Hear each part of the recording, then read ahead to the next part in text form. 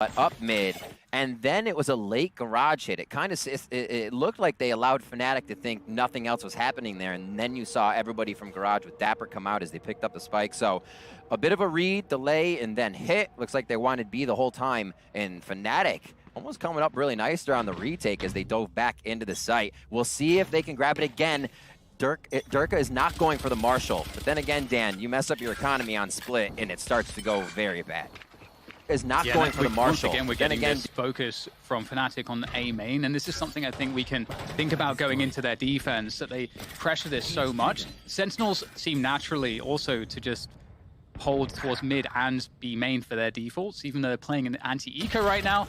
I think it will be something to focus on. FNATIC, they will be picked off one by one here. They are just on pistols, and they did manage to gain the orb on A main, so that's a small victory. Frag would be nice too. Yeah, making this round a little bit safer for themselves as Dapper is able to see the rotation coming from more than one. They can assume that's where B Heaven is going to get the action, as Dirk is just waiting for some frags to come through. They would love to be able to knock some armor off, or at least get those guns dropped out of the hands of Sentinels, but it will not happen. Tens picks up a 4K, an extra 800 credits for him.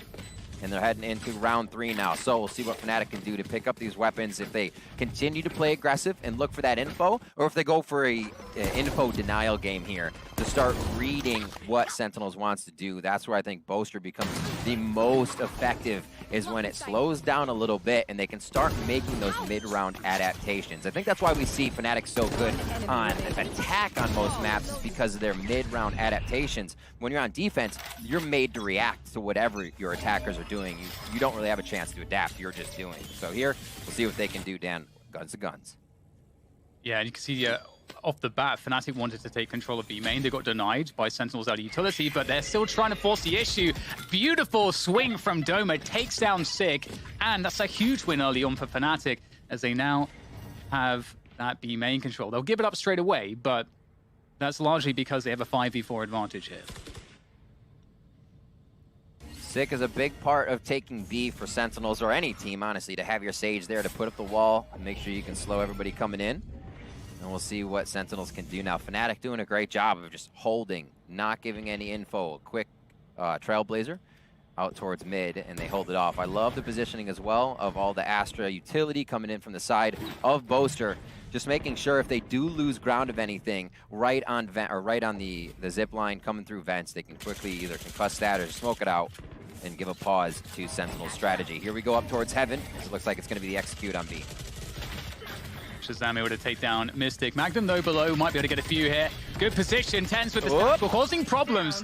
And that, well, Magnum still gets 2 out of that, so still a good advantage here for FNATIC in the 3v2. Time is really on Sentinels now. They've got to plant the spike. You can see Shazam's going to give up that spike there, leaving it up to Dapper. 2 more to find, though, and 10 seconds to get the spike. He doesn't have time to really mess around here. Has to push the issue quite quickly. He's going to just drop or swap out the weapon so he gets more ammo, but he's not in a winnable position here. FNATIC played it very well, and there we go. FNATIC pick up their first round. That's huge for FNATIC, because they are, as they said themselves, a momentum-based team, so be able to start swinging early is going to help them out a lot here. I think this also gives a little bit of agency to what Durka will be able to do if he can start building money, play a little bit more rambunctious around the map, as his style loves it, and start picking up the first bloods that FNATIC knows he can be grabbing. Sometimes getting the first death in there, we saw it being a problem for the first Sentinels versus FNATIC matchup, but Durka still an opening for the team to continue to work these rounds. It'd be good to have him up and running, and Tens puts that to sleep right away coming into round 4. Yeah, powerful maneuvers here from Tens, taking control towards upper straight away. Sentinels, though, they are defaulting here, so this is just extreme amounts of pressure on the defense. You can see on the minimap the rotation that's come through here for FNATIC. They have to respect this, and because of that, Shazam able to get a backstab, sneaking through ropes. And Tens is going to try to capitalize here. Pulls out the showstopper, looking for those defenders. Oh, he's actually missed Boaster right below him. And that might give an opportunity here for FNATIC to hold on to this A site. They still have Mystic in position on elbow. Sentinels getting a little too crazy there. Just reacting off of thinking they had FNATIC dead to rights. FNATIC, never dead to rights. You have to realize that. They're here for a reason, and they're ready to play, trying to pull this one back into their favor now. Magnum with the Spectre versus 2. Such great movement there from both Sentinels players. Now, that really does put Mystic in a difficult position. 30 seconds left. FNATIC,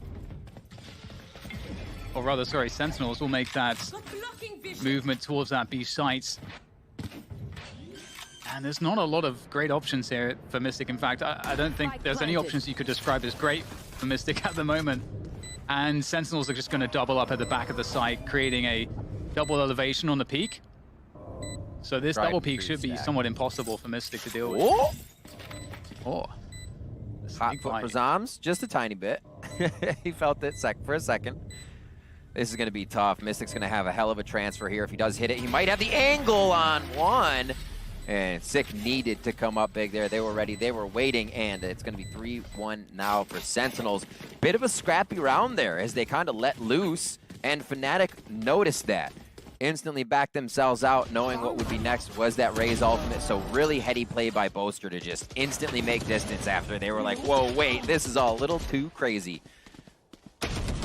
And it's Valorant's such a fast game as well that we haven't really had an opportunity to talk about the reason why Ten's picking Raze is such an awesome pick for a map like Split.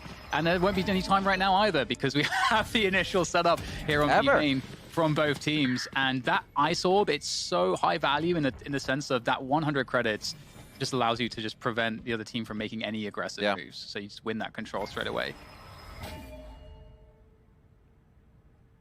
Crossfire onto B Garage.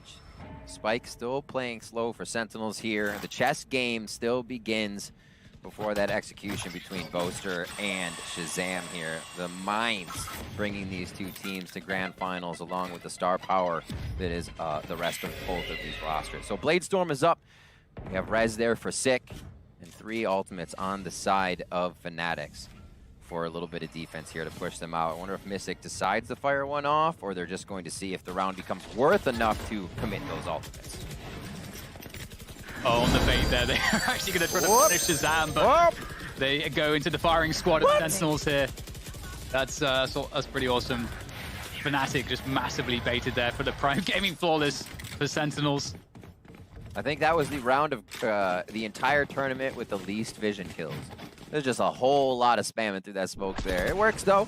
Kind of one of those rounds where you play against the opponent just face first. And honestly, if one person was in mid there, they take it down, they get a Phantom, and they run with it. But it was a family photo from Sentinels. I just spammed 3. They even know. Like, I spammed 3. I used up all my luck, Dan. Well, I'm curious have here for 6. If luck will change it for FNATIC. We've got the operator in the hands of Durka. Now, the Boombot will get sent forward. There's lots of players here. Nice shot from Durka. What a response there. Down to 10 HP. The regrowth will heal him up, though. And that's going to burn the res. Still, you know, a good pick. Good to get that res out of the picture early on. And Durka repositioning to the upper areas here of the B site on those rafters. And Sentinels, with that mid control, they can go anywhere. And Hardy and Vance. They're going to make noise towards ropes, but will they commit there? Ooh. That would be a dirty Viper bite. Mystic holding it ever so slowly. You can see the cam being held by Magnum on the other side, so they don't have to do too much movement on A just yet. Shazam is waiting to hit A. I think they still toy with B and then jump right back through the vents again here. Let's see how they play it. Yeah, the wall goes up. They go back towards the A heaven position. 40 seconds to go. We'll get that Cosmic Divide there. That's definitely going to certainly convince FNATIC what's going on. Magnum in this upper position is absolutely key. Trying to find a way to punish Shazam here. Do they go back?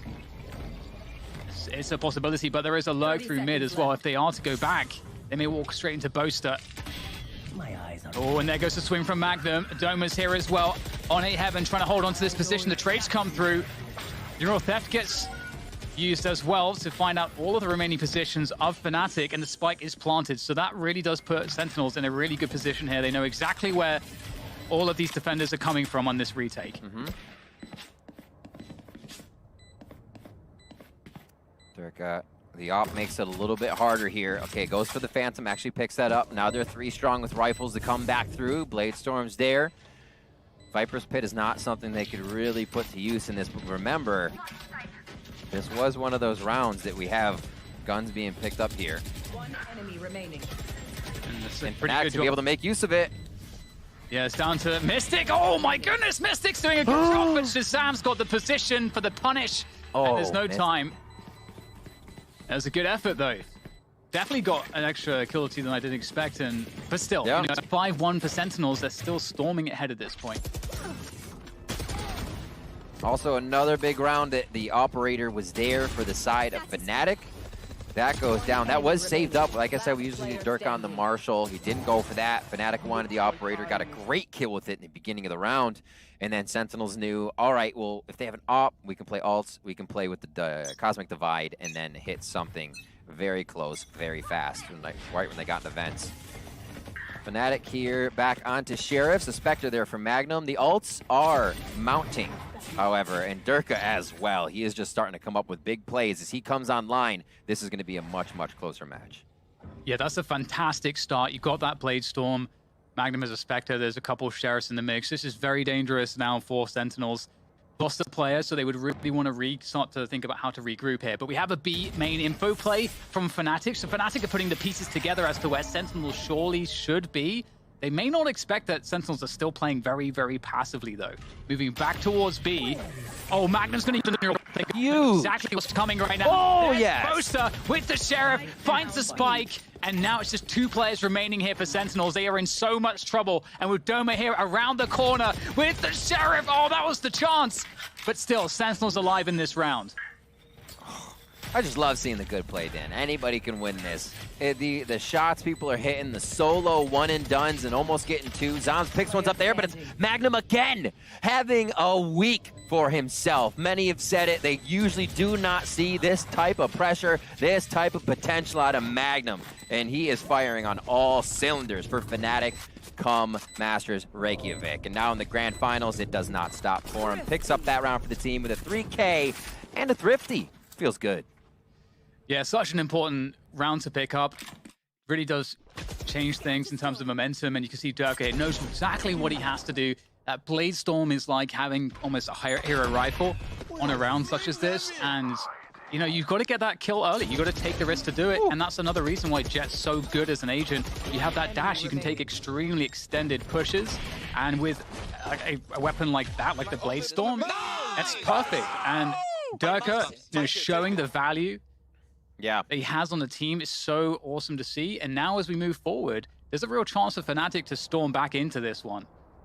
I love that nothing really stops Durka. You know what I mean? He'll have a round where he kind of gets hit up and he may have pressured a little too hard. You think, oh, he'll play timid next round. Nah, Blade Storm, straight up through the gut, goes down mid, takes one down and gets himself back to safeties. Nothing makes him timid, and that's exactly what you need out of a duelist, and that's why Durka's a lot of the times on the top of the charts here for the side of FNATIC. Quick tech pause coming in. And we will make sure we get through that, let you know what's going on in just a minute here as the teams get a chance to chat it out. So looking at how this one's flowing, Sentinels from that attack side have been able to basically rout FNATIC a few times, more so getting the frags before they're getting into sight. We did see the one time that they went up into heaven just a few rounds ago. They're using teammates. I believe it would have been Sick then that was first, as Dapper gives us a thumbs up. It would have been Sick that was first up into heaven. And we actually saw him only slowly committing to things. And if ever fully committing to something, the rest of Sentinels popped out of the woodwork. And that's when we saw them take that close left corner of heaven back. So they're using the teamwork and potential of each other's peaks and looks over the shoulder so well when they are taking these sites that could just be somebody spamming 3 down. They're really being able to prevent that. Yeah, I'm really enjoying how this is playing out so far. I think, Sentinels are leading with that confidence. And, FNATIC, again, I'm not sure if this was mentioned because we've talked so much about this grand finals now, on and off camera. I'm not sure if we mentioned this off camera, but just, seeing the individuals of FNATIC in this matchup is going to be so extremely important. And Durka is chief of those individuals. We need to see him having great performances to make this truly competitive against Sentinels. And one extra element to add in to all of this is that this is the grand finals stage. This is to make history. Valorant is a game that is going to certainly have success and grow over the years. And this is a magical point of its time where we're at the first international event ever.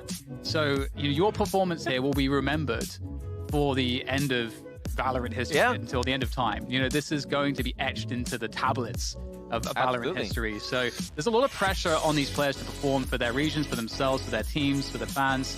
And so, yeah, I'm just making this point because FNATIC is a team that have to step up individually, and that kind of pressure makes it harder for individuals to perform. And in some cases, it makes it easier for the truly gifted competitors.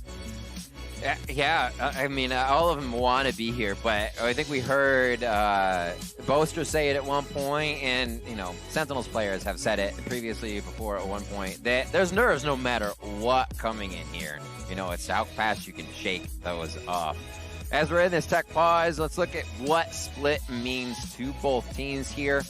Just to kind of set the pace, set the story, because yes, Sentinels are ahead, but Sentinels do have a pretty decent attack rate, 57% attack win rate here. Their defensive side is also quite strong, but attack is where FNATIC loves to get their percentage in winning, get their advantage. So seeing them kind of falter a little bit on defense to Sentinels makes a bit of sense here.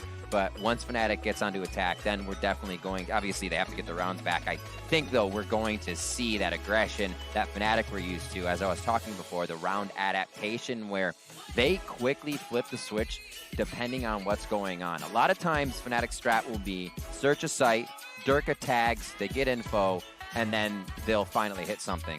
But they're so good when an ult pops up, something else happens, and calling an audible to just quickly hit a strat. It's really hard to see in the moment until you VOD review them, but the in-the-moment decisions FNATIC makes on attack are one of the reasons they're such a strong team. And, one thing that Sentinels, I think, have been doing really well to sort of counter these kinds of things over the course of this tournament is they as Shazam does so much study, it allows them to play more passively because they are able to get more from the small amounts of info that they do get when they're playing passively. Because if you're passive, you're not out there pushing the extremities, pushing for information as much. And so, you're without that info. So it means that you need to really know what these small audibles are and so on and so forth. Like what that really means if you're playing passively. And that's something that Sentinels are doing really effectively. And that does definitely come from their ability to have more prep against their opponents, as well as just having the right kind of minds on the team to do that. I think one thing that I'm going to be really curious about as we continue this matchup, Riv, is that, so far FNATIC haven't really been able to do too much with the early control that they get. They're trying to get early control of B main and A main. And A main seems pretty easy for FNATIC to get because Sentinels are not really defaulting out there at this point in time. But at the same time, Sentinels are playing so slow that FNATIC can't really rotate off of the info they get really early on. So it kind of discourages FNATIC from doing it because what they're doing is now spending utility and taking risks to get information that's not really valuable. And so that's a bad investment. So what's happening is that Sentinels are playing so passive that they should condition FNATIC to stop doing that. And then that allows Sentinels to have more free reign when they start, jacking up the pacing in their own game. So this is an interesting kind of first dynamic strategically that we're seeing. Yeah, I love you bringing up the slow play because it does seem like, you're talking about FNATIC grabbing this space, being able to get locations. And that honestly is one of my favorite things when you're grabbing info. But if the attackers are info denying and they're not moving and 5 of them are sitting inside the vent area and it's Sentinels, so you don't really feel like pushing a large flank, you feel uncomfortable about that space you've taken. You're like, is this space giving me correct information now? And it almost nullifies the fact that you've taken that space unless more is taken and figured out and the entire situation is triaged to figure out what is actually going down. So yeah, the slow play I think is really affecting that forward space the FNATIC is taking to just round out that thought. And FNATIC is kind of reconsidering if that space has been good to take or not. Opening kills from Sentinels have been able to put them on the board a few times here. And they do have quite a good score for themselves to start off. I forgot it now since we've been in tech pause. I want to say, like, Sentinels in the lead. honestly like 6-2 or something, 6-3. Yeah, I'm with you there. It's like I'm so like in the round by rounds that I'm not actually tuned into the scoring now. But yeah, it's. So I think it is. Oh, go ahead. Go ahead. Okay, I will. Talking about the compositions, I think it was interesting to see FNATIC switch off. I think 100% of the people figured FNATIC would not go for the triple duelist composition. And looking back at challengers, you know, when they played it in the finals, I was like, this is wild. Triple duelist at like end game of a game 5, but they had played that before against Liquid and won. So it wasn't that wild. So you're like, all right, wow, how much does FNATIC, you know, stretch the box? Where do they go outside the box? Here, back to a lot of utility that the teams have been focusing. You get the chance for resets with things like Sage or with Sky, and you can really play to a different type of game. It is a bit slower. So here, we'll see if it works for them. They do get that split game first, chosen by Sentinels. They get their bind next, though. That man right there, lying back with a snarl, going to bind next.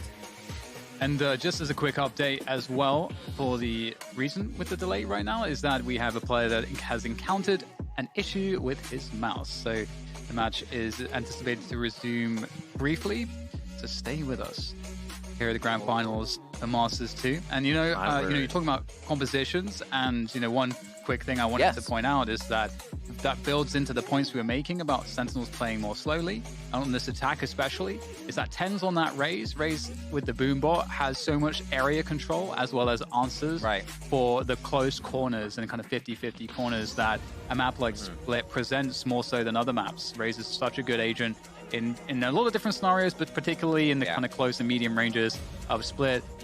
You can play a lot slower. The Showstopper is really good at clearing out corners and entering into these areas. The Satchels as well, of course, they did really great for entry. But the Boombot, in terms of that early and mid-round control, is huge, because it means that TenZ can show a lot of presence without really having to really necessarily be there. And that exchange, I think, is strategically, really plays into what we were discussing in terms of Sentinel's approach on the attack, which is just to play really slow, play for control, and to get a better exchange out of that utility. Yeah, for Raze as well, it just seems like she has such good flight paths. The trajectory she can hit, the places she can get, the elevation she can start on. Split is just a playground for her. So it seems pretty cool that we do get her back in the mix for this.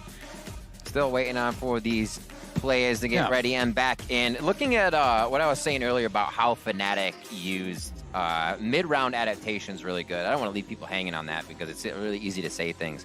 That situation happens quite a bit with how they decide to move with the spike. At the last moment, you'll see them on Icebox. They did it twice, where it was Mystic and Doma that were dropping the spike to each other on B long. And they dropped it to Doma, and Doma said, it kind of just figured out the thought. It was Doma was like, no, wait, take the spike back, Mystic. This was the round where Doma put his wall down at B Icebox and then got on top of it and pushed.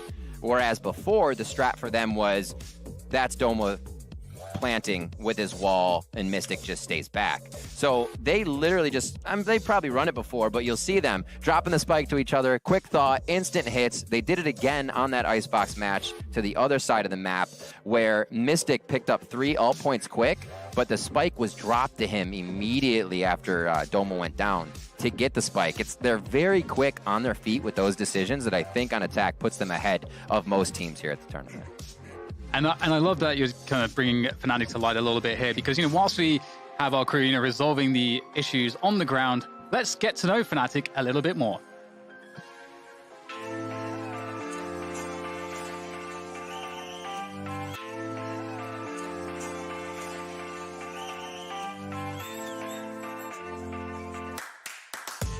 To represent our region is, let's just say we weren't expecting it. If you consider our performance at Masters 1, we somehow made this kind of miracle run all the way to Iceland, and now here we are. It's making history. Probably the best gun for the job right now. Coming into Masters 1, we were expected to do pretty well, and yet we fell short again. We decided to make the roster change 3 days before the next qualifier. So we didn't have long to practice with the 2 new teammates. However, we just kept beating and winning. Hopefully we're going to take the trophy here as well. You'd love to see teams adapt. We're bringing something new, something fresh that people haven't seen before, so we'd like to keep it on lockdown. And like when we come into these games, we'd like to throw out the cheese, throw out the surprises, and have them try and react on the fly and like try and catch them with their pants down, essentially. Magnum and Durka. We've got Durka, who could be seen as the best player in EU in a few months' time, or even after this tournament. He's the star quality that took us to the next level. We got Magnum as well, so he's that consistent, like, someone that I can rely on kind of character. He's funny, he's charming, he's a great teammate. What I like about playing competitively is the adrenaline, the camaraderie, and just winning. I don't care if they're this seeded 1 team, I don't care if they're the bottom seeded team, I want to smash everyone. Back to the booster.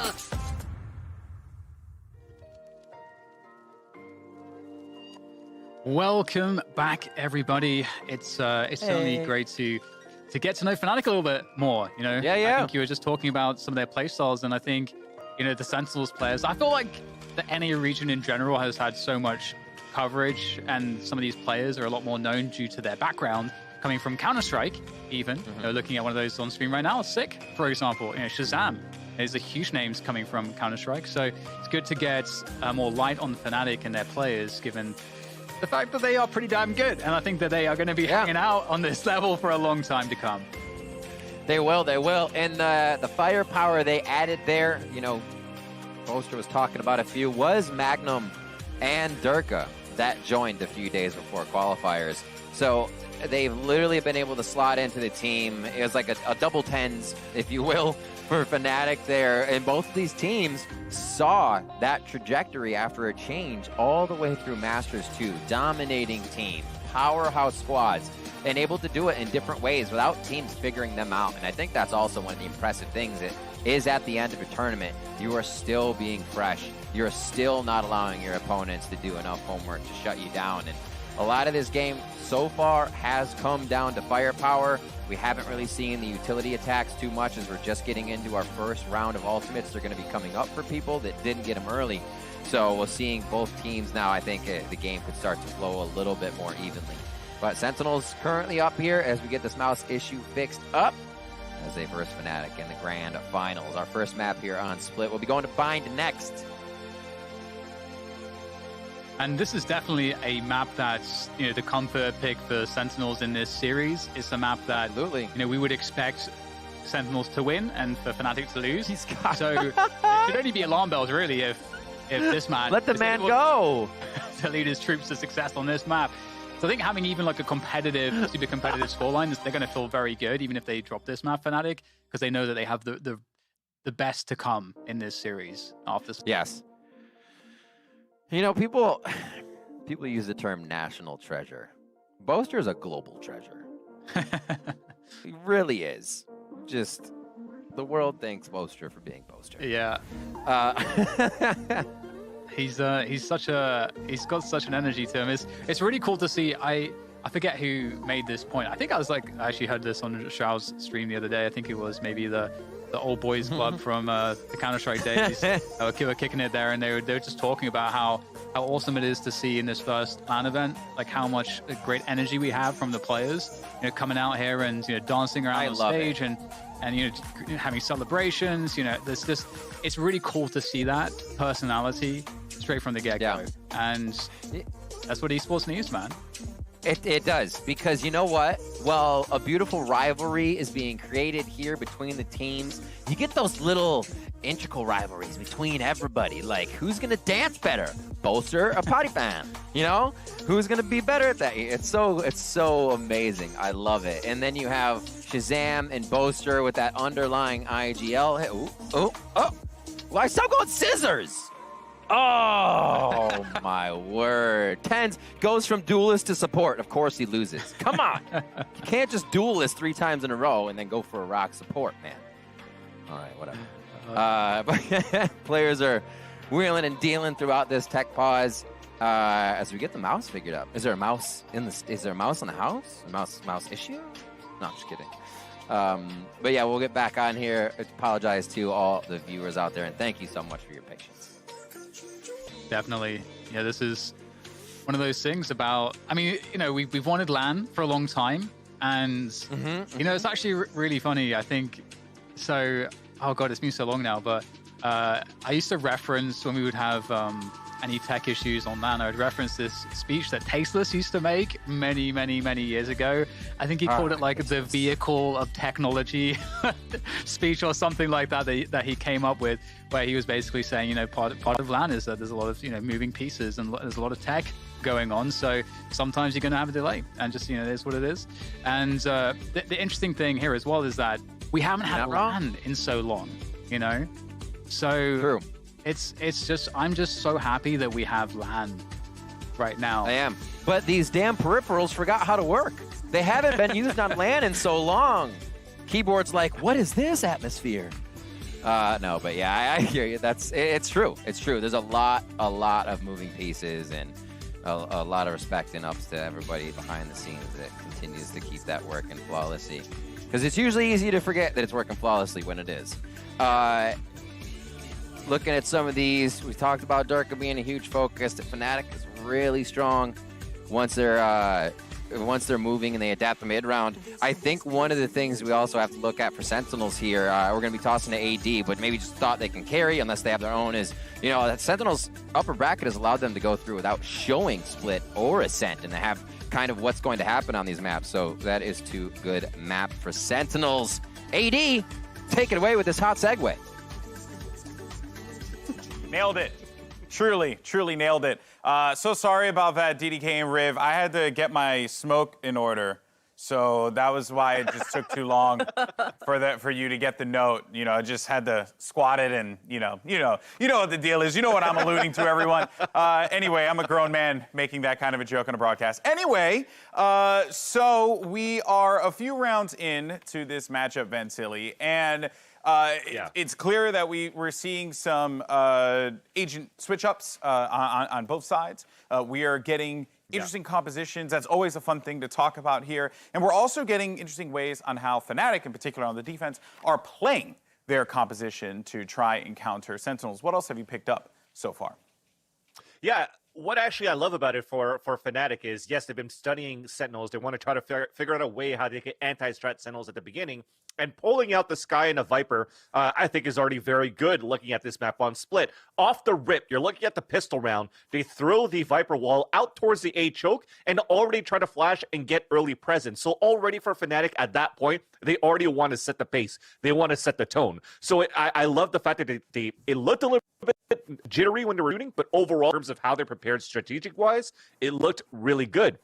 Because when you're thinking about Sentinels, for example, Dapper is always going to be the one that's going to lure towards the A side. So to be able to have like more bodies here towards the A side, play a little bit more close on that choke at the A orb as well, is good ways to just try to get him out of the equation that fast. But I feel that Sentinels at the same time has a different plan too, because a couple of these rounds, when you're putting these bodies for FNATIC on the A side, well, Dapper is working towards middle. Dapper is actually working towards B side, even though his kit's towards A. So the conditioning from Sentinels off the get-go, just from past footage of how they play the game, was a great start for them to get all these rounds on the attacker side too. And Mitch, to bring you in on that, right? I know, like, you have been commentating these boys for a while now, FNATIC, and there has been this discussion regarding Split. It's like, well, you know, they're not really supposed to win Split anyway because of X, Y, and Z reasons. But it does feel like FNATIC, you know, as they should, have entered this grand final with the mindset of, no, we have put in some work onto this. We know that there's a plan that we want to try and execute on. It just so happens that Sentinel is making that game plan a little hard to push forward with that, you know, given what we've seen from the composition so far. Yeah, they definitely are. I think this is one of the things we expect from FNATIC, though. They innovate a lot. They manage to constantly come in. It's a 5-map pool. Realistically, you should always be able to add depth in. Yeah, that's right. Well, folks, I did get word that we are ready to go back into the game. So let's send it over to Rivington and DDK to walk us through the action.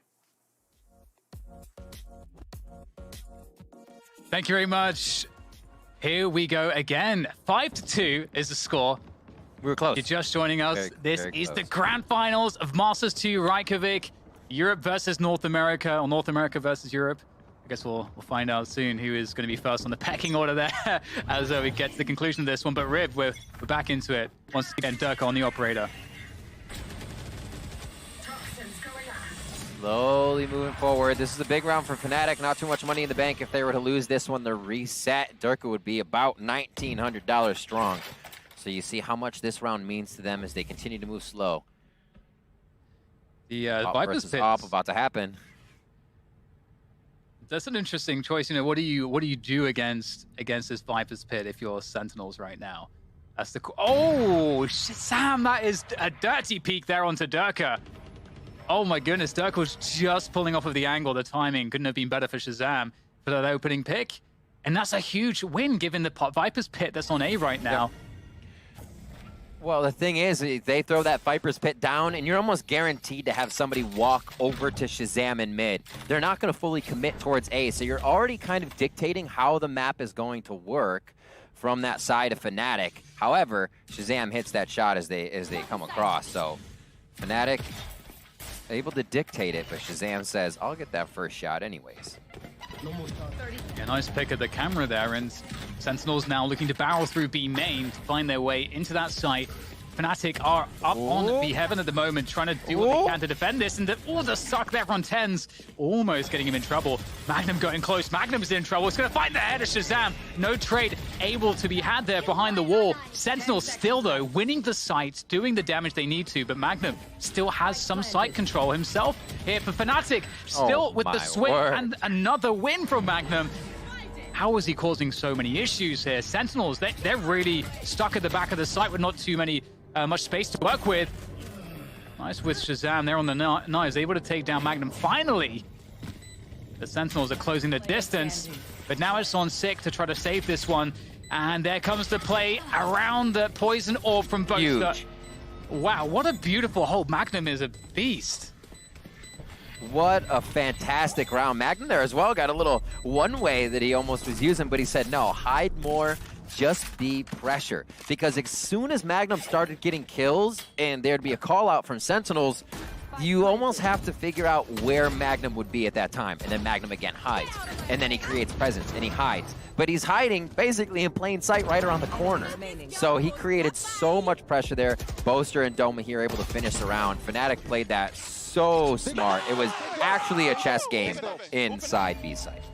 Yeah, and that's a quick technical point is having the wall there from B main to the site gives the defenders a lot of space that they can defend from. So that's a huge downside of that ice wall. But moving into this next round, the gravity world making life a little bit more difficult here for Sentinels on their way in. But the cage is going to prevent Durka from getting any picks. They're going to run straight into the site, and there's nobody here. It's a free site, but can Durka hold on? Great damage there. Shazam finishes him after the dash forward, and it's a trade back and forth, 4v4 on the post plant.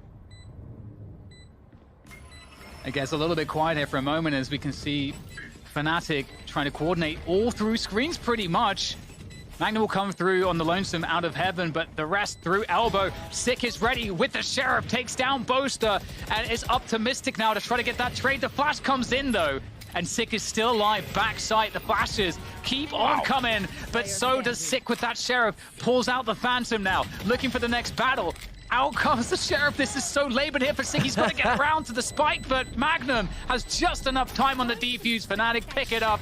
Great retake from them to bring it to 4 against Sentinels 5. FNATIC's retakes here are so much stronger we're seeing this time around. I'm recalling Haven, where they were having a bit of trouble continuously getting into each site, then holding. The post plants are just really, really theirs this time. 4-5, and they are starting to find their groove now. The rounds they needed allow Durka and the rest of the team to continue to buy full util here after a bit of a mishap. So here, these rounds are big. Remember, we said FNATIC's probably going to get most of the rounds on attack, so it is great that they can start picking these up. Oh, wow. Shazam getting a pick very early on here. Now, the question is, what is the response from FNATIC? You can't really take a loss that early on lying down, but Tens is going to force the issue. Goes through, actually kills himself with a showstopper as well as the Doma. And now it's a 3v3. Magnum's holding on to B Heaven. Sentinels might want to try to reset the situation here, especially after that neural theft. We might see Sentinels slow this one down, but Shazam's still pressing, and he will find the kill. The double neural theft. The one actually played off of the blips there. You can see how it became the upper hand for Dapper. And now Durka looking to save this operator. It should be decent money still for FNATIC, depending on how much they went in on econ and utility from round to round if they had to rebuy. It could just be a sheriff round for them again. But it is going to bring us up to round 11 after this one. 5-4 so far. And again, we got a round for round. And this is what happened last time, Dan, is in Icebox and Haven when we got these maps between these two teams. The previous maps, it was round for round, 13-11 and 13-10 were your scores. And I think we're going to get a very similar series here. Yeah, definitely. This is a great matchup, and this is, it honestly feels like a pretty good start for both teams at the moment. Again, just recognizing that this should on paper be a stronger map for Sentinels. Sentinels on paper should be winning this one. And the series is going to be close, even with that happening. And we get we see that opening there. That's how he's able to get the pick onto Mystic. Beautiful dash up drop timing. And look how quickly Sentinels also just moved after that pick. They definitely didn't want any time for FNATIC to regroup there. So always this A wall. Mystic stays true to that, making sure the A retake can always be thwarted or kind of slowed down if they are heavy rotating somewhere else. It looks like they aren't paying attention to mid anymore for Sentinels. They say trap the vent area. We want to be able to focus on sites 3-2, and we don't want to worry about mid until something happens there. So they've kind of left that open to strengthen the sites a little bit more on the side of FNATIC's defense now. And I have to say, Rib, I love what FNATIC are doing right now. They're just holding B main. They can give up B heaven completely. Yep. And if there was a rotation back to B main for Sentinels, Durka's going to get picked with the operator. So this is a really cool adaptation from FNATIC, a mix-up. And Sentinels might not be ready for this. I mean, it allows them to info deny more. And this is what we talked about before, as we said, this is where FNATIC wanted to grab space. Well, now they can allow the space they don't have to just rest. They don't have to worry and feel like they aren't getting a return on the information they're getting. So now it is up to Sentinels to make the next move. This is where Sentinels would be getting information in the previous rounds. Now they're forced to walk forward. They do get a wall, so they're stopped in their tracks. But that's not really much info, or they put up a wall, I should say. So you will get a reaction there from FNATIC to start. They heard Durka shoot in B main as well, so they've cut noise. I think they want Durka to rotate, but in they go through to B main now. After that long delay, Sentinels trying to remove FNATIC from position, but all they have is position right now. Boaster drops down into Dapper. He's got basically no time to plant this spike. Given that it's up here, up the rope, I mean, he might have just enough time here, but they are going to spring on top of it. Gonna have to peek shoot. Can Dapper find a way to make this one work? Magnum will put him out of his misery, and FNATIC will clinch the round. Beautiful hold from them. Didn't bite that long delay from Sentinels. Yep. Really great. And Boaster here. I feel like roaster. This guy just roasting everybody that comes around. Vibing at that spot, down to 1 HP, gets 3. And I love the way that FNATIC played the final kill against Dapper as he came around. If both of them peak, that's the collapse. That's the lineup. Except Mystic was like, you peak, Magnum, you have a judge, go do that. That's cool, fine. And they play it that way. FNATIC goes ahead, grabs up whatever rifles they can, feeling even better now as they start a bit of a bankroll here and possibly tie up the first half versus Sentinels. Cage up there will get Sentinels looking to shove all in, it would appear, towards this A side. Cosmic Divide comes through, and Sentinels looking to get some kills here. Yeah, I think they're just trying to provoke a reaction and try to get kills. Right. And interestingly, there's 2 players on the site here, and Mystic's somewhat alone in Heaven. So there might be the opportunity to spring onto that position and take Heaven control, and then things will get very weird. Then Sentinels would have the option to rotate through mid. So the Cosmic Divide is down from both sides there. Durka opens up on Shazam for the jet on jet. And 45 seconds left in this round means A is most likely going to be the full commit here. And FNATIC is absolutely ready for it. Already set up, sees the stars coming through. Here comes Shazam, it's gonna be the 5v5. Oh, and he actually pops the knives as well, Shazam. Oh, over the toxic screen! Shazam's doing damage, takes down Doma, and Six also able to get rid of Mystic from 8 Heaven. So this is a good effort right now from Sentinels. They're pulling ahead in this one. FNATIC are struggling. It's down to Boaster, and he is not going to be able to deny the plant of the spike. This is a very difficult position for Boaster. Sentinels not with the greatest economy going into this round, but finding a way to make it work. Boaster in this 1v3 needs to be totally on top of every single shot. And Sentinels are disciplined and methodical. Look at, you hear the jump in the back? Little distraction jumps. Playing mind games over there. I mean, it's not much of a round for FNATIC to try and grab that. I mean, they're not going to be able to, rather. It would be very tough. Boaster would have to hit all 1 taps there. So Sentinel's just jumping around to give him something extra to think about in the moment. Great back and forth. So you see there, Sentinels as well are ready to initiate with something that heavy just to take a position, just to read how their opponents will move. Cosmic Divides faded before the site take even happened on both sides. It was just about grabbing ramp, understanding the rotation, and then after you get that information, then running your execution for the side of Sentinels. FNATIC 5 here to Sentinel 7 as we get into the second half. What a first half by both teams. Easily could have been a 6-6 as we just saw, and we'll see how this works out. A bit of a default here from the side of FNATIC as they start off. And wall going up immediately there. Does take a while to deal with those pistols. Sick just slowing things down, and this is a win for FNATIC early on. Sick burning all of this Sage util.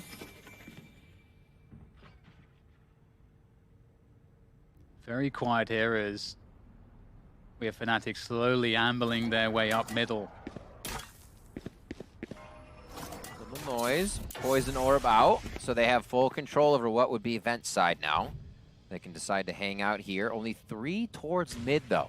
You can see how much FNATIC are saying, Sentinels loves to push, or at least have 1 push. You still have Boaster on one side, Doma all the way on the other. So the intention there is to try and read Sentinels' aggression here right off the rip. And it doesn't look like they're going to give too much. Info denial pretty much from both sides here towards the middle of the round with 30 seconds left. Yeah, it's going to have to be that B push coming through now here for FNATIC, surely. But actually, no, they're going to fake it. And Sentinels are pretty ready for this. They have 3 players ready on the side to defend. In comes the gravity well as well. That's a perfect timing to slow things down. That very well tees up Shazam for that frag. FNATIC are going to just try to barrel onto the side, but Six still elbow is immovable from that position. And Sentinels, they're going to be pulling ahead on this one. FNATIC can't find the finish they were looking for. And this is what we talked about earlier, Riv, too. You know, Sentinels are so good at playing passively on their defense. Yeah. It's very difficult to play against. What?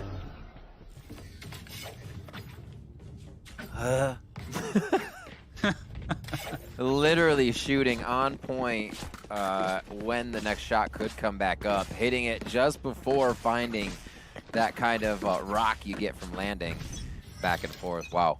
That was something else from Sick. Quick, slow. Strat shut down, and he just says, I'm throwing it out anyways. So they know they'll have to figure out if it's going to be the Sheriff and regular save. They do hear a few Sheriffs out there, DDK, so Tens, well, he tries to figure out more of what's going on. It's going to be the util combo. Nobody, oh, shot in the face. Almost fell prey to a paint shell there. Yeah, another reason, you know, we know that Braze is so good, just paint shells really excellent at pushing people back or middle. I mean, there is quite a gray to split. It needs some paint. Here we go. We're going on to A. Let's see what FNATIC have. Yeah, Zom's their elbow. Actually, in a somewhat scary position. Tens will come through to lend him a hand, though. And looks like it'll be cleaned up quite effectively here. 2 players lost. That's actually, I think... Oh, Boaster, great hello. job. A 3rd frag found from Boaster on that Sakura classic. But yeah, we'll take him down. But 3 kills, I think, that's more than you could have expected from FNATIC. That's a big hit on the money over on the side of Sentinels, especially the way they like to play, trying to get Shazam an op pop, possibly. Maybe he won't here. I think Shazam shies from the op, as we see it a bit on the defensive side. We did see him do it on offense, but maybe they'll answer back-to-back here. So he goes for the Judge, which makes me think he may have an op in the near future with going light buy-ish now to keep this for a few rounds if they can. FNATIC going quick here towards this A site. The spray from Zombs is damn good. Oh, man. Oh, my word. Those Astra Stars, though. They're being very effective here for Sentinels. Shazam's lurking with a Judge. This seems very difficult, if I have to say, for FNATIC. They're getting pulled apart. Player by player here. Oh. Not going to be able to find a couple kills. Mystic also chimes through. Mystic has just made himself a 1v2. Definitely quite doable. With minutes to play with, he could, in theory, walk all the way back to B. That is a possibility here for Mystic. Would have to cross, though. He's spiced up a few rounds, honestly. If we remember his Icebox round, the pistol he clutched with the double pistol and then defuse, he is great in these tight situations. It's usually we're watching somebody else on the team like Durka or Doma or Magnum kind of flying around. But the Quiet Viper, the info grabber here, Phantom in hand, definitely able to make this play as Mystic loves these kind of intense situations. 30 seconds left. Yeah, using the orb to suggest that he's actually using the orb as a fake. And so Sentinel's not buying it at all, but it's very smart from Mystic here. And now possibly got to have the right timing, but Zoms is going to have that better timing. Finds Mystic. I think Mystic played that extremely well, but it will be the 10th round on the board here for Sentinels. A mere 3 away from taking map 1. Expected map for Sentinels to bag here at the beginning of this best of 5 finals against FNATIC. Justin, I love you. This was one of the ones, as we said before, as we kind of just recap those maps out of Challengers 2 all the way through. Split was played 10 times by Sentinels with a great win rate on that, and only 3 times by FNATIC. So while teams have practiced it and they've got themselves rounded, it's much different in the stage game, and you're seeing the comfortability of those 10 plays, of the consistent competitive testing that Sentinels was able to get here. Going through 10-5 now, as you said, Dan, and we're going to see another A strat coming now out of FNATIC. Yeah, very fast push there up a ramp, pressuring A Heaven, taking that away from Sentinels. Boaster actually picking off Zoms here, so they have side control. Oh, Shazam sprays through the poison orb. That's going to slow down the spike plant. Sentinels being held at bay by this poison orb just for the moment. Just enough time to get planted. Not really any post-plant positioning here for FNATIC. It's going to be a hard hold, but that's a good start there from Magnum indeed. Nice Viper's Pit. What do they have? Can they throw a cam in there? If it's up, cam's not up for him, so we won't be able to use it just yet. It's kind of have to be the run and gun. Tens does have 2 blast packs and the Judge if he wants to fly in. They find the right corner. The high walls of Valorant allow you to just kind of draw your cursor down the wall, find the angles, and that's exactly how they find that kill in the Viper's Pit. Now into the site. Nice start by Doma, though. Oh! 2 quick kills with that Sheriff, and now suddenly Dapper's without any time here.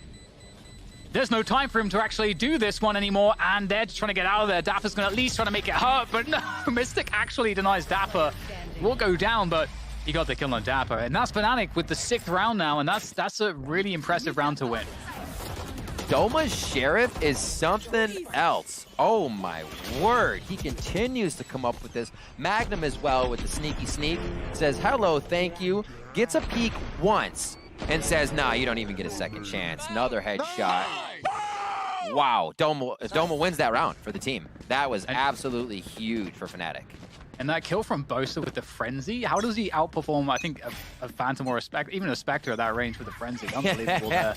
Really crazy that FNATIC won that round. And look what it's done to Sentinels. They're down to pistols here. It's just a bunch of Sheriffs themselves and a Frenzy. So we'll have to see if they can somehow thrifty this one. Shazam does have the Blade Storm. Couple knives out. Still looking for the kill. You'd want to see Shazam do what Durka did in the first half. Find that aggressive pick, dash away. That's what he's looking for. Nice gone. Can he find it with the last one? Oh my god, it's this it's so intense. Shazam. They don't want to give him the give me that back. Everything. Boaster says, push me. They're ready. So Boaster's saying, okay, we're playing with Shazam in mid. Everybody rotate deep back spawn all the way through where Magnum has been grabbing a bit of info. No push, no nothing. Might have heard those stars go down. You can see Divide gets put up towards the left side. This triggers what would be a B execute, but now they're about to hit A, and it's only going to be Zoms. Zoms, though, he's actually able to take down somehow perfectly. Still 4v4 though, still a plant here coming through for FNATIC. Still Shazam with that one single knife. Is he able to get a headshot with it? That's the question. And refresh those knives. If so, there's a real opportunity here for sure. With that jet, trying to get that info. Like it. This is where all those days of watching Shazam in the range doing jumping 360 headshots with knights come into play right here.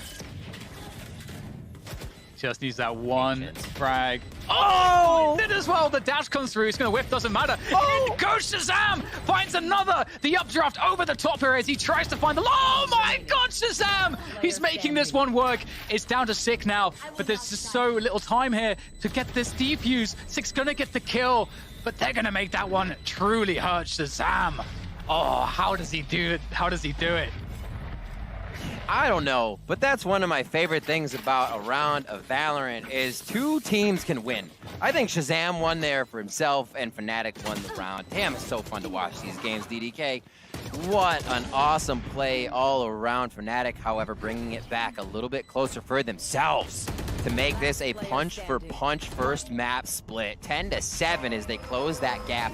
The last two rounds have been FNATIC's. I said attack side would be strong for them. Let's see if they can keep that momentum going.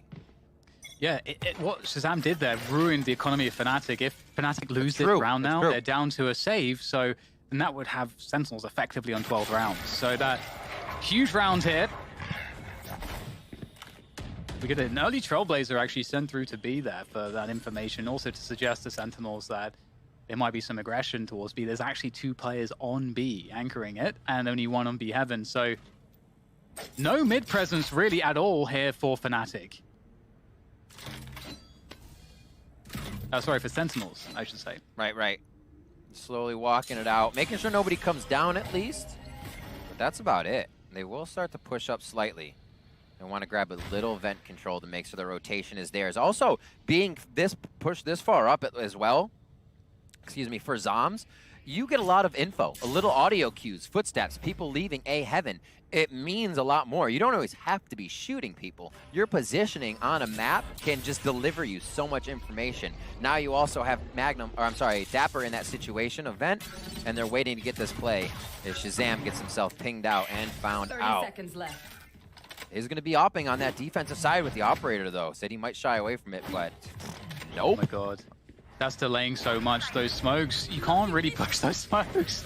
And they're going to have to go towards A here to try to sell this as a fake to at least try to make the entrance to be easier. And it might actually be the case here, because FNATIC are going to get themselves across, but maybe Sick can deny the plant. There's no time here. There's no time. They've got to try to plant this one. The trade does come through. Oh, they're going to get it. Deny Sick. And indeed, with half a second remaining, they pick it up. And now Sentinels have to retake, but they do have this upper position. However, this lurk from Boaster could be everything if he times it correctly. Can't be too quick, can't be too slow. Oh, Boaster. It's a delicate dance, and he's going to absolutely nail Shazam. One more player to go, and he can just try to pressure here, and then comes his teammate Doma in for the assist, and then that leaves it on Dapper. Dapper is not looking good from this spot. There's the tap, and Doma finishes him off. Fantastic defense there of that spike from FNATIC. Was that round 18? Round 18? That, yep. I am keeping that in my head. Holy FNATIC. Literally in between Sentinels in their own defensive strategy. Look at Doma. What is this? That was orchestrated perfectly by FNATIC to just be waltzing around Sentinels defense, and they're still wondering what's going on. That is FNATIC turned on. The momentum is there. Let's see what they got here coming into round 19. Yeah, we talked about how losing that round for FNATIC would break their economy. Well, the reverse has happened. FNATIC have broken Sentinels' economy, really. They're stuck on pretty crappy weapons, except Dapper, who does have the best gun in the game, of course, in the judge. But with that said, we'll see if he's able to use it here, because FNATIC, what you would want to see from them is teams at all levels really should have an anti-eco, anti-force buy strategy that is specifically designed to deal with buys like this. So you maximize your own strength with the rifles and the superior utility and armor, and you minimize the strengths of your opponents, which is usually the numbers or playing close angles. Or these are the spots where they're going to get kills. So see FNATIC now looking to close towards the A site, but that is actually where the most defenders are at this point. Again, Viper wall off-site for what they want to do. Activating the smoke over on B currently. That's what Boaster just did. Activated the Heaven smoke as well as they hit A with all those Astra Stars, and now Shazam's going to start him off. That's a good start as well for Zoms, actually, as he's holding back side still. That's a spike down as well, so the true intentions cannot be questioned as the evidence is there. Magnum trying to wrap his way around. Dapper just causing problems. Magnum still takes down Sick. Does not care about Dapper's cam shenanigans. And it's all up to Dapper, and he does not have the tool for the job. Boaster nails him, and that's the round for FNATIC. Great anti-save there. And that's 9 to 10. This is getting scary now for Sentinels. Absolutely, and this is what we said before. Boaster said it, I repeated what he said. We are a momentum-based team. And you can actually look at it off the play we just watched. They run around the backside. Sick goes, wait, what? He got hit with momentum. Yeah, they darted out a FNATIC player, but FNATIC knew exactly where the rest of the rebuttal would be from Sentinels, that they could run through the defense, and that momentum is giving them the agency to continue to control these rounds. Is it shut down, though, as Shazam with one shot there? Durka comes in, takes down TenZ. Is it another? Yes! Durka just truly bloodthirsty there, charging his way forwards. Another dash comes in to try to keep that pace high, taking that B side by force. And Sentinels don't have too much at the moment. They're regrouping, but Sick might be able to find something as these FNATIC players scurry into post-plant positions. Have to get the plant first, though, and Sick is going to try to drop in as Dapper also gets that angle, but it will just be Dapper left standing there now. As Zoms replaces Sick's position, perhaps, up on this high ground. But again, there's so many FNATIC players here. Spike now just being planted. Dome is going to hear everything. Oh, the cam tag comes through, and Zoms will get traded out. FNATIC! It seems like they're doing it right here on Split right now, Riv. 10 to 10. They tie up the score. Absolutely. The rounds coming in on the attack side. They're hitting Sentinels with the 2,900 buy loss credits right now. So Sentinels are kind of stringing buys together. They can't really capitalize on any cash other than 200 credits they're putting in their pockets like Zoms did right there. And it's going to be tough. This is when FNATIC knows, this is when Boaster knows he can start stretching you even more thin, or even thinner, I should say, in this situation. When they can start pulling agency to one side, Sentinels is going to react a little harder, bite a little more, and Boaster and the squad are being able to use that rotation perfectly. Seekers are out for this one as they're guaranteeing themselves little bits of advantage. Yeah, such quick space you can gain with the Seekers going in front of you there, and FNATIC once again running the same play here. Durka charging his way forward. Not too much here for Sentinels to defend this one, as they are now stuck outside of the sites. They've been locked out. And FNATIC holds the key. Spike now free to be planted. Shazam's been spotted on the flank. Magnus will be very cautious. He doesn't go down here and give up that Phantom. It's almost better to stay alive and just keep Shazam on that frenzy than risk the engagement. Oh, wow. A little alcove there for Doma. At Viper's Pit, too. They are trying to lock this in. And remember what I said about Icebox, is that they will use Cosmic Divide and Viper's Wall almost simultaneously. That with lockdown things, they love to do it. On Haven, they'll do it as they run up to the site and just slam it down. Cosmic Divide goes up, Viper's Pit just grows through it, and you're like, oh, by the way, we have 2 things to get through. So the Cosmic Divide into Viper's Pit is a tried and true Fnatic love there, and they successfully grab another round with that strategy. And now Fnatic are in the lead. Yep. And we are coming toward the final rounds, the final moments of map 1 in this row now. best of 5. Doesn't seem like Sentinels can stop it. Their defense is just falling apart each time. The ground, so it's Fnatic gaining this ground now. In a game where Sentinels wants to try and info deny, the ground they're giving up means Fnatic is on the front doorstep when they're starting the attack. And that has not been an adaptation Sentinels has changed to just yet. Fnatic saying, thank you so much, we'll take the room. Here again, anchoring towards A with the spike for Fnatic. And we'll see if they can get some info here. It is a bit of a stack towards A, so we'll see if this plays in Sentinel's favor. Yeah, Sentinels trying to mind game Fnatic here, just as you say. Sentinels gets that kill in mid, but there's been so much success with fast mid-B splits. Sentinels are like, we don't think you're going to do that again. And they're actually, as you say, very well equipped to hold this push as it comes through. They'll give up a ramp, but still, lots of position. Oh, a tiny gap for TenZ. Whoa! Find that frag onto Magnum, and now there's 2 more. And Fnatic are in a very, very difficult position. They have to figure out, okay, we can't fully commit to the A site. They're going to try to rotate, but it's going to be a fake, and it has to be because Viper couldn't be with them. Mystic couldn't, with the spike, be with them. So they have to sell this one by getting kills. Sick and Dapper have not moved. Sights are being anchored on both sides now. Fnatic is pinched. Oh my Mystic god. with a great shot onto Shazam as the poison orb comes up. There's the whip of the showstopper. There might be a few magical elements coming together here for Fnatic, but Zom's backside will shut it down. Doma, I don't know if he's going to have much time here. There's the peak, there's the delay. It's going to be impossible thanks to Dapper's position. Sentinels tie up the score 11-11, but that was crazy. I haven't seen much from Zoms this game, but you know when he's tucked into the back of a site, he's good for 2, he's good for 3 there, picks up some big frags. I don't even understand how you see this TenZ. Picks up a kill there, and great job by Zoms at the back of the site to make Doma work for it. That was a much-needed round. That was 6 in a row until Sentinels was able to stop the bleeding right there. They bring it back into their favor, but the bankroll from Fnatic is there to the end of the game. It does not matter. And Shazam's in this mid peak, this Rose peak, but denied by the Astra smoke.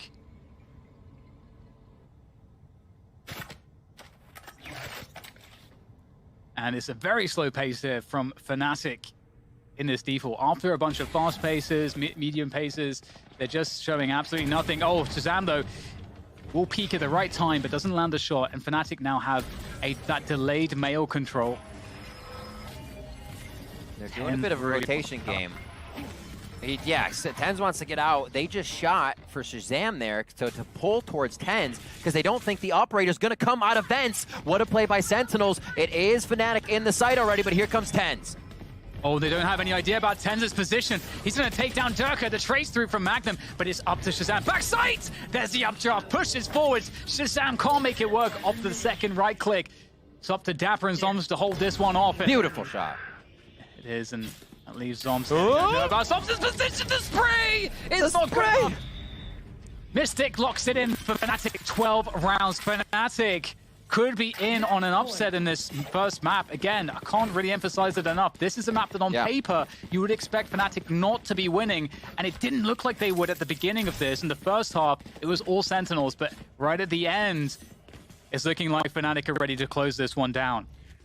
I'm really glad you brought that up because this will basically flop what the map choices look like. This was supposed to be an almost surefire map for Sentinels. With the way they came in, how many times it was played, the practice they would have had, and that boot camp for Fnatic absolutely paying off. Competition practice or not, they're able to keep stringing together these wins here and figure out what needs to be done to win the rounds no matter what. I think that's one of the things that makes us so excited across the board to watch these teams is the minds behind the teams always making it work in the toughest of situations. Here we have round 24, possible game point for Fnatic. As no real ground has been gained just yet, and Sentinels still have Spike down as Durka has fallen. Yeah, Durka's been having a rough game of split so far. But that's okay, because his teammates have certainly been doing a really great job. Such a great team effort here from FNATIC, as they have mid control for now, but TenZ' peak could mean a lot. We know what he can do with the Sheriff. And straight into his crosshair goes Boaster. That's a weapon for TenZ. There's no one to really protect that. TenZ doesn't know that, and here comes the push to FNATIC onto that B site. Looking good here to try to recover, but they're still down, in fact, down 2 players. Shazam peels away one more. Oh my word. 2v3 here for FNATIC. Now just down to Doma. Sentinels looking to bring this one to an overtime, but Doma, maybe he can still deny it. He has the spike. There's the bait, and it's going to work for Sentinels. We're going to overtime here, Riv. Map 1 of this grand finals is overtime. Switching sides. We wouldn't want it any other way. Frags across the board for everybody. Look it up there. I think you got 2 triple doubles.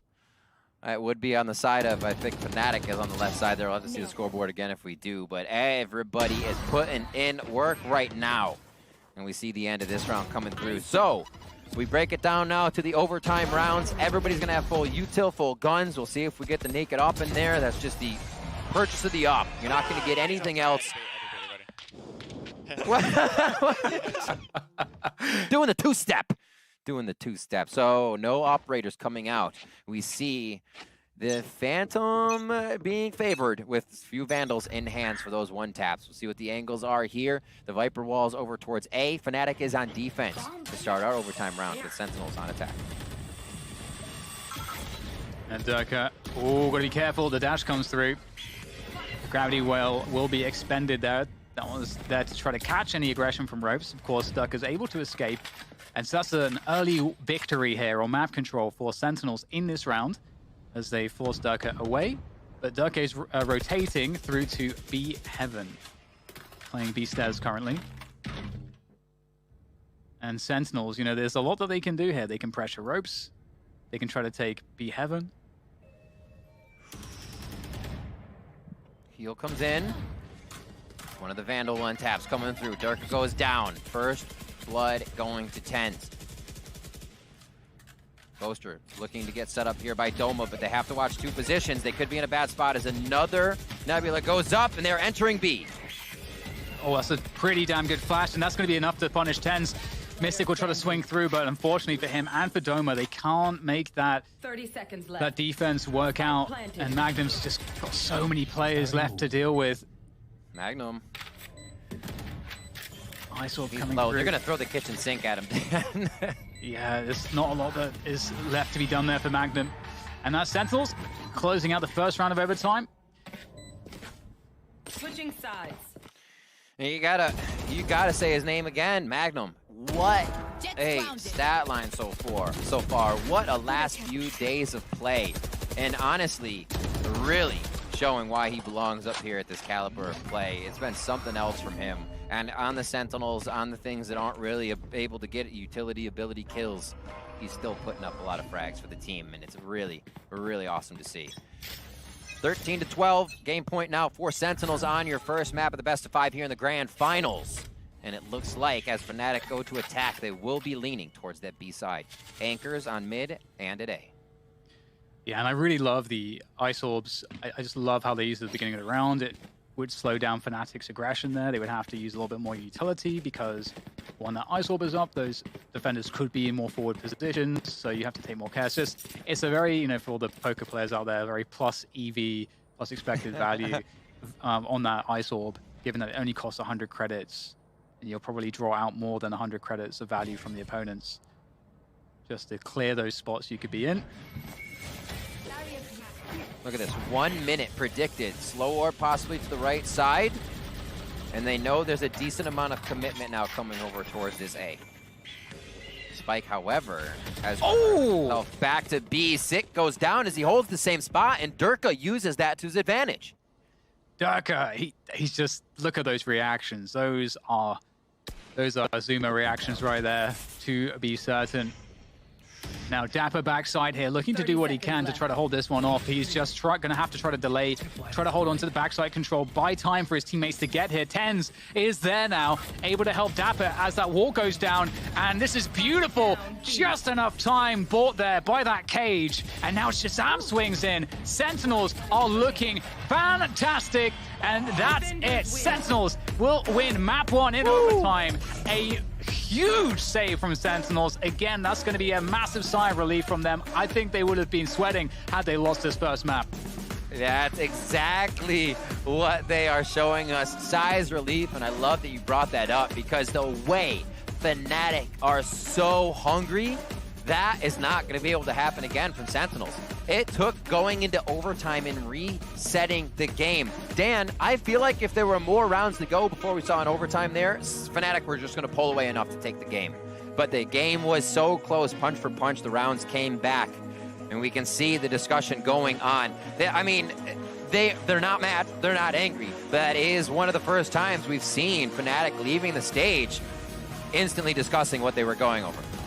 Yeah, and honestly, that is the best possible way to lose a map in this grand final because you're playing it against Sentinels, definitely a team that's going to be leveled up by individual confidence, and to have a very, very competitive map really push them to the limit, that's going to be the best case in terms of keeping their confidence in check and making sure that you as a team feel like you have the confidence. Now, if we look at that game as well, Durka struggled to have the impact that normally you would want to see from him on FNATIC, but his team still did a marvelous job keeping that competitive. So, with that said, with map 1 going in favor of Sentinels, we're stepping away for a short break. When we come back, FNATIC fight back for the trophy. We'll see you after this.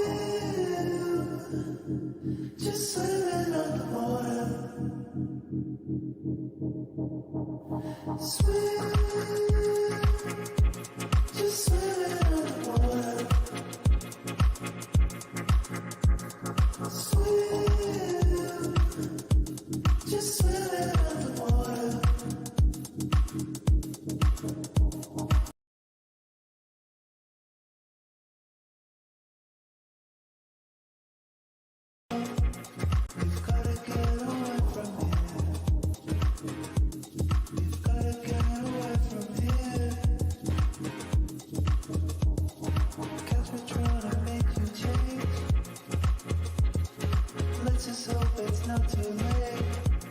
We've gotta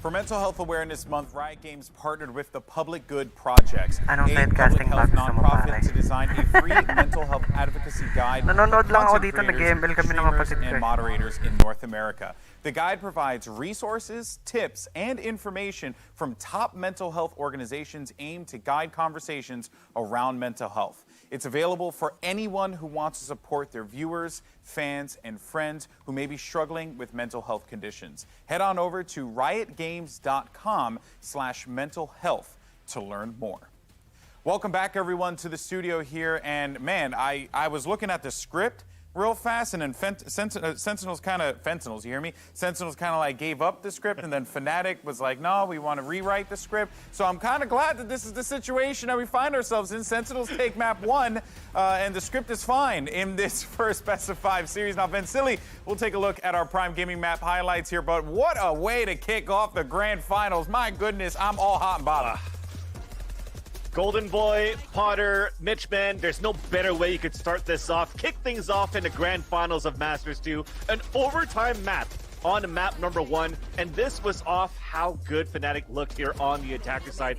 I did want to mention that on that intro before we got into that map. Bringing out of the sky, what can they do? Can they keep the jet? And I think they used that perfectly. The way that you actually had the sky flashes to come out to enable Durka to just run not only behind Trailblazers, flashes, and the Seekers, but it enabled him to also create that space, get the first bloods when they could on the attacker side, and also allow the rest of FNATIC to really move in together right after that. So I think they played a perfect attacker side too, but there had to been a lot of highlight plays for Sentinels to be able to pull that off. I think they lost a bit of that drive whenever they had that tech pause, and FNATIC just took advantage of that and just ran with it. So you have to be careful with it right now, right? It's been a sweaty first map. It's been stressful for Sentinels, where it's a map that they're supposed to win quite easily, but now you get into map 2, where it's technically FNATIC's playground. Yeah, and it's very clear that FNATIC are in the heads of Sentinels here, because everyone said, we joke about the script or whatever, but,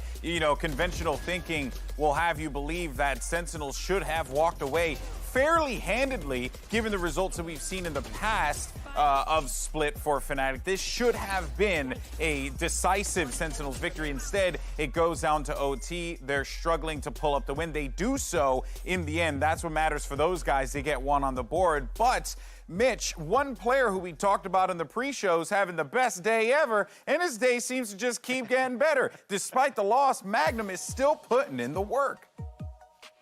Yeah. Magnum's able to put up some serious figures here. And what was interesting, the kind of switch up, I mentioned that versus Team Liquid, he actually was tied up in opening duels. I think it was 12 with Durka.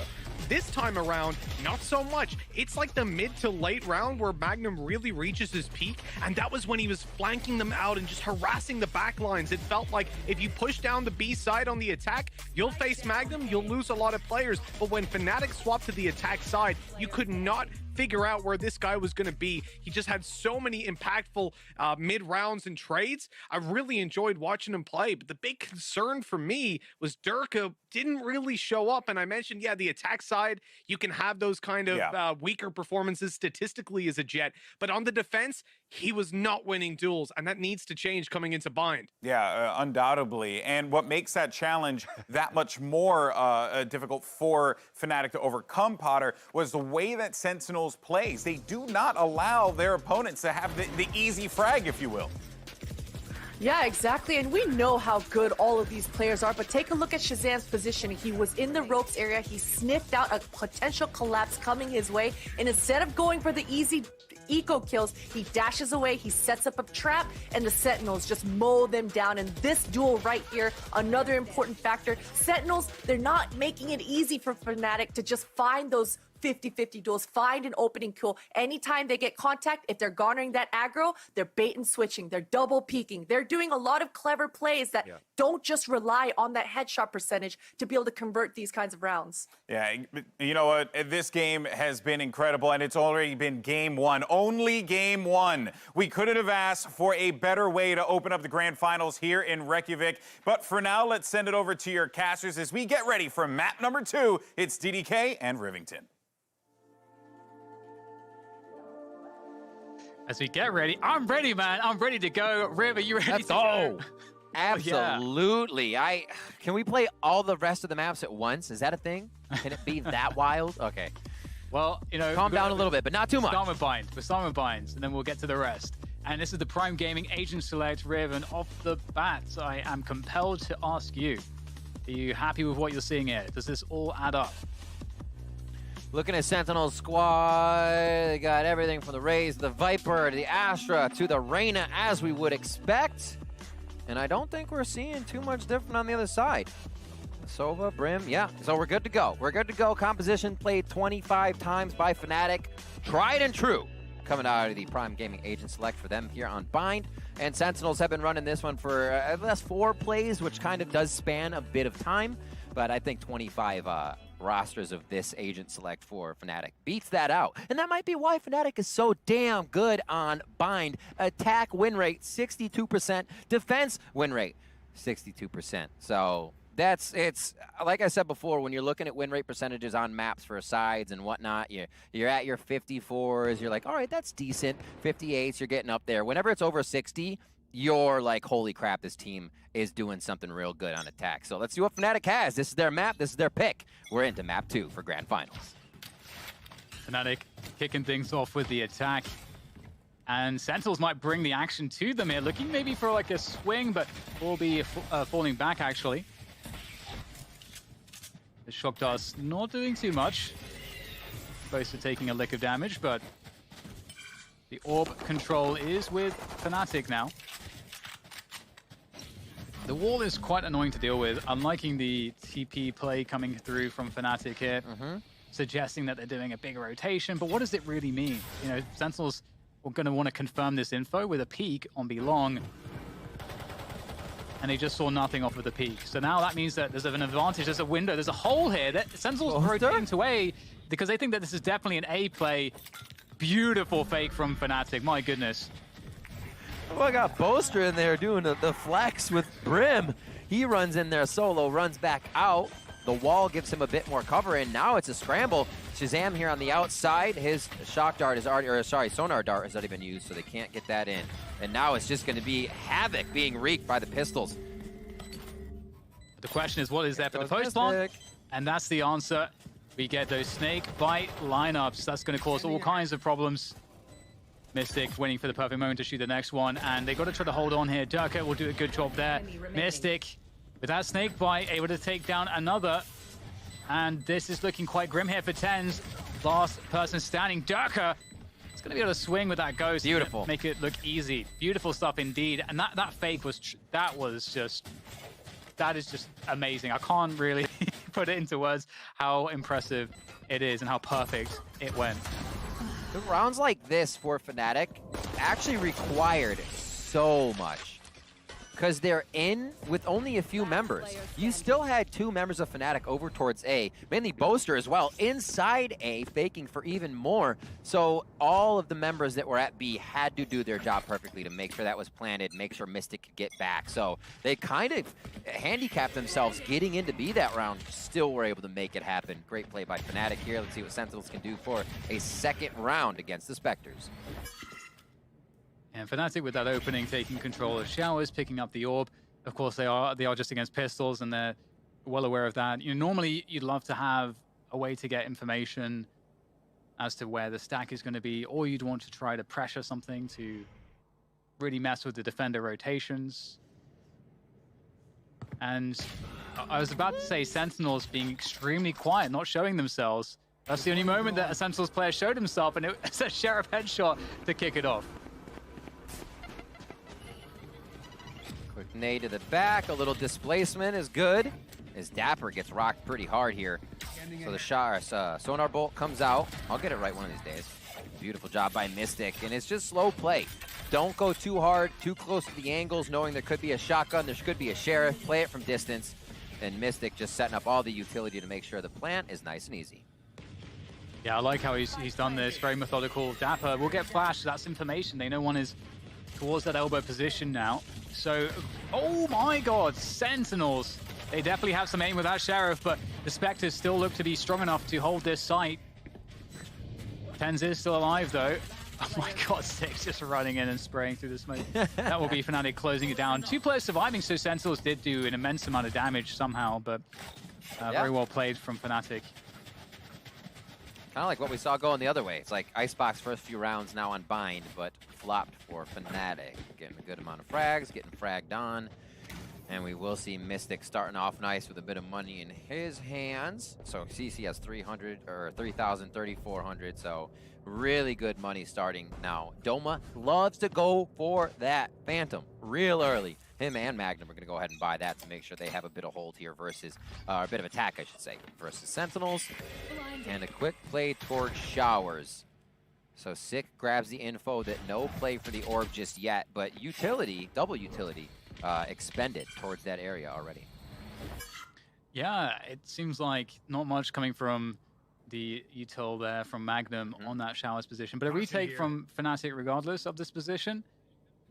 Contacting in, which is an interesting look at things because, of course, you know, right now, Sentinels, we talked about this before, Sentinels are pretty happy to play fairly passively and with limited information. They have B-long information right now.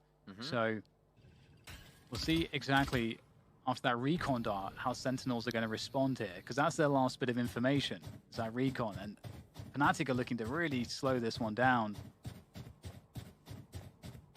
So this is going to be a shower push, a few more guiding light from Magnum, and then the hit. Little drone goes in. So I think Magnum is just going to be the real late lurk here. FNATIC's going to be looking to possibly teleport to him, and Magnum can clear the site, but that's been cleared off. This wall and the way TenZ is playing is not allowing that strat to happen. No. Now they go. Now they go. There is just so much to say about that, but here comes the push. A quick switch up. And they're going to be holding on to this choke point right now. FNATIC, I don't know if they can get through this. A whiff paint shell, but they still can't get through that choke point. They're not going to have time to do this one. They have just simply run out of time. Oh my word. My God. Dan, this this heinous. Exactly. That Viper wall, now we see what it does. Whether or not TenZ is standing there, the initial strat to want to TP or know if that TP area is safe is now real muddy. And we saw that. The play was to go back over to Sky on the other side of the map. But since TenZ can own this area, that doesn't happen right away. It stalled the strat at a perfect time. And FNATIC was left kind of scrambling at the end of their own, not knowing the Sentinels were going to pull that off. So we see that Viper wall again, and now we know exactly what that little corner it does by the teleporter provides, just in a mental game for Sentinels. Might get a, I was going to say, somewhat of a battle here from FNATIC for Showers. More of a concerted effort from Sentinels to take that Showers control. But they will give it up. Sentinels not really interested to actually fight over these positions. They just want to force FNATIC to expend utility themselves, to slow down FNATIC, to keep FNATIC guessing. You know, is Sentinels pushing this? Do they have a player here? Right.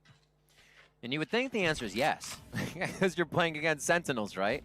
So the dynamic and the game change that they're also providing and not pushing is causing FNATIC to have to move the chess pieces around a little more. Something they're used to. Not going to be too much of a problem. That's why we're getting such damn good games out of this. Whee!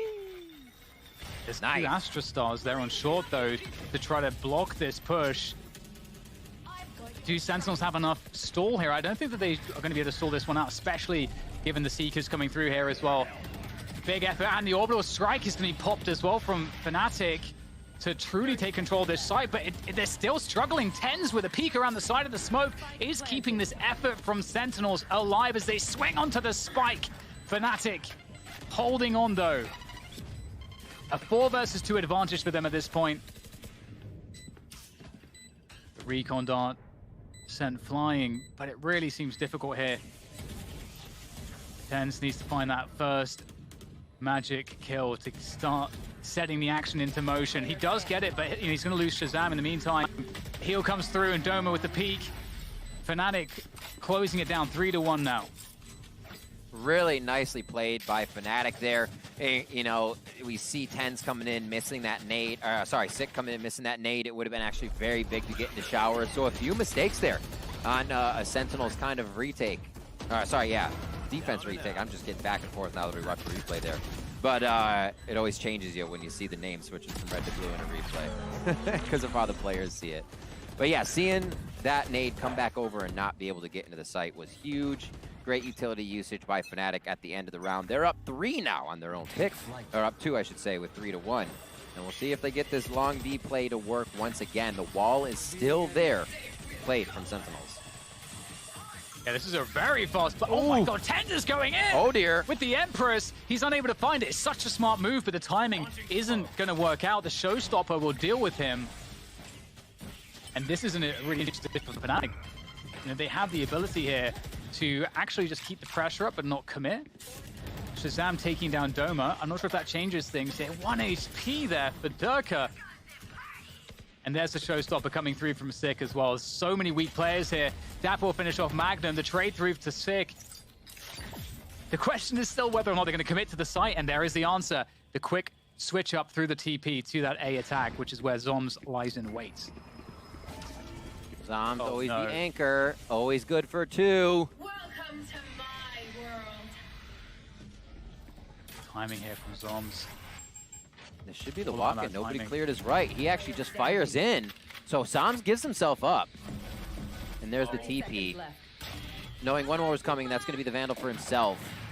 And we'll see if Zoms can have it. 39 HP combined versus the 42 of Zoms. It's a one-shot on each. A collat if he hits it. And they're going to spread out for this. Viper bites there, but he's going to play elbow. Mystic is not in position for that.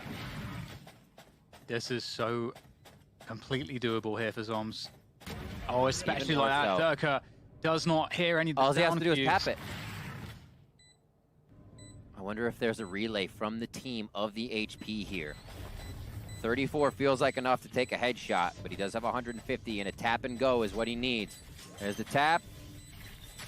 Oh, it's a bounce from elbow! And he thinks it's from long! Oh, Mystic, you 5-head, man! Oh, my word, what a play! Yeah, Zoms really needed him to have no snake fight available to win that one. Oh, Beautiful play I thought it from was Mystic. unavailable. From that position, he would have to peek out, but he doesn't. And literally sends Zoms for a little ring around the rosy there. What a play. What a well-deserved round for FNATIC there. Yeah, so awesome to have multiple lineups for that. Very, very smart. Oh my god. You love to see it. You love to see so those. Great. And that's FNATIC 4-1. And it's looking like a struggle here for Sentinels. They're on a half buy. A couple, a judge. Zoms, of course, saving the Vandal. And 3 Sheriffs. So not to be trifled with this setup here from Sentinels. We'll see if they can make anything from it. Durka has the Hunter's Fury. No ults available here for Sentinels. Ooh, Zoms taking it to the face. Spike down A. Quick chomp there. 2 down now. Dapper coming in with that judge. He's got a bit of work to do. He's in U-Haul trying to wait it out right now, but we don't see FNATIC wanting U-Haul. They'll throw up the Viper wall for that, let it be pushed and let it be pressured, and then they're like, yeah, fine. Does U-Haul really need to be taken if we defend it? We'll find out what that answer is. No, right now. And 5-1 as FNATIC move forward. It's something I've noticed more and more, Dan, is U-Haul's kind of become this thing where we have to take it. You can't plant. And now it's like, we'll fight them from there. Let them choke themselves up in U-Haul. And the round really doesn't revolve that much around it anymore. Yeah, if you have the right positions to deal with it, it's right. Can definitely mitigate that loss. And we go into another buy round here for Sentinels, who certainly are currently all aboard the struggle bus. We'll see if they're able to get off of this next stop. Just doesn't seem like they can adapt and come up with that regular Sentinel way of shutting down a strat. I think it's because FNATIC's not really setting a precedent. Oh no! Doing. You just get that out of Sick. That's what you need, though. Oh my word, Dan. Oh, it always feels bad when you like get an opponent concussed, so like you breach off that and they just like hit you with that first bullet. That's pretty incredible there from Sentinels. What a start. They popped the Viper's pit as well on short. So here for FNATIC, they're feeling like there's no other answer than this B push. The brute force has to be what brings them over the line here. They'll get the initial pick, but they're quite tagged up, and Zoms is going to be able to delay this. Quick drone in. Shazam steals that. Looks like they'll be firing Hunter's Furies back and forth. Doesn't have to peek out. Oh, he gets the spam, though, as Zom keeps himself within the tub just perfectly on the Hunter's Fury. Now it's going to be Util flying into that hookah. And Durka and Mystic have their work cut out for them. See if they can gain a few alt points here along with credits before they get pinched in. If they go one side here, they're only going to find Viper. That could be huge, leaving Sentinels out of position, but it looks like it's going to be pretty much a save here to see what they can do. Yeah, it's such a difficult spot. It doesn't feel like there's any answer here for FNATIC. So you start to assess, okay, well, what can we do? What is the best result from what we have? And it's, you know, either a save or doing a lot of economic damage. The preference on the save, it looks like. You know, FNATIC are going to have a pretty solid economy. So, or at least I think that they should. We'll see the money maybe in a moment. But there could be an argument for them to go for kills to weaken Sentinels' money, but I'm sure if that was the case, then they would be doing that. Well, we're seeing it kind of tip over into alt realm, right? You have, sometimes you'll get the first time we saw these teams play, it was a round 3 dueling Bladestorm from both Durka and Tens when they were on Icebox. So now we're into 4, 5, 6, we're getting to round 8, and you see more ultimates. You see them start to kind of string together, and that was Dapper being able to use the Viper's pit to just push the team to the other side of the map, right? So slowly, Sentinels is finding ways to secure themselves around by setting the pace with those ultimates, as we saw FNATIC doing that last map as well with Mystic's ult. Yeah. See what they have here going in. A couple notes here is that we have both Seekers and Orbital Strike available. 2 great offensive ultimates there for FNATIC. So I'm sure they would be looking to try to find a way to use those here in this round if they can. At the same time that Sentinels have that information as well. So, you know, no one's playing U-Haul, you know, like some of these obvious spots. Just we're seeing the presence from FNATIC, you know, running that default, trying to make it look like it could be anything. Oh, look at this from Sentinels. They go for a push. At least the info to say they're not long, so maybe we can lean somebody else towards the other site. Right now, they're playing full Sentinels retake. You can see that here. It looks like they all actually might crush through the teleporter, use Viper's wall to then come through showers and route mid if they don't all rotate and lean back with the way Sick is about to rotate. So this wall that Viper has up, that Dapper has up, cuts off so many angles, creates so many pockets, and I wonder if that will be their TP through. Look at this delay, Rip. This is an insane delay on short. This is going to cause problems here for FNATIC. They've got to get... I don't think there's anything that can deny the spike being planted, though, but the sheer immense delay has created a lot of time here for the rotation for Sentinels, and 6 in that U-Haul position. 45 seconds once it's planted to get back over to the spike and get that defused. Nobody went through the teleporter. Here comes the Hunter's Fury to distract, to disrupt. And that's going to make only a bit of movement come out of FNATIC. They feel comfortable here. Sick grabs one in the little crouch right step and shot. They're trying to fight from the back of short here. It's looking difficult. The Orbital Strike comes through to try to deny the spike, and it will do just that, taking down the diffuser. Zoms has to get these forward kills. The hold, the stick is oh my God! It's going to drop Dapper, and it doesn't look like there's time here for Zoms to win this one. Can't find the spray. It's Boaster all day. And that is going to lock in another one. A very close one there from FNATIC, but they do it nonetheless. 6-2 in advantage. Clutch. Absolutely clutch coming in there from Showers. What a flank, what a timing. Boaster on the delay, whether it's the Viper, whether it's the Mollies, whether it's the Orbital ult. Oh my word. Boaster just playing it super well there. Calm, cool, collected. And then a bit of hype.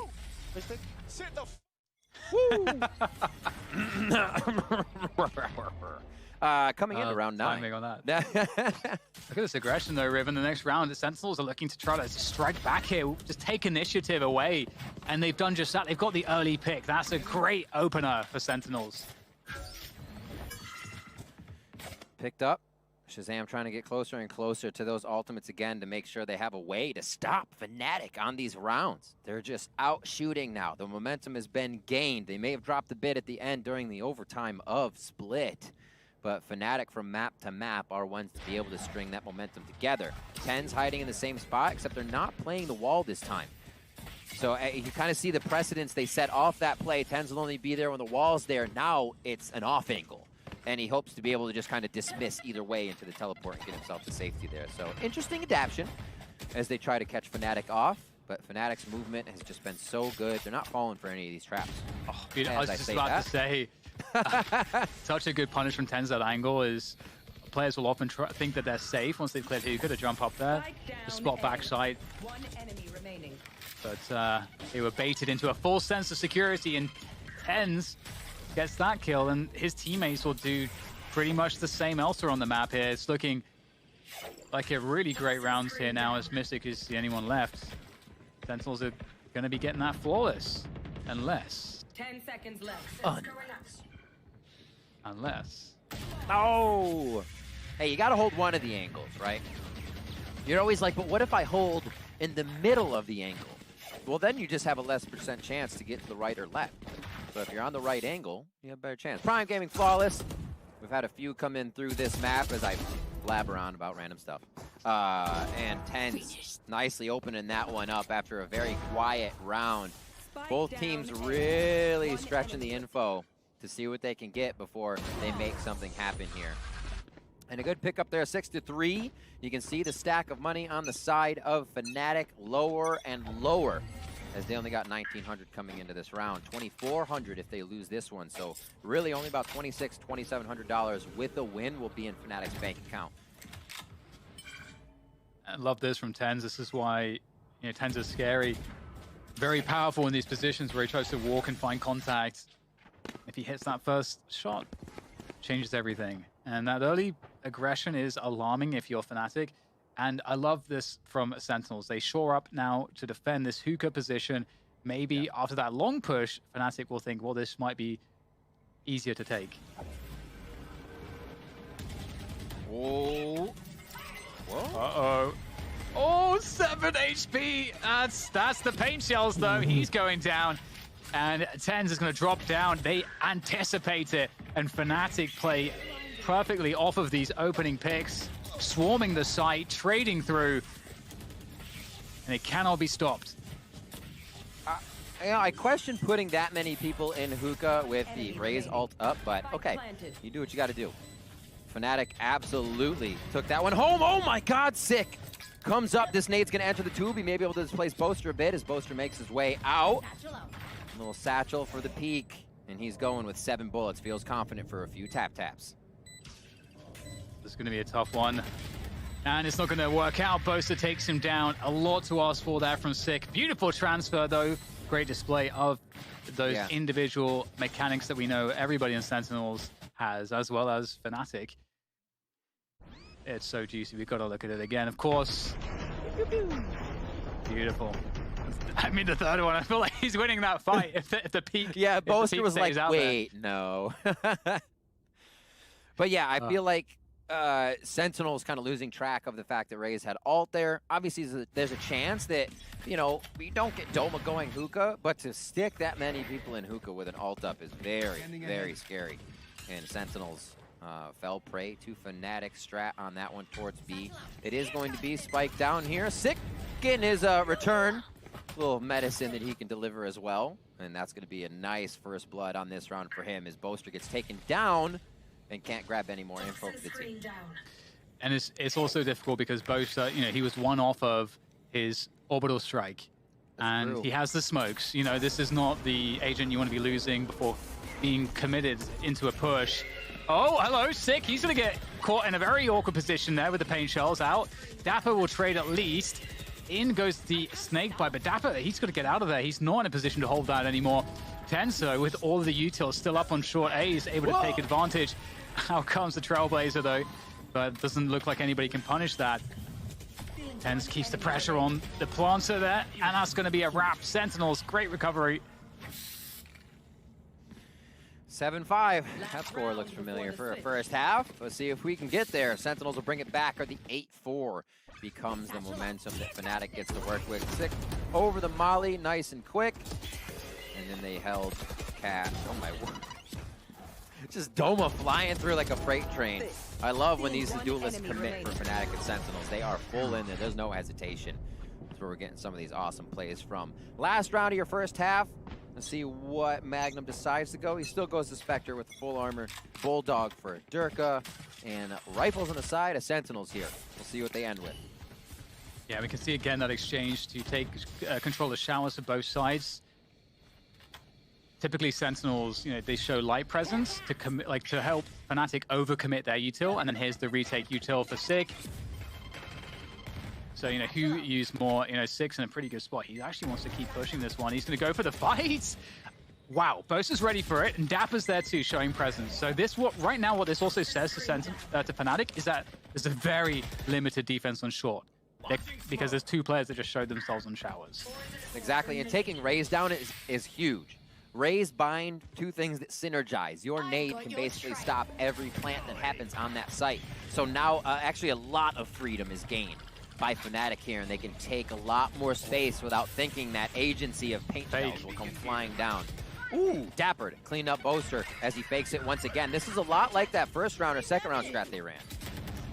Yeah, this was a fantastic fake. Pulled all the players out of the B side of the map for the B attack to come through. Lovely stuff here from FNATIC. Oh, TenZ comes through though with a vengeance with that Vandal. Takes down Doma. Looking for more. The Empress is out there. He's very dangerous right now as TenZ starts storming through. He is alone, of course, but again, very dangerous in any fight. Trying to make it impossible here for TenZ with this post-plant utility. The Poison Orb, very hard to deal with. Snakebite comes through as well. And at a certain point, TenZ has to get this halfway at least. Coming off of it here, trying to bait out these players. They're just not giving it to him. They're playing this one perfectly, making it impossible for TenZ. Very well done by FNATIC. You can't give TenZ anything. No, you can't. And you can see him trying to use every tactic that would be in a player's arsenal for that situation. Tapping the spike to draw someone out. Creating a fake firefight to draw someone out. And by that, I mean you shoot your gun, kind of make the enemy believe you've made contact with one of their teammates. Nobody was biting from FNATIC. They played that super smart.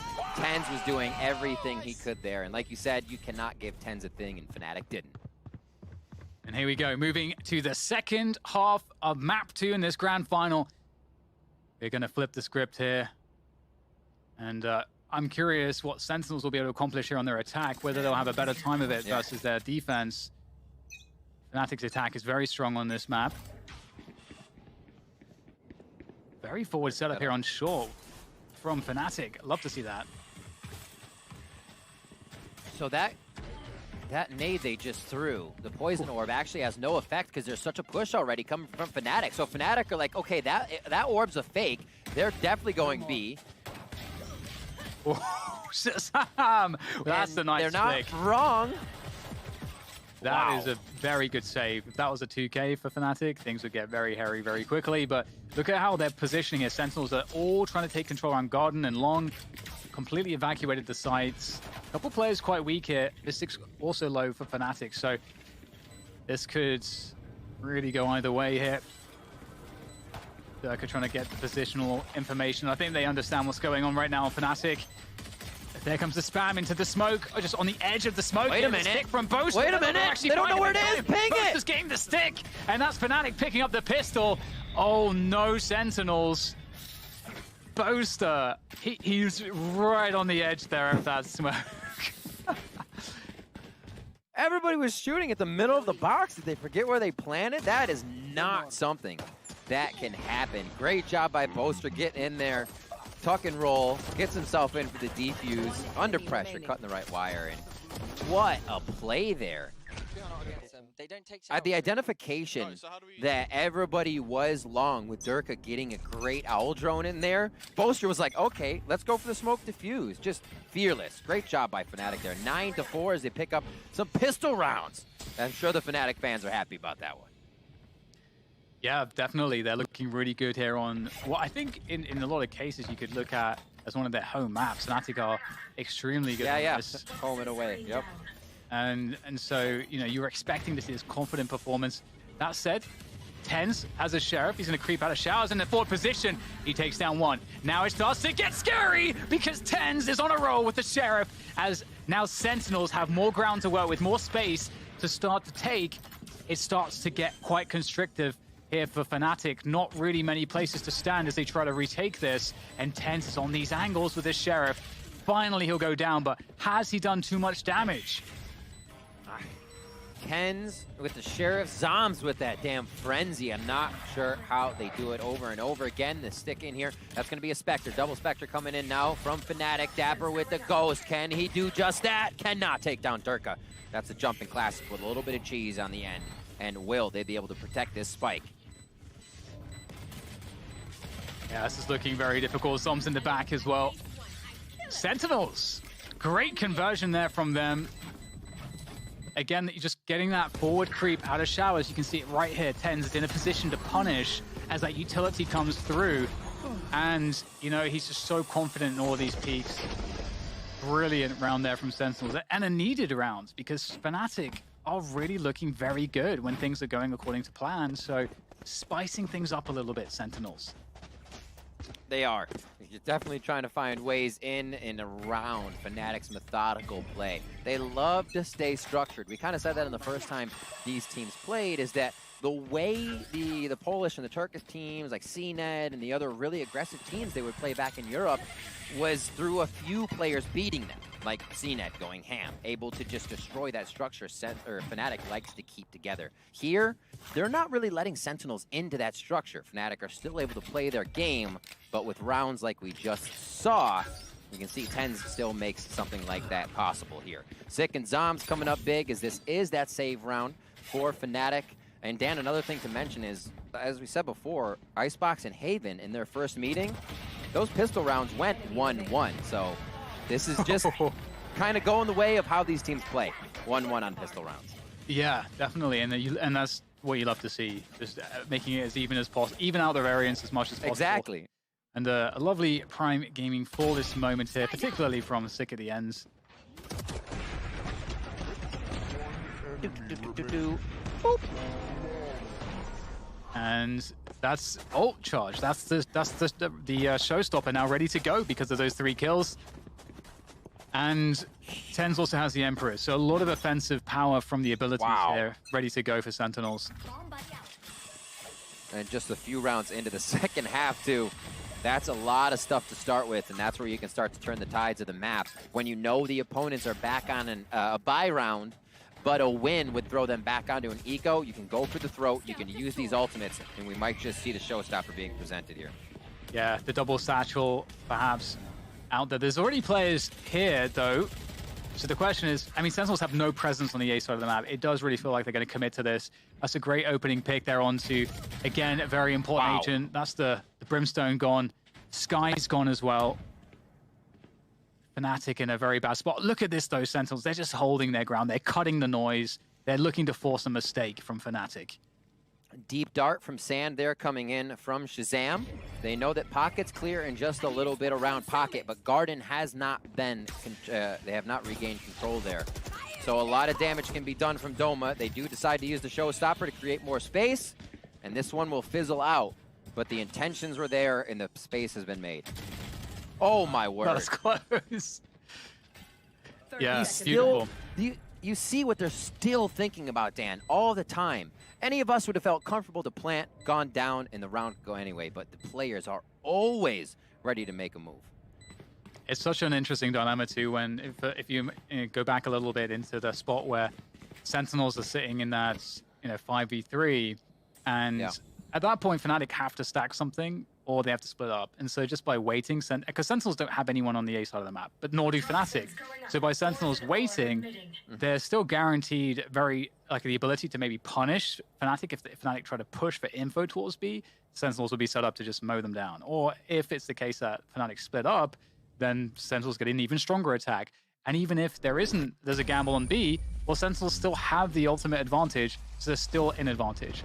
So they just give themselves more opportunities to be ahead by cutting the noise and waiting after these picks. Oh, that's actually such a gross kill to get through the bottom of the wood there. Word. And kind of looking at these past few rounds as well, I should say looking at the maps we've seen throughout teams playing Bind here at Masters Reykjavík, is that Hookah wasn't always attacked throughout these games. It's usually the Rays. Things will happen, but we see Sentinels going there over and over, drawing some smokes, drawing some util. Last round it was 3 in there as they get pushed here through mid. FNATIC coming up strong with this eco. Actually, it's a rifle eco. Spectre there for Boaster and Vandals Phantoms around the board. Yeah, really aggressive stuff coming in here for both teams. It's like playing F-match at this point. Though it's just Durka and Boaster left now against 5 players, so certainly a grim outlook after the dust settles. And Sentinels just sticking together. They're not putting anything to chance here, making it as hard as possible here for FNATIC. Ooh, with that said though, starting to get a little problem in Boaster, but he's going to get taken down. 9-8. Knowing there's so much chaos there. Oh my word. I think what they went with was a low amount of util rifle buys, so they didn't hurt the economy too much, and Spectre if you could, to keep the money kind of in place for the next few rounds and not fall too much to the wayside here. We'll see as they come out. Yeah, they still have quite a bit of money on their side.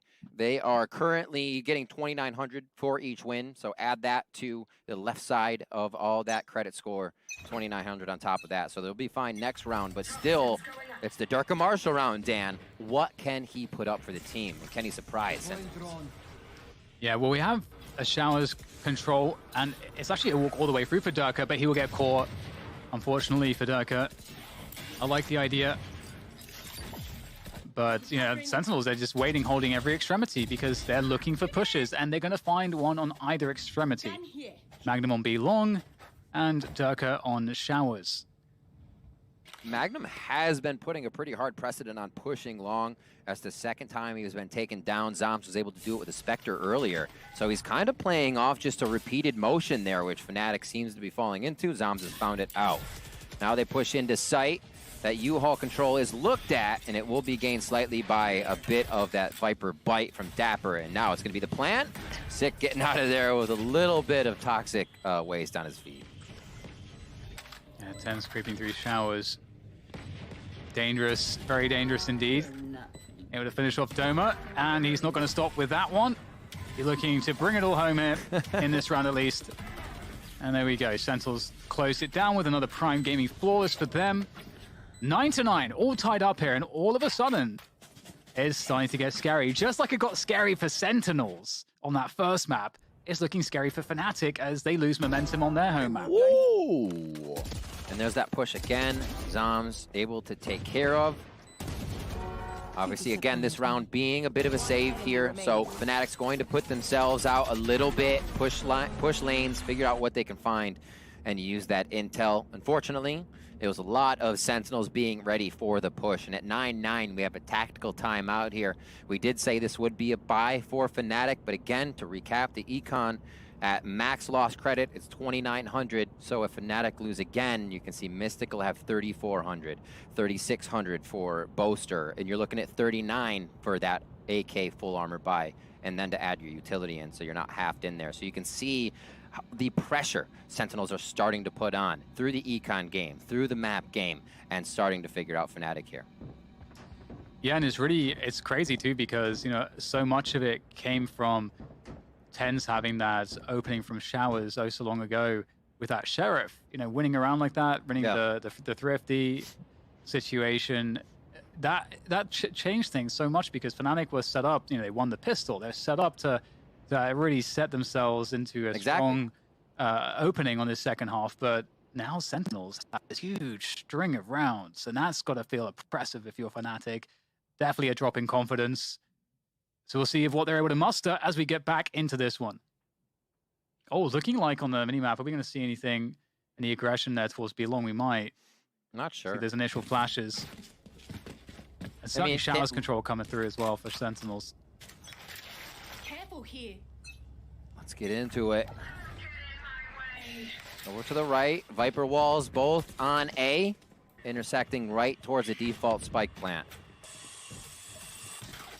It's gonna be. It's the first time they've had so many towards B, just kind of rushing it out. Is something I think we might have a push through the teleporter from Raze here at the end. If Sick wants to do it, he may rotate back though, and it looks like it is going to be FNATIC setting up to retake this A site. Yeah, that's big too. Getting rid of that Viper pit and everything that was on that site. So now it looks really difficult here for FNATIC. They've got 4 players on this retake. Magnum is there from Showers, but his position's known now. Yeah, this is a very difficult scenario for FNATIC. They're going to have to be... Yeah. Oh, actually, I thought Magnum's position was known because of the flash, but they have no idea that he's there, and that changes absolutely everything. 2 opening kills, the orbital strike. That's going to force 1 player out of position. Magnum has now spotted Shazam in the corner, and so it falls onto Shazam. He's going to come down. My God! FNATIC! Just because of Magnum having that position, that really threw everything. It seemed like I thought that they would know he was there, but hey man, it's hard to hear everything when there's so much happening. Oh my word. Amazing. Able to pick those frags up, so nicely done. And if you can remember, what happened between the first interaction, or the first meeting of these two teams was Sentinels was picking up a hell of a lot of sprays through the smoke. So it's only right FNATIC, puts a few under their belt here for this game. I think Bosa with that pick as well got the orbital strike. I might be wrong, but either way, absolutely huge. It's, yeah, kind of crazy, but we'll see if that is enough to kind of tip FNATIC over the edge here. Sentinels still with a solid buy going into this round. They have that quick hookah control. We saw that in the previous round. But, Sick was only here with the paint shells and the harassment just to, really create that strong sense of presence. And he fell out of that position. Sick tempting hookah right now. Yeah, continuously back and forth. This is the first time they really don't send a bunch of people into hookah. Now, as they start to walk towards. Different setup, however, for FNATIC on that defensive side. Easy bass pack into the teleporter if Doman needs it. But if there is a lot of sound towards long, he can activate Showstopper and clear that path out immediately. So darts are going in. A little bit of knowledge now to FNATIC that a B site hit may be taking place. Oh, Sick! Able to take down Magnum. I really like the garden and long defense here from FNATIC, but it's going to be tough for them to hold it. It's a strong push coming through. Durka, that is a phenomenal pick to find, and he gets straight out of there as well. The 3 versus 4, the Showstopper's out, but it's not going to be able to do anything at this point. Zoms holding the push against Durka. Durka walks straight into Zoms. The ever-patient, ever-methodical Zoms. Now FNATIC, they're going to need a lot more than a methodical approach to make this work. 2v4. Sentinels looking good to tie the scoreline up here. It looks like the save is called. So one quick note, Riv, we heard from this very small snippet of team comms we got from FNATIC, was we heard Bosa saying at the beginning, I think after they won the pistol, he said that Sentinels don't really play the showers control. They don't really play showers, is what he said. And we've seen that a lot of the time so far, that Sentinels haven't really been putting too much emphasis around showers in the early portion of the round. And a lot of these rounds also, we haven't necessarily even seen FNATIC doing it. Yeah. I think the showers game for Sentinels at this point is a mind game with the wall, right? They can go there. There will be times they are, but you're always going to see that wall. And that's what will slow you down in the first place, to wonder what options could be brought out, right? Could be somebody hiding on the left, somebody hiding on the back right. As soon as you clear the wall into showers, there could again be someone on the back left. And then once you get into sight, you don't have full vision. So it just adds a whole different level of Sentinels having to get in there. And it seems to be that the shower control just is not something that they want. Yeah, and a quick note here, we have the Seekers and Showstopper available for FNATIC. FNATIC also have no money. If they lose this round, they're in trouble. Sentinels typed in the cheat code. They have full money. They have infinite money. They'll never run out of money for the rest of this match and regulation. So the pressure is hugely on FNATIC. They must convert this round. They've just used the Seekers for info, and so now all they have is the Showstopper. Look at the slow default from Sentinels again. They're just really sweating out FNATIC. FNATIC not moving a muscle. They have hookah control. They've got garden control. They're playing that 3-2 setup, 3B2A. Mid-run info with the drone. See nothing there, and the rotation comes through as a result, and there goes the push from Sentinels into A. This is a scary moment, Riv, for FNATIC. Everything's a stall right now. Any utility coming out is just saying you cannot pass this choke point. That wears off. Mystic puts himself in a very tough spot to find a win from that fight. And now 20 seconds left in the round. A little toss over from Doma as he lost the spike, or sorry, the paint shells right over towards the spike. And it looks like they may have just enough time, but it is going to be very tight to get the spike down. Boaster with the classic, and he is going to be throw the molly down on that. 10 seconds left. They're going to grab the spike. Are they going to be able to get anything out of it? Yes, they take down Boaster. 10's wrapping around the corner, and Sentinels convert the round. And we talked about how desperate things will look for FNATIC on the money. We'll see just how bad it is, or is not. Yeah, I mean, depending on how much they went into util, there's things you can do to save yourself a few bucks. But we will see. What a cheeky little play from Boaster coming around. But unfortunately, the flank was flanked, and that's all you can see about it. And there you are. You're correct. The money is just not going to be there. And we see setups already trying to come through a little bit toward the side of FNATIC, but it's going to be Sheriffs and Magnum with a Spectre. He's a guy who's been putting up a lot of frags, so I can see that Spectre doing a lot of work here, even against Sentinels rifles. Ooh, Boaster dodges the boombot there as well. And he's going to walk through the smoke to ask questions of this one. Really interesting, but because Boaster sees Sick falling back, that is very indicative that Sentinels will be playing more towards A. But now that he's been seen, you know, Sentinels know that that's indicative. So they know that the rotation would likely go towards A. So now they can reset and go towards B. So it's you know, adaptation upon adaptation based on what happens. Oh, 10. And now to push forward. So that will cause a little bit of movement out of FNATIC. They don't really have a forward strat they want here. They're holding angles with Sheriffs, so it's still going to be very tough. Boaster there just with a sliver of health under the window, and if he even moves, Sick is going to take his beret right off. There it is.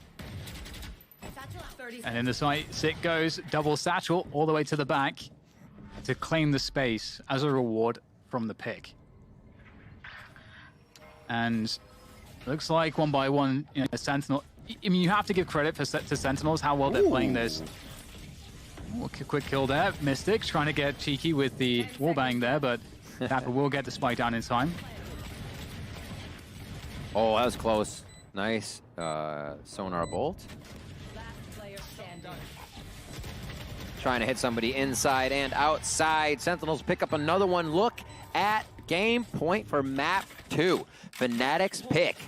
FNATIC with the higher win percentage here as well, but we've seen since split already, these teams are going to take each other to the last rounds no matter whose map it is, Dan. Definitely. Absolutely. Fantastic matchup between these two teams. Certainly worthy of a grand final for the first ever global Valorant event. These two teams are making history. And Dapper with an up? Double up? What? Okay. Oh, my word. I mean, they have so much money, so they can just do this to hold picks at the beginning of the round. You're not wrong. You're not wrong. You swap that one out. Uh-oh. Uh-oh. Here comes the Hunter's Fury. Oh, it's going to tag one. Oh, can Dober escape? He does manage to escape. Quick jump. Had to use the satchel, indeed. I think that Zoms is one of the ones that picked up the operator too. Says, okay, Doma, if you want to push, we'll shoot you. And Sick gets dropped in hookah. Beautiful. Now with that pick, FNATIC, Sentinels rather, have to start gravitating towards the site and they have to push. They can't stay spread out here. Boaster looking to hold on to hookah, which is where Sentinels are trying to regroup. So I don't know that they'll be able to push hookah anytime soon, with Magnum also helping here. Boaster trying to play into the smoke for a flash play. It's been a little bit messed up here for FNATIC, and Magnum's going to get sent to his death. Oh, they messed the timing up on that one. Oh, Boaster's trying to hide. He's got to get the kill onto 10s. Gets traded out, though. This is absolutely insane, Riv. And in the meantime, Durka has actually pushed into backside. They might not know that he's here. And the spike plant comes through. It's a huge bait. Is it going to be covered? No! The transfer from Durka is good to take down both. It leaves it up to Dapper now. He's got to just stick the plant straight away. They're going to respect that. He might try to come off of it immediately, but he's going to get that plant going. And now it's the 1v2. He has to isolate these players. And Doma connects with the headshot to bring it in for FNATIC to keep their chances alive in map 2. What a play, what a strat. It did seem that the fumble in Hookah was something that cost FNATIC, but I still think Boaster in that situation was able to grab the info, the identity of enough agents that would be putting the pressure down on the site so the team could make that decision to rotate.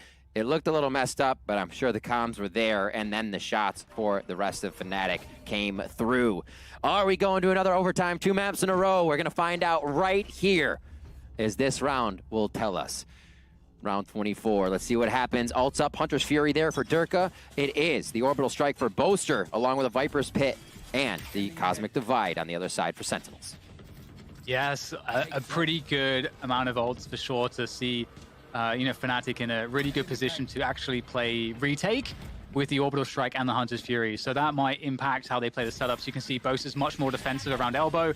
They've got one player committed on the site. Sick is going to go straight into Magnum. That's a very good kill to find. Boaster pops out, takes down Dapper. The Orbital Strike comes through so he can deny the push. The trades can't be there for Sentinels, but still, it's a 3v3. Still, the spike is in control for Sentinels. Oh my gosh. However, this push from TenZ, they don't expect it. And TenZ is going to be able to hold this backhaul by himself. A 3v2 pivotal play there by TenZ. The teleport's going to come in. He's going to be able to hold the site. The flash goes up. It's not going to matter. Dirk is able to take him out as the Leer goes away. Cosmic Divide is there. It's the last ultimate that's going to be available for this round. No one has a chance to grab another. Spike planted default now. Durka and Mystic versus Shazam and Zoms. Here comes FNATIC. Slowly edging their way forward. The tap of the spike, forcing out peaks, forcing out utility here. Sentinels, they know where one of them is. I don't know that they know where Zoms is just yet. Shazam is blocked off by this. Again, trying to fake it out. And there goes the peek from Zoms. He had to peek in case of the stick. And now here comes the stick. Shazam trying to dance. It's up to Mystic. He protects Durka. And we're going to another overtime here on map 2. Oh my word, Dan. This is exactly why I wanted to see these map selections go through. It's just, it would pressure each team. We would get an amazing series, and that's what's coming through right now. These teams are able to read each other in the final moments that they need to of each round.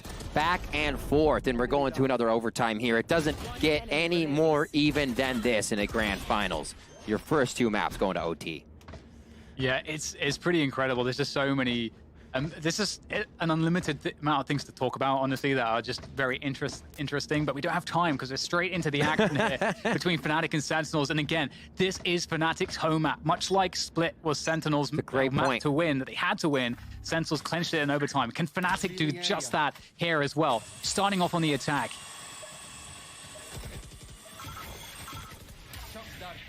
Darts are out, a lot of control. That could be a great shock dart. A little bit more damage onto the side of FNATIC. Boaster down to 47 HP as TenZ and Sick open up, and that's going to be 3 quick frags. This certainly makes things very awkward here for FNATIC. Boaster's stuck B long. His cross to the TP's being held. He's going to go down. And Magnum, sure, Magnum has the spike, but and a minute to play with, but against 4 players and with no teammates to speak of, it's very difficult. And you are going for it in an overtime. So we'll have to see what he's able to find. Interestingly, we're going to get Sentinels actually playing a 1-3. We'll get TenZ moving across now to assist Shazam. Little lean over now. They're going to be able to play the dart game as much as they want. As soon as they hear something go in, that's a dart from behind. Never mind. That's just TenZ. 13-12. Is that one spread FNATIC a little thin off the entry? It just seems like as soon... we've only got 2 maps on this, and 2 overtimes to see it, but as soon as Sentinels have that overtime refresh, it's a different team than what we've seen for the past rounds that got us to OT. They just kind of come out firing, not even holding hard angles, and they just throw you for a loop, and FNATIC could not find a way back in on that. Now, FNATIC gets to play the defense, and Sentinels has to come up with the strategy. I think in general, whenever Sentinels are in overtime, again, it doesn't matter what team they're playing, I feel like they're an advantage in overtime. So they're a very, very good team in overtime. Right. Well, we can go into that maybe in more detail in a moment, but you know, getting back into this one here, FNATIC looking to keep themselves alive in this second map. It is the best of 5, but again, they really need to win this bind. Dapper with his patented jump peaks. A lot of util, considering they would try to hide here. That was a drone as well that came in. They may have figured that drone got shot by somebody on the right, but it was shot from backside, I believe. So Nade and Shock Bolt are out. Boaster to drop sick right there. Beautiful wall into Hookah. Yeah, trying to get info there with the flashbang. Dapper reclaiming the position, spotted now. That's going to tell FNATIC exactly what's happening. There's Boaster's smoke to try to deny entry. He also drops the incendiary, so that if they were to push it through that smoke, they would get absolutely wrecked, so they have to respect it. They've also lost 6, so they don't have anyone to satchel in. They're going to be dropping straight in front of Magnum. He's going to take down 2. Huge result there from Magnum as Sentinels struggled desperately to get themselves on the site, and they're going to do just that, but in comes Mystic from the back. And speaking of the back, it's Zoms from backside. He's got to try to recover the spike. He's got 10 seconds. FNATIC can play the time here and force him to plant, but there's nowhere to plant right now. Has to fall inside the structure, and that's the moment for FNATIC to get onto the site, and Zoms is going to hear it. God. He's going to peek out, go for it, and it's not going to land. Mystic takes him down. FNATIC draw it up. We go again. Bring it to another OT round. FNATIC, do not let history repeat itself from map number 1. They will bring it to another overtime here. Let's get it swapped up one more time. Got to win by 2 in Magnum. I don't know if we can say his name enough throughout this tournament, but I'm pretty sure it can be said more because, man, the plays he's coming up with are giving FNATIC a breath of life in these situations. Yeah, it's just so many amazing things happening right now. The fact that there's no raise to satchel through that, the fact they have to wait out the incendiary, and then Magnum's in the perfect position to punish. Just brilliant stuff coming through here from FNATIC to hold on for dear life. But now they're in a position, it's once again the overtime situation, it's reset. So we'll see what FNATIC can do on the attack. This was their stronger half, as it was for Sentinels too. 10's up high. A site is held by 3 for Sentinels, 2 on B, so they can keep the darts swinging. You can see Durka and Shazam kind of playing dartsies over there at B when they were firing them, holding each other. Default now by FNATIC to come through. This also becomes a game of what mistakes will our opponents make, because it is coming down to shots, just instant headshots after coming out of a smoke. Great utility usage. So anything you can grab extra here, if an opponent makes an error, they use util out of place, you want to give that time. And that's why we're seeing these rounds go all the way down. Coming up very soon here, 30 seconds is usually that hit, maybe a 25 or 15 second. They're trying to fake the B site a little bit here and pull the rotation away because the spike's actually moving towards that A site, but TenZ is in an elevated position. He never bit that at all. He just stayed in position. And now Boaster will try to get through here, but there's very little left for him to be able to accomplish. He'll try to push through the smoke, but I mean, he's going to take down Sick, but still very difficult. Going to drop those smokes to try to get additional cover. Oh my goodness, just trying to creep through these smokes is so dangerous. Boaster picks up another through the smoke. So smart, so smart. Kill through the smokes. Unreal movement here from Boaster, but putting an end to the shenanigans will be Zoms. And I mean, I think it was a really interesting play there, Riv, because FNATIC actually shot that boombot in showers with 2 players. So then at that point, I think that made Sentinels think, hang on, we're not so sure about this hookah pressure, that this means anything. I mean, it's a great call. Seeing little things like that will completely stop a rotation, or even the lean of a rotation that somebody's going to leave the site. So having TenZ pushed up in that position gives him a lot of audio of what's going on in showers, and I think he made a great call there that he was able to hear more than one. Tens now and the rest of Sentinels back onto the attack side. This is where FNATIC was able to recoup the round and bring us to another overtime. Shazam will enter, and Tens will follow this drone as they make their way in. Whether or not it's an orb grab is yet to be seen, and it looks like they will play full silence. Now, Shazam is on. Obviously, he'll headshot somebody, but audio duty here. What will he see, and how much room can he take? Uh-oh, Tens' lurk here in showers makes me feel very afraid for FNATIC. Oh. The drone's not even coming through to this position. Tens, he might feel the opening here, because there is a huge opening. This is a gamble from FNATIC to leave this position open. His teammates, of course, working towards that B side of the map here, but Tens, oh, he's going to hear the reload well, but... Oh, and He's here it goes to hearing util. dumping, though.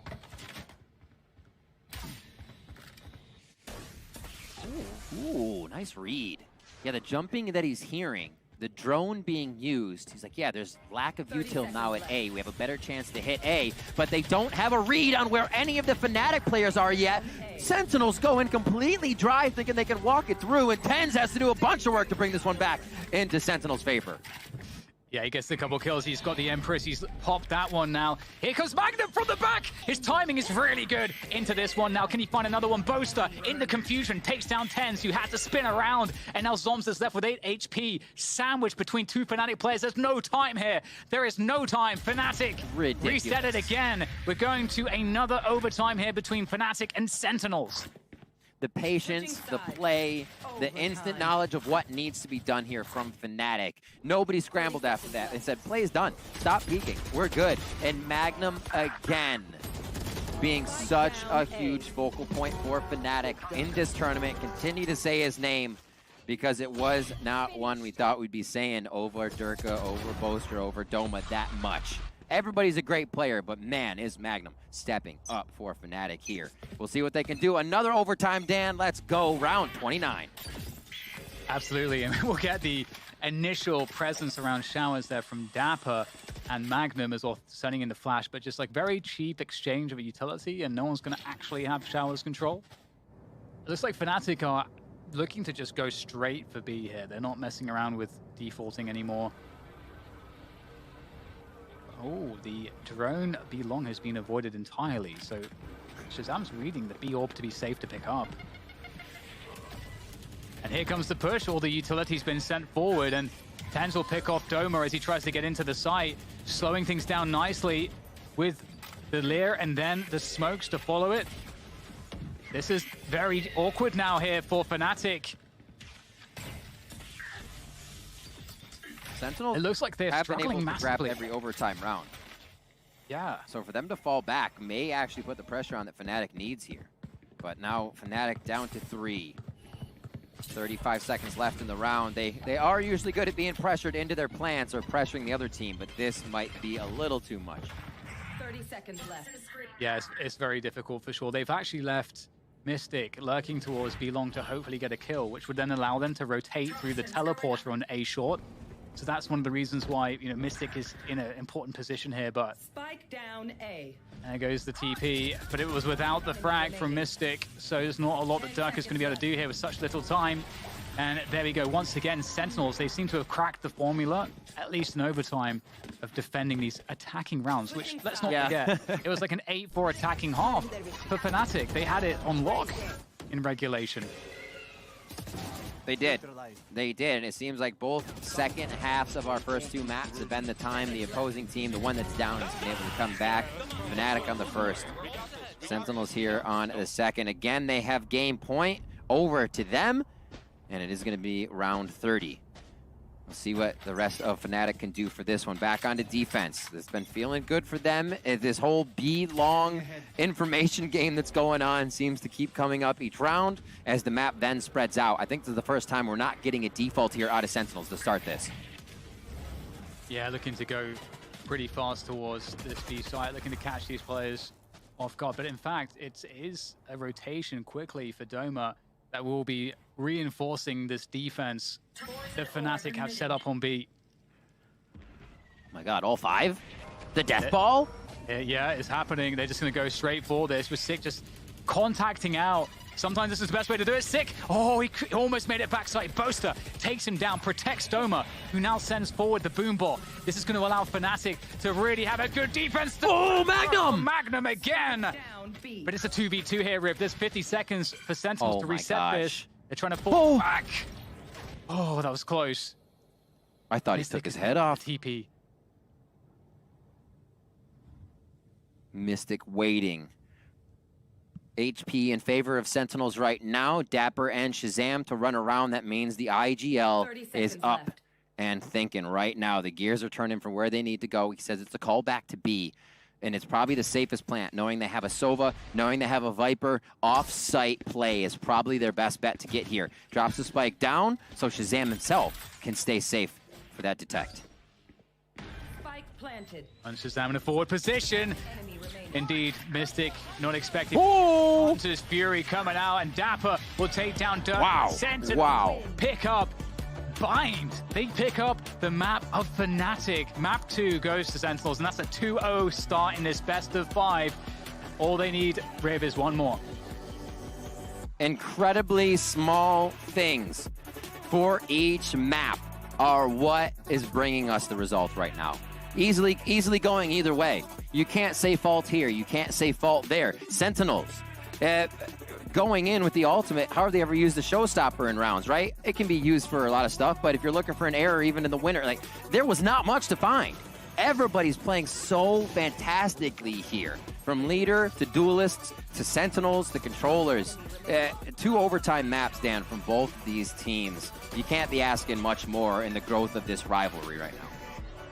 Yeah, totally agree with you on that one. It was so close. And again, for me, there is this element of, like, in the breakdown, in the chaos that we're in when we hit an overtime, where Sentinels, historically, the core of this lineup across since their inception, they've always been so good. When things break down into chaos, they seem to just really harness it so well. And we started to see those issues for FNATIC over time. And so, with that said, there is still a lot more action to come. So please stick around. We'll be right back after this.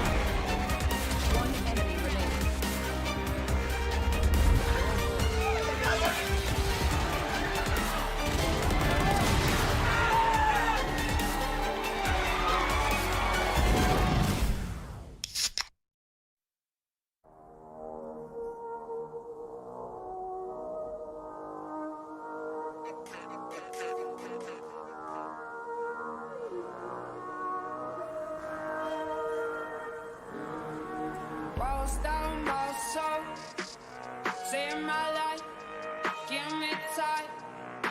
Say rolls down my soul, it's a rush, I'ma fight. Go ahead, give me all your fight. It's all I need, and I just wanna feel your light. It's all I need, and I just want you on my side. So tell me when you're right. Go ahead, give me all your fight.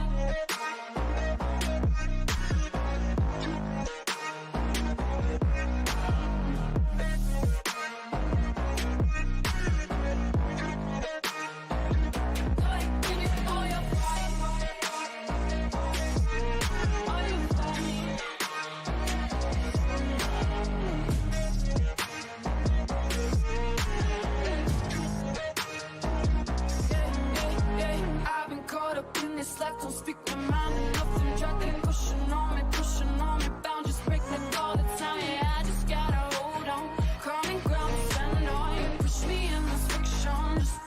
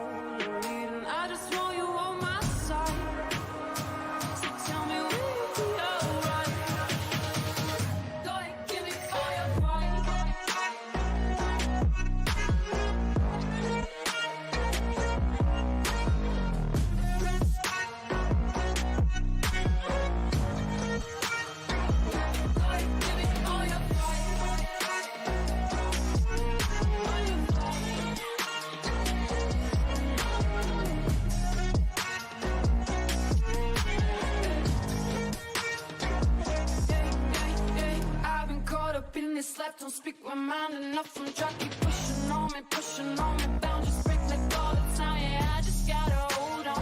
Common ground to stand on. You push me in this friction. Just go ahead, give me all your fight.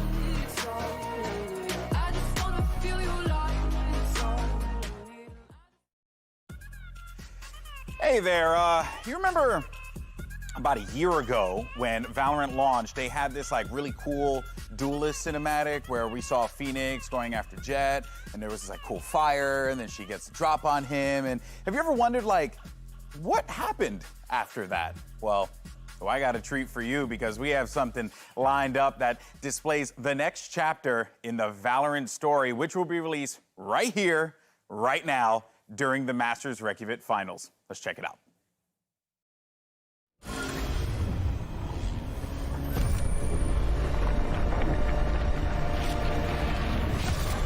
Just in. Reports of a disaster in Italy. 안녕하십니까. 이탈리아에서 들어온 지각이 폭발해 공중으로 떠오른 사건이 발생했습니다. Sta galleggiando a 300 metri da terra. Radionite may have been involved. Kingdom, whose Radionite power program accounts for more than 3/4 of the world's energy production, have denied any connection to this disaster. Anyone with information on the two unidentified radiants spotted at the scene is being asked to come forward.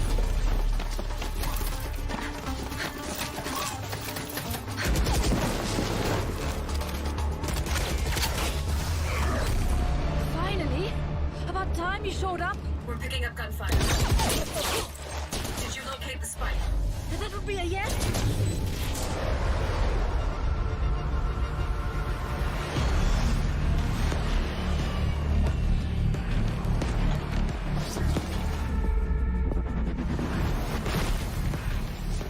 Stay close. Weapons ready. I was born ready.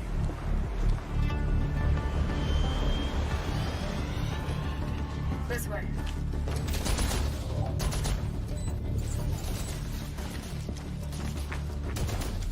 Hey, take a look. It's stealing radionite from the environment. How do we stop it? I'm on it. You'll need a radicore to power the heat signal. I got this. Phoenix, wait!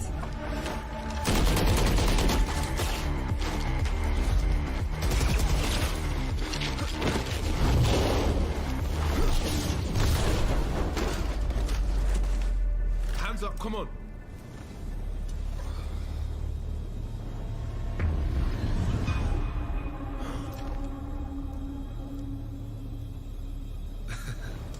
You should see your face.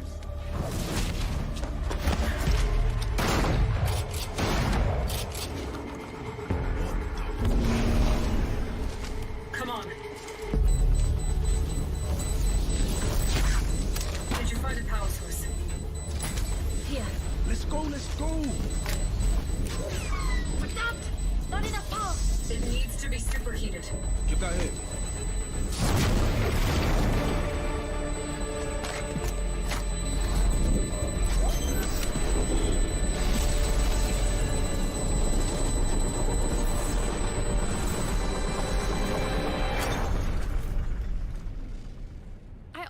Didn't expect that to work. Really? So, maybe give us a heads up next time? Sign secure. We're coming home. That the big man? Tell him I need answers this time. What is your problem? We crushed it. Phoenix gotta look in the mirror. How come they look like us? And what do they want our Radionite for? I'll talk to Brimstone. It's time we filled you in.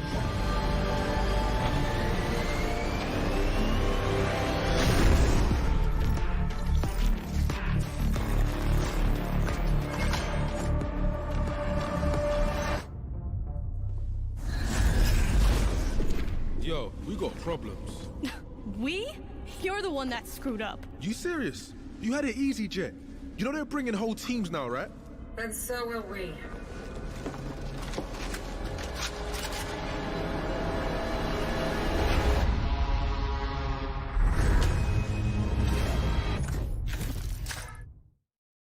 Starting now, you've got 48 hours to claim an exclusive Valorant player card with a cool duality theme. So you go to redeem.playvalorant.com and type in the code you see here. on the screen. You only have 48 hours to do so if you want to get that unique player card. Make sure you do it ASAP, and I ain't gonna front, that was dope. I'm actually really excited. I have no idea what's going on, but, you know, in Rito we trust. Anyway, moving on, though, guys, I thought that the script was on, and it turns out Sentinels have other plans. Maybe they want to go to the Blue Lagoon faster. I don't know. But Bind saw Sentinels go 2-0 in this Best of 5 finals. And here are your Prime Gaming map highlights. And Potter, Sentinels, they took a highly contested map. They sure did. They sure did. And, you know, in the beginning of this match, I thought, surely this is FNATIC dominating. They did such a fantastic job controlling the pace on the attacker side. The shower control coming out from Boaster, it constantly kept Sentinels guessing. They've lost control over that side of the map. And then the misdirections, because of the conditioning that FNATIC were able to do early on in the first half, they're able to throw out fakes after fakes after fakes, and it caught Sentinels off guard. But man, on the attack side, that is where these guys on Sentinels absolutely thrive. Tens going 8-1 in his first contact, first duels, winning out majority of them, nearly 200 ADR on him, just utilizing the dismiss in the perfect times. And man, Sentinels, every time they look like they're out, somehow, some way, a hero rises out.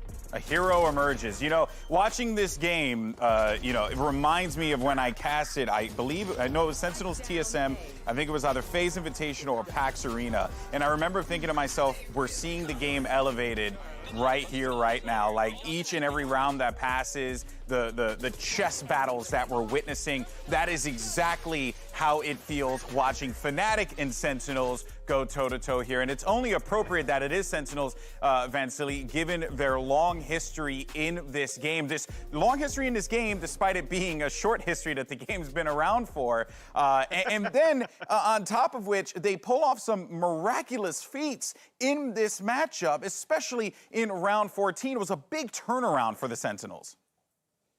100%. That came to a thrifty round there for Sentinels. Pretty much an equal at the same time. Tens, yes, he's able to get 2 sheriff kills to allow for Sentinels to get the plant, right? But when you look back at the defender side, when they had to rotate for FNATIC, they still had both initiators alive. So the recon guard and as well as a trailblazer allowed that information to come out. But what I really liked about this was that Sick was there with Dapper.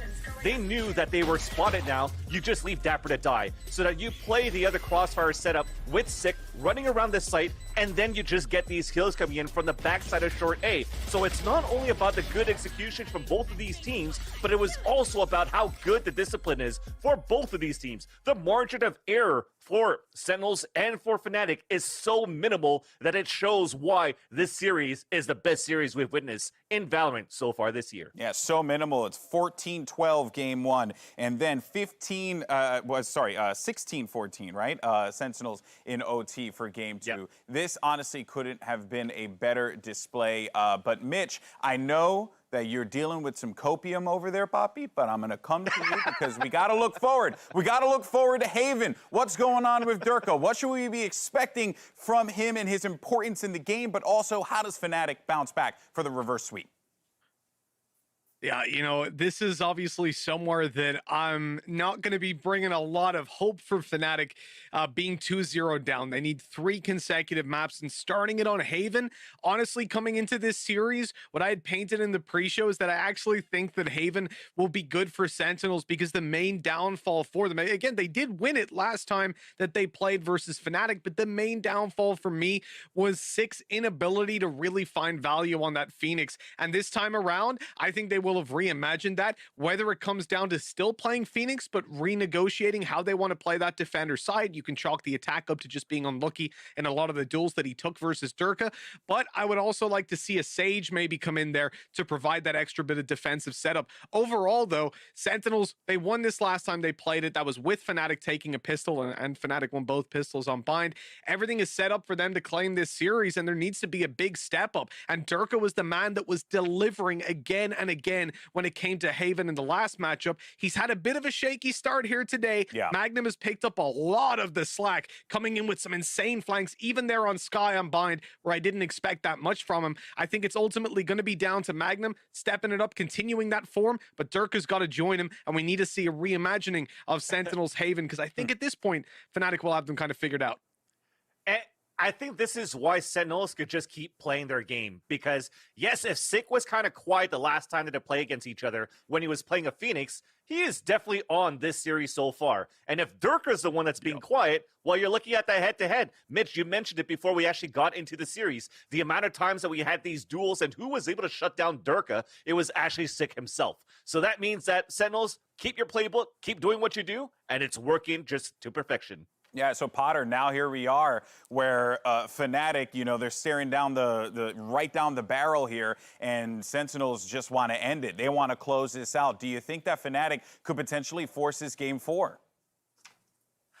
Oh, that's a tough one. I think so. You know, every one of these rounds have been so close. My biggest question is going to be, is Boaster going to kind of lean heavily more into this Brimstone pick? I've seen him kind of tinkering with the Astra and Haven. I'm looking straight at Boaster. I think he's the biggest playmaker on the FNATIC side. Every now and then, somehow, some way, he's able to rat his way into the back lines and create some sort of multi-kill scenario for himself. So I'm looking straight at that in-game leader. He tends to be the big playmaker. FNATIC are absolutely going to need him to step up to the plate.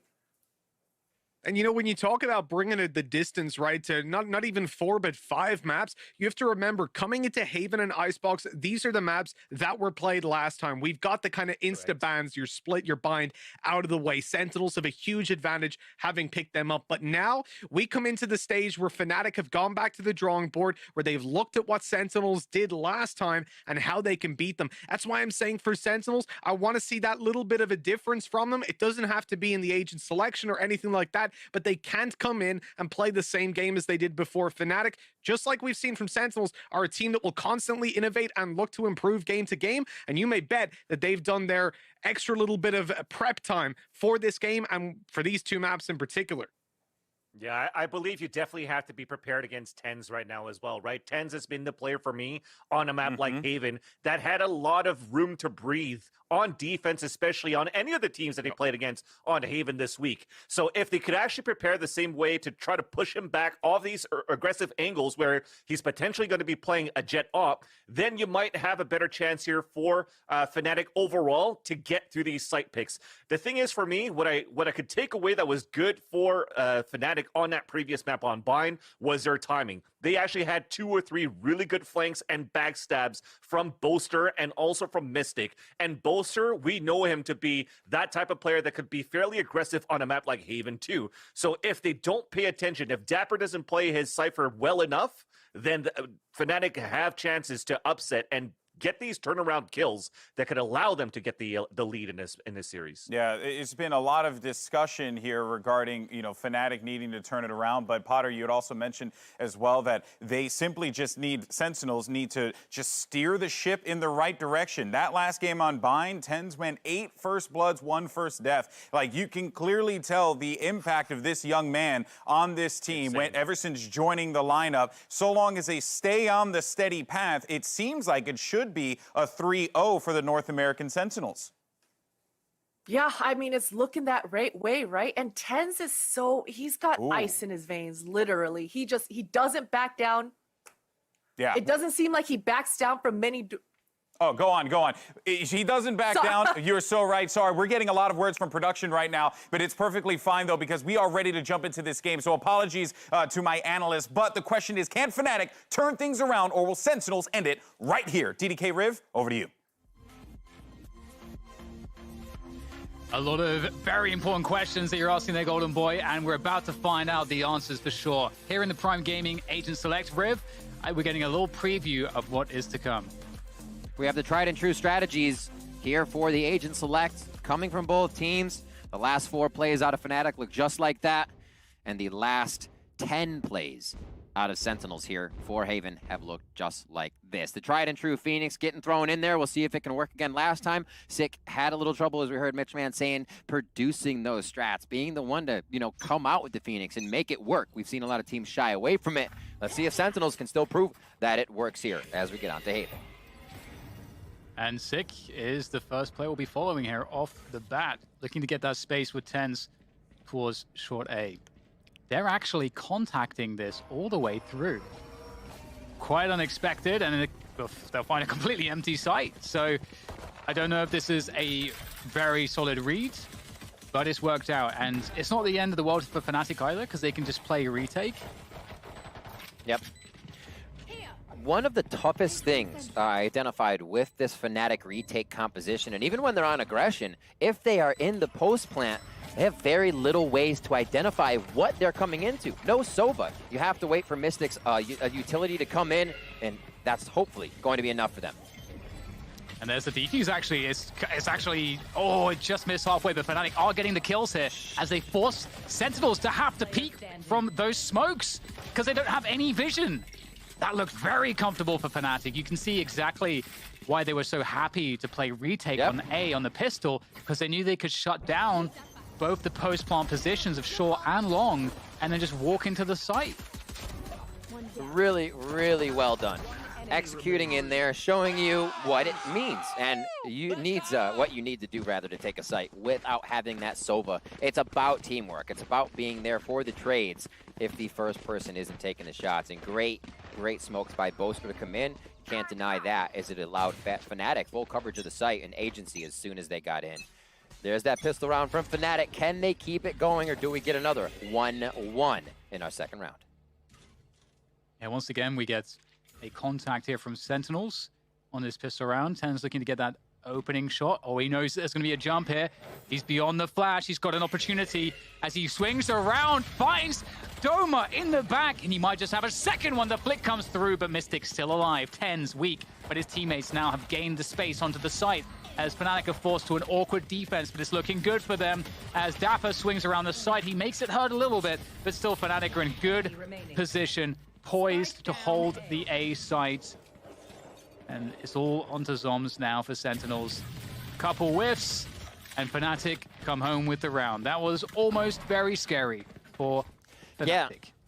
Looking at that round, it's one that Sentinels actually was able to exploit the first time they played FNATIC. In the situation, it was Mystic that Trailblazer down Cat, and Doma said, wait a minute, and turned around to find it was TenZ, I believe, at the time, taking him down. That time, they turn initially to watch A, adapt the strat, realize what's going down. FNATIC doing a great job of really making the little things count here and switching what cost them rounds in the first matchup here on Haven with Sentinels. So great to see the adaptation coming out. It's what exactly FNATIC needs, and they're starting to get that momentum. Yeah. We get the drone coming down A short as well, so lots of presence from Sentinels, because they also use the gravity well on A long to deny any vision of A long, and the cage was up A long for Sentinels, so Sentinels really pressuring this position, but this play with a judge close range is extremely worrisome for Sentinels, and they're gonna back the hell out of there. And we have the rotation from FNATIC. They've got 3 players on A for the time being. How do we miss a third round operator? Just dipping into the bank super hard here. I'm looking over, I'm like, wait a minute, is that actually what I think it is, with Spectres around the board? So it's kind of Durka playing defense for himself. A Spectre can be kind of medium to longish range if you want, but there's no rifle to trade with a missed shot from Durka, so he needs to play that a bit safe. He's going to post it long, which allows the team, this is great, because they're saying, well, we don't know what Sentinel's doing, so let's post up long, and we can fortify the other side of the map. A trade for kills comes in as we start things off. Boaster's in a great position. They're not expecting he's going to let the Zoms walk past. Trigger discipline moment here from Boaster as he holds the ground, and still they don't know about him. This is the play here. This will ruin everything for Sentinels. He comes through and he pulls the trigger. He only gets the one frag though. It's a 3v3. Still a good opportunity here for FNATIC, but that could have been so much more. And Durka comes through, dashing after the whiff. Chance is starting to fall here for FNATIC as now Sentinels start to pull ahead. Another missed opportunity there for Durka as Mystic swings around logs, looking for that next fight, able to take down Dapper, finds the second. Mystic has it all to do, alone in this situation. Is there any util here for Shazam? He's going for the hold here halfway. Shazam! He's going to pull the swing, and he's going to take down Mystic, picking up the round for Sentinels. Oh, Boaster, he's going to be really, really frustrated, surely, with that one. The corner to be checked. Turned around, got it. Oh, you love to see those plays happen, too. I mean, it's just as great to see it stop, but to see him be able to transfer that out would have been amazing. Boaster had such a great play coming up, and the wall kind of stopped him there. A little too much penetration value stopping the gun. 2-1. Sentinels pick one up here as they stop what was the operator round for Durka. Now onto a frenzy, but Bladestorm is there, so FNATIC is not that down and out. This is kind of a played strategy. Sick takes down Boaster, though, and now a 4v5. Yeah, scary stuff. You're trying to take that opening jewel. Oh, hello. Tens is going to find Magnum. Oh, my word. Fantastic follow-up onto Doma. Leaves FNATIC truly rocked after that. They have very little to work with now. Only 2 players remaining. And Tens is... Oh, hello. That right click somehow missed. Mystic will be loving it, though. And Durka's got the Bladestorm. I mean, this would be a highlight moment. It would have to be here from Durka, but the angle from Zoms there, that's the worst possible thing that could have happened for Durka. And Sentinels crush it through 2-2. Nice flanks, nice plays. Zoms there able to kind of solidify the round if everything in sight didn't go as it needed to. Look at that, right? As he was hitting the ground, before Tens was hitting the ground, his thought process was to the next play. Not where's the next person, it's my next play, and if someone's in front of me, they go down. That processing of information is so damn fast, and why we basically saw Doma still look in the same direction. This is the kind of caliber of play around the board you have to keep bringing to the table. 2-2 now. FNATIC to see what they can do on defense for one more round, as it's going to be a rotation around from Durka. He starts to lean towards different sites, and they're going to play the utility of Magnum towards BC here to make sure that Killjoy can lock that down. How do Sentinels get through? Should be not too hard on the eco. Yeah, and you can see here that FNATIC, you know, they just saw that Sentinels cleared A short with a drone, so they're actually posting up in case there was a player behind the drone. And, you know, it looks like, you know, as far as FNATIC are concerned, that Sentinels are not taking all this space that they just controlled towards A. So they're going to rotate off now. We definitely need to see a big game here from Durka, I feel. It does need to happen. It seems like FNATIC operates at a different pace, right? When Durka's kind of opening up everything. Their first match we saw, he kept continuously taking short A on Haven. It just opened up the map. They were able to work around everything else, and Boaster with that type of information is basically unstoppable. Here, they get a bit of that. Trade the 1-for-1, and now, with a rifle in Durka's hands, it's much more possible to make this round count. We'll see what they can do. And Durka will make himself known to Shazam. Durka probably doesn't expect Shazam to be there, but you'd imagine he'd be checking this angle as he crosses. But the perfect timing there for Shazam, just as Durka has to look towards Garage, that is when Shazam appears. And it's like Sick will take down Boaster. So there's not too much else happening here for FNATIC in terms of damage, it looks like. There is a safe exit for Sentinels if they want it. Mystic is going to try, they want to try to force the fight, so they want to try and make sure they actually die and get some kills along the way here. Sick will be pushed to defend. Another shot comes in. Another kill there for Doma, so damage being done. Nice shots from Doma. Able to steal away a Phantom. Can he get out of there in time? It looks like he should be able to. The spike is far enough away. That actually works out nicely for FNATIC. Doma has one of the most disgusting sheriffs at this event. Honestly, like, if he is not the best with the sheriff from what we've seen. He continuously under pressure can pull up multiple frags. It doesn't matter the situation. You'd love to see him whipping out the big iron to make something happen. So 3-2 here. We're looking at how the money's been working. Wins for Sentinels, $2,900 in credits for loss rounds going over to the side of FNATIC, which means If Durka loses everything this round, he'll have 3,000 credits next round. Easy math, they take a tactical timeout, but you can see how much it is hurting the economy flow now that Sentinels has strung together these 3 rounds. Also, on that last one, Dan, a lot of ultimates popped up for Sentinels. So to have that happen after FNATIC comes off an eco means Sentinels may be able to go for the throat once again, combining a lot of those ults. Yeah, definitely. It's going to be a really interesting situation because FNATIC also have that information. So I wonder what they'll be expecting. Because, you know, one thing that in any research FNATIC would have done is you have to know, okay, with the comp that Sentinels is running, where do their ultimates go when they get them? You know, what rounds, what tells are there in their default that let us know how they're going to utilize those? And should we play retake? Right. Because, you know, what are the spots that Six going to use this run it back? Like, there's just like so many of these things that if FNATIC have done their research, they might have a good idea as to what Sentinels might want to do. But you can't get too in your head with these things too if you're Sentinels and playing generally, because if you play too far outside of your own game, then you might run into, you know, you might outgame yourself, right? So exactly. It becomes very difficult in that sense, right? You always want to be able to play your game and avoid, 1, playing the enemy's game, or 2, playing to not lose, which is when you just play so scared, you're still on the map but not doing much, and you can never have that mentality. It just becomes chaos. We see these teams here in the finals, not really something that plagues them, but we still have to question who's going to be able to show up here on 3. Sentinels with 2 maps is putting that pressure on. And it's a lot of pressure here as they start to take the lead. These ultimates up, as we said before, and the spike is down for now. Controlled by the Cypher traps currently at the moment, but those actually just went down. So you can see Shazam's like, I'm going to go pick up the spike real quick. We need that in our hands. That's huge too, because the tripwires go out, which allows such a flank here from Doma. Nice kill from Sick, but again, there is a lot of problems for Sentinels because the trips go down, and now there can be pushes all across the map here from FNATIC. And they're in a 3v4 after plant. This will be tough. They've got a great spot for the plant. Shazam is able to play from long. He's got Hunter's Fury. There's a lot of things going here for Sentinel's favor. And there goes the push into TenZ. He's just going to hold the forward ground. He doesn't care. He's taking these fights by himself.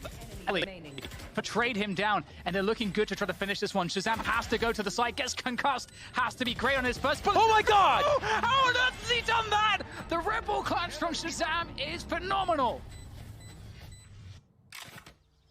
I don't think he had any right to win that, but you know what? It's Shazam. He is just better than you can ever expect in these moments, pulling out a transfer of all transfers there, connecting with every bullet, holding it true on that spray.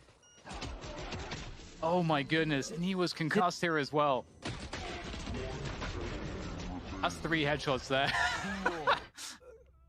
Oh my word. Okay. I mean, you saw Shazam do it. I'm not sure if there was a delay after the Trailblazer. They knew he was flashed. We'll go to the next round. Durka here trying to keep himself alive. They're back on the eco for FNATIC, and rounds like we just saw start to weigh on your opponents. Sentinels feeling great after those victories. Coming into round 7 here, it's a lot of action towards the A site with a big flank from Sentinels onto C already. What's this going to produce? Yeah, that flank is coming in as well from FNATIC. Mystic gets one on the front. Let's see if there's any more love here for FNATIC. My goodness, whoa, charging forward, and also the flank there by Magnum is good also. It puts Sentinels in a very odd position. Just around before, we have Shazam breaking FNATIC's back with such an insane clutch. And now we've got a very interesting situation here. Storm's lurking through spawn. We'll take down one. Magnum with the off angle there, able to punish, leaving Shazam alone. The Cosmic Divide as well. But this much time, Shazam could be anywhere. I think he's going to push all the way through. 30 seconds left.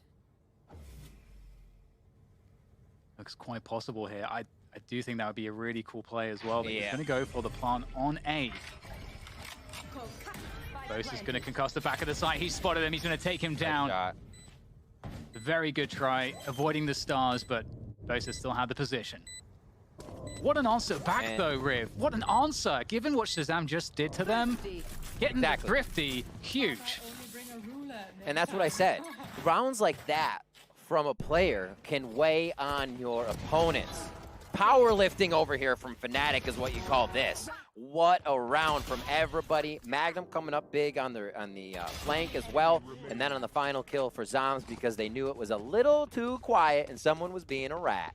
But you're right. To see that come through, to get the operator back into Durka's hands, FNATIC is doing everything they need to while getting attacked from each side by Sentinels to make sure they stick in this game and can bring it back to the one that they want to play right out of the gate each round. Durka with the peak. What can he produce?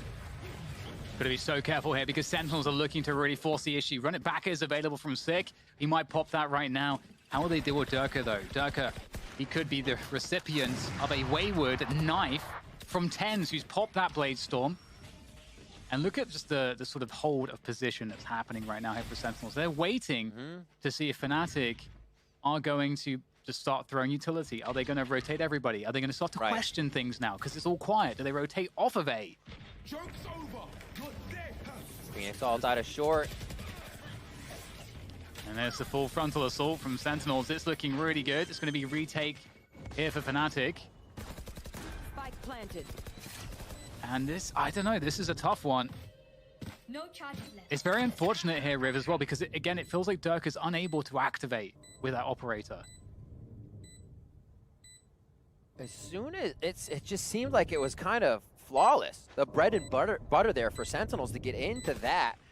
And I think the identification may be, where's Magnum? Magnum slows us down a lot. That's the utility in the site that can really stop us. Doma's going to throw some slows. Slows aren't damaging. Neither is a wall. So there's actually a lot that Sentinels won't have to worry about if they aren't initially seeing Magnum. Otherwise, you're going to have to work on against the amazing aim of FNATIC and their members. But we know what that means. And seeing what type of crowd control or damaging abilities that would displace you are presented at a site, Sentinels are going to feel much more comfortable following Sick in once he identifies that information. So nice, quick, clean round there to get themselves in. And we'll keep an eye on if they're finding Magnum, staying away from Magnum, because he's doing a great job at utilizing Killjoy bots between alert in the middle of B, turret over at C, so he can spread two sites and play it nicely in garage. Here he's setting up his turret, as you see on the mini-map, in the corner, and he'll head back to a garage position to activate both of those and keep that side of the map clean, which almost means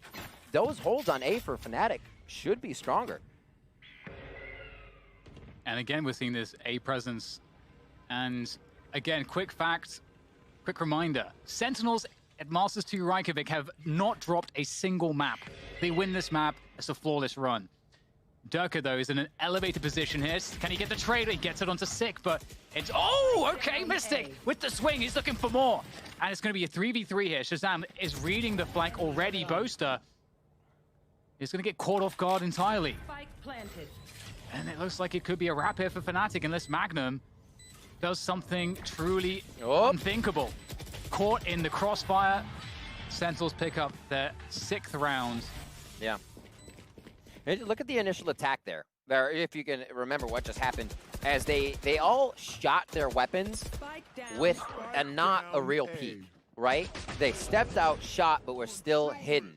Literally to confuse the crap out of your opponent, and then everybody peeked at the same time. It's the consistency of knowing that everybody's going to be doing the same thing. How to execute on even one person in the site that continues, I think, to bring Sentinels on top of these situations. Just having that fundamental, the next step and the next step in place, and always being able to execute on that. Durka looking to make a play, and this could be huge with the Storm as he's seen and caught out by the Cypher Cam. Yeah, definitely. And he does a good job there by destroying it before it can get vision, so he could still be out there. But it's going to be it looks like a straight push here. Oh, the updraft peak. They were ready and waiting for that one. Sentinels were just holding their ground, looking for the response. Picked up Durka, and now they're just charging through to the site. Backside control for Boaster. He's got to hit every shot. Dapper will eventually take him down, and with the neural theft, they know exactly what's going on. Mystic, last player standing. It's going to get taken down by Dapper as well. 7-3 opening here is looking very dominant from Sentinels thus far, and it really feels like a struggle for FNATIC. You know, Durka can't activate. He got punished for playing too aggressively in the last series against FNATIC. He's getting punished for not playing aggressively enough in some spots. And in the spots where he chooses, right then, Sentinels are just waiting for that move. They've heard the Blade Storm. They know that's a huge possibility, and they wait for it. And it's wild to see. We are strong. Come party with me, he said. So looking at how it's happening, you just see they're avoiding all of the danger at first. And everything becomes an advantage as they start off. Almost able to hit Magnum there. Magnum playing it nice and getting 1 HP as he gets the heal up from Sky. A little bit of a reset, and they're back onto ultimates. Boaster's found out as he tries to play a close shot, Dan. Now they're into C again. Yeah, good punish there coming through. But it's going to be very difficult here for FNATIC to get too much more here. Durka takes down TenZ, but going to need much, much more. Some distraction coming from Garage, but they do know where Durka is. So you can see Shazam holding this position. Yeah. Good angle from Sick here. There's a swing from Durka. Won't land. Sick splash will get destroyed, and he'll get taken down as well. 8-3 now for Sentinels. Starting to look pretty straightforward for them in the first half of Haven. It's becoming just a series of multi-kills almost, you know? We see a lot of members going down. We just saw Shazam's there, able to get 2 or 3 at the end of the round. TenZ making work here with 2 of his own. So if we're not getting 1-for-1s across the map, it's going to be hard for FNATIC to be able to come up on top of these strats. Plus, they continue to be kind of just pushed into the floor on credits, what they can buy here to another gun round. They're facing 3 powerful ultimates on the side of Sentinels. It's like they continue to come up so Sentinels can rinse and repeat and make every gun round FNATIC has that much harder. And there's the Hunter's Fury to try to destroy the lockdown. They did not do that. Transfer from Zombs won't connect either. FNATIC with a nice crunch through mid. Whoa. But it's down to Durka now. He's got 3 players left to go. He knows where 1 is. Where's the extra player? The flick's not good. TenZ swings through and just annihilates Durka there. That was so fast. 9-3. And we switch sides. The second half. Is this it for FNATIC? Is this Sentinel sweeping the grand finals 3-0 and being undefeated throughout the entire tournament? That would be something. Dan, I think they unleashed TenZ on a bit of the content plays. Shazam said, run free, make it happen. And I think we're getting a few from him. He's had such a great series here. The question also for Sentinels was, would that change be it? Would TenZ be able to be TenZ on land? It's all this guy wanted. The break he took was, I'll come back when it's land time. And he did. And now he's there representing for North America at the grand finals of Reykjavík Masters here. And FNATIC as well, fighting now to keep themselves in this. 2 maps down, still have what it takes. They're going to do the first B strat, Dan. Let's see how this pays off for them. Yeah, Zombs straight there, backside, holding things down with the assistance of Sick. Still in position, still causing problems here for FNATIC as they try to push this forward. The wall is slowly being broken, and the integrity of this push is starting to wane as FNATIC still try to hold on with what they have. Missed it with 2 great headshots. Boaster with the finishing move. Great for FNATIC there. That's the start they needed into this second half. They just have to hold on against the pistols. Super, super big. See how this one happens again. Mystic, everything on the outside that he can produce to give the team the advantage, and Boaster there to finalize. See if those frags can keep coming up in the second half for Doma and Boaster. Usually we see those 2 able to lead the charge a little bit with more confident shots, and it may be making FNATIC play a bit more timid to these situations. Here they should have that momentum after pistol round. We'll see if they can grab it. It is going to be the Marshall for TenZ this time. We'll see if they can stop the eco from FNATIC. Really fast pace, straight into B. Durka with a dash straight backside. Oh my god, Sick! Just, I think that was a point-blank shot straight in the side of Durka's face. Now we've got FNATIC, you know, they have control of the site. They use the wall to block off A-Link. So they have a setup here. And it's just going to be tough for the pistols. Oh my god, the spray from Mystic is fantastic. What a player this guy is. Now Sentinels have the site. Seekers go forward. That's going to confirm the information as to where they are. And there's still those nano swarms, I believe. And there goes one. It's going to be very hard for Sentinels. Cloudburst goes down. Oh my god, the spray, the transfer from Shazam. Out comes the Sheriff. He's looking for the headshot. And it's going to be FNATIC, though. They're going to lock it in. I love the B play on an anti-eco.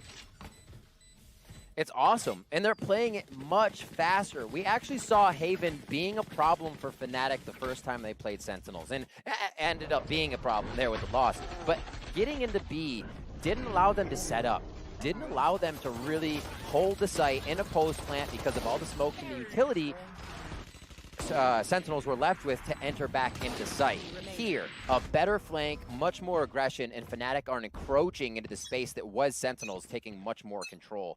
So a nice job there, and being able to take the site without really having too much of a post plant. You're just, well, it is a post plant, but you're just setting up defense inside the site, which becomes very tricky.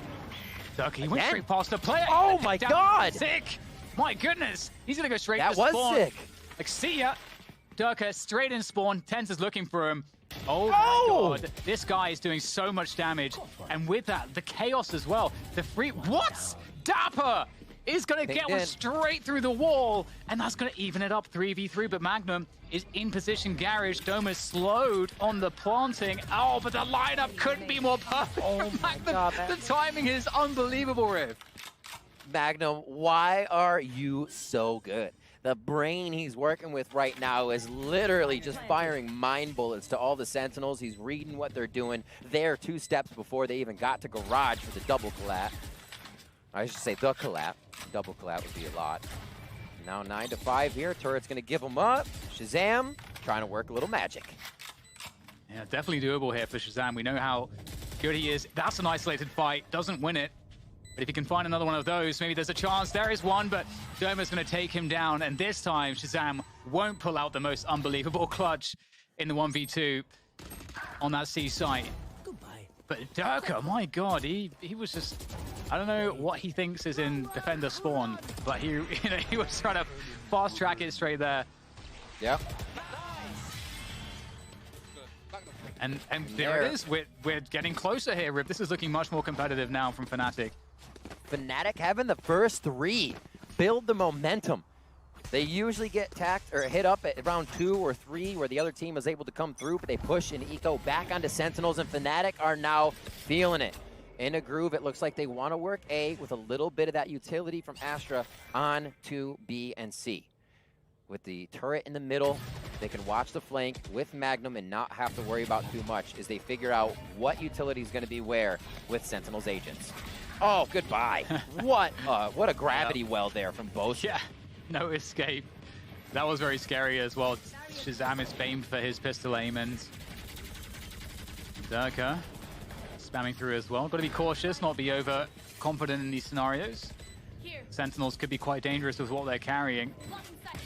There we go. Dapper opens it up onto Durka. 4v4. They've got some site position. Just diving onto Doma. Trading again with the Sheriffs.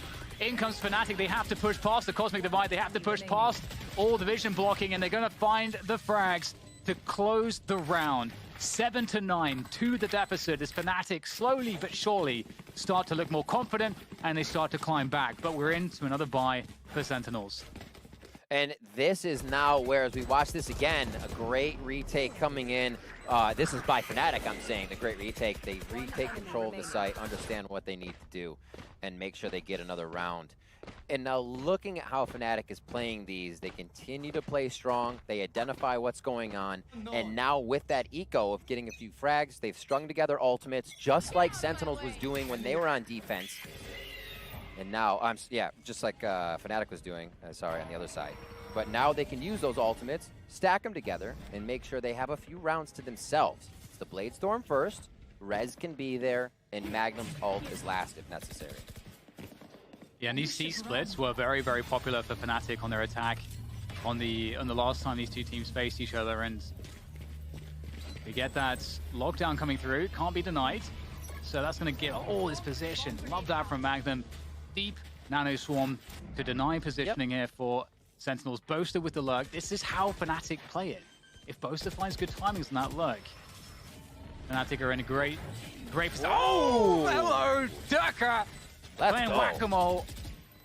And that is a really good opening for FNATIC at 4 versus 2 now. And Durka's looking for more. and he's going to get it. Tens goes down, and now there's no hope for Shazam.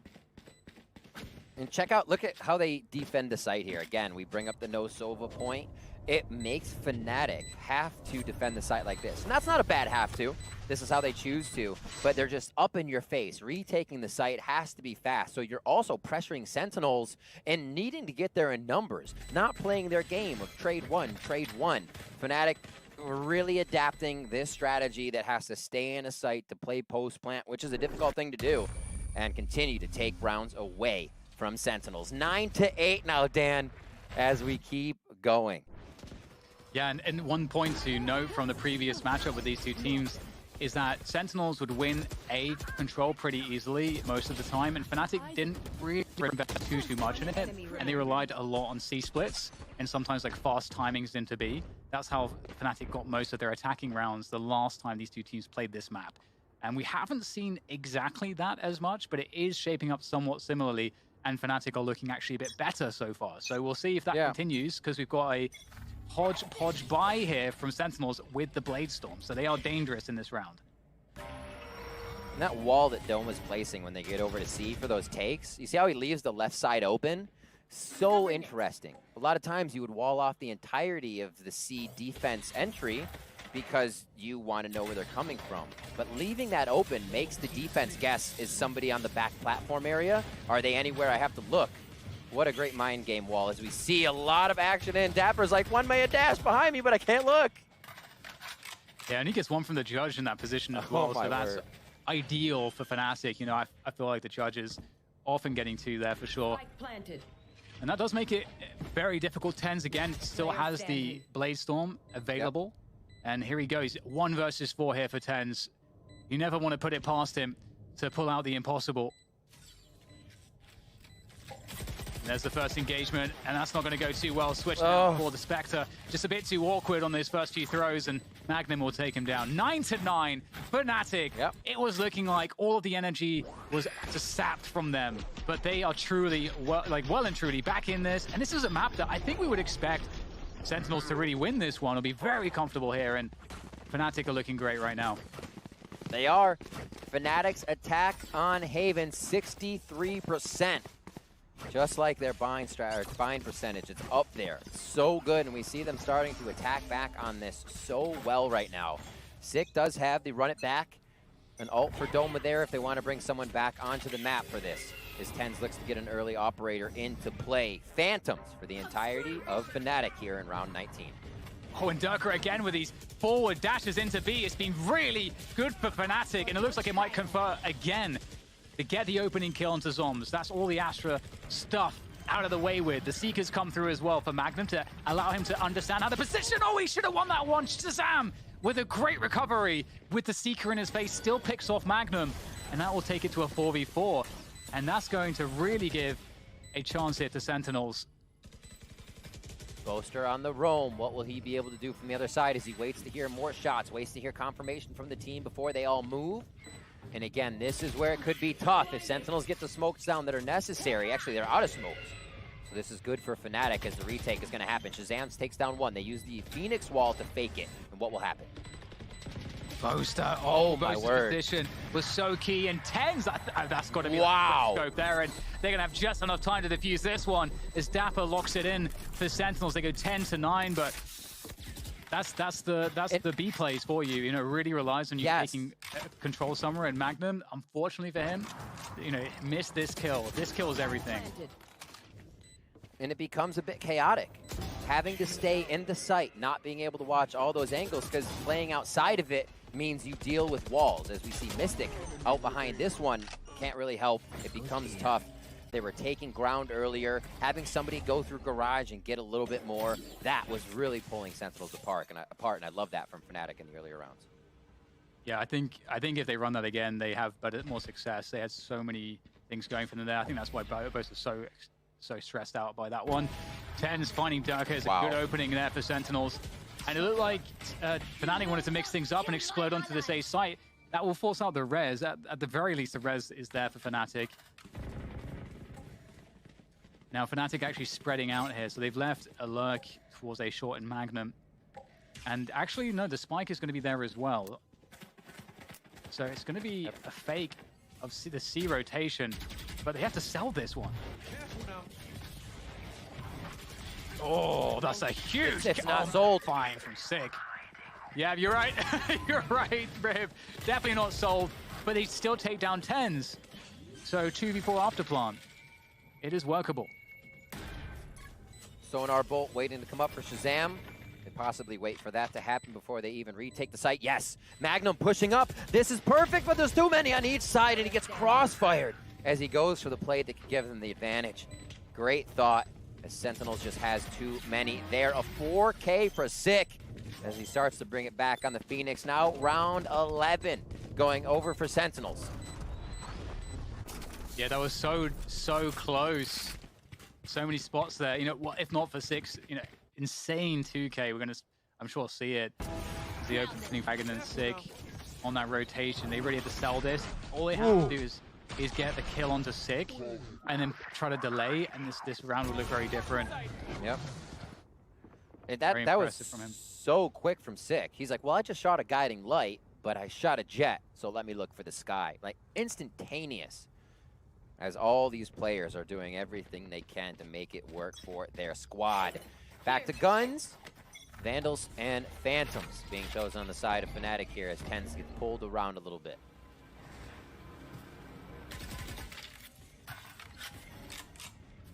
It's the default looking once again as it did in previous rounds here, where limited focus towards A. In fact, a lot left up to Tens on A. He's the solo defender there with the operator. And it makes a lot of sense. You can see that there is 6 actually on B here. They're expecting FNATIC to go back to these B plays, which have been quite successful. Largely successful for FNATIC, and they need success right now, so you would expect it. Divide comes through. They're going for a fast switch up into the C site. There's the dive through. Oh my god, Sentinels bring the fight to FNATIC. The double dive through. You hardly ever see it. Sick goes back in, and there's another one as well. It's going to be Dapper taking down Magnum. Boaster trades, and now he's a left V2. Doesn't expect Dapper to be there. That's 12. That's championship point for Sentinels. Match point. This is it. This is the moment. Now FNATIC have no more lives left. They can't set a foot wrong at this point. But yeah, you're right, Riv. What an insane call, just at such a moment's notice, for Sentinels to communicate to each other, we're pushing through this together. Like, you already have the team on their heels to say, all right, we have a few rounds to jump in your face in the championship grand finals BO5. Like, those are not the plays you're expecting a lot from people unless it's a Jet or a Phoenix just by himself. Dan, here we are, 12-9, possible championship point here for Sentinels. And Bosa goes down straight away, trying to challenge Tens on that A-long position. And in goes the B play. Trades on through as they vibe for position. FNATIC, they get the wall up. Res is available here for Doma if he can find it. It's going to be very difficult, though, because they know surely that someone is in this site. It's Shazam sending forward all the utility there. Gets caught, though. And we also get the lockdown coming through here. And Doma's in such an awkward position by himself. Finally gets the res in. Sick, making his way from C-Link. FNATIC in a 4 versus 2 here. It's going to take a lot for Sick and Tends to pull this one out. Magnum with the flank. He's going to find both players. There's oh the my god. Great stuff. So great timing from Magnum.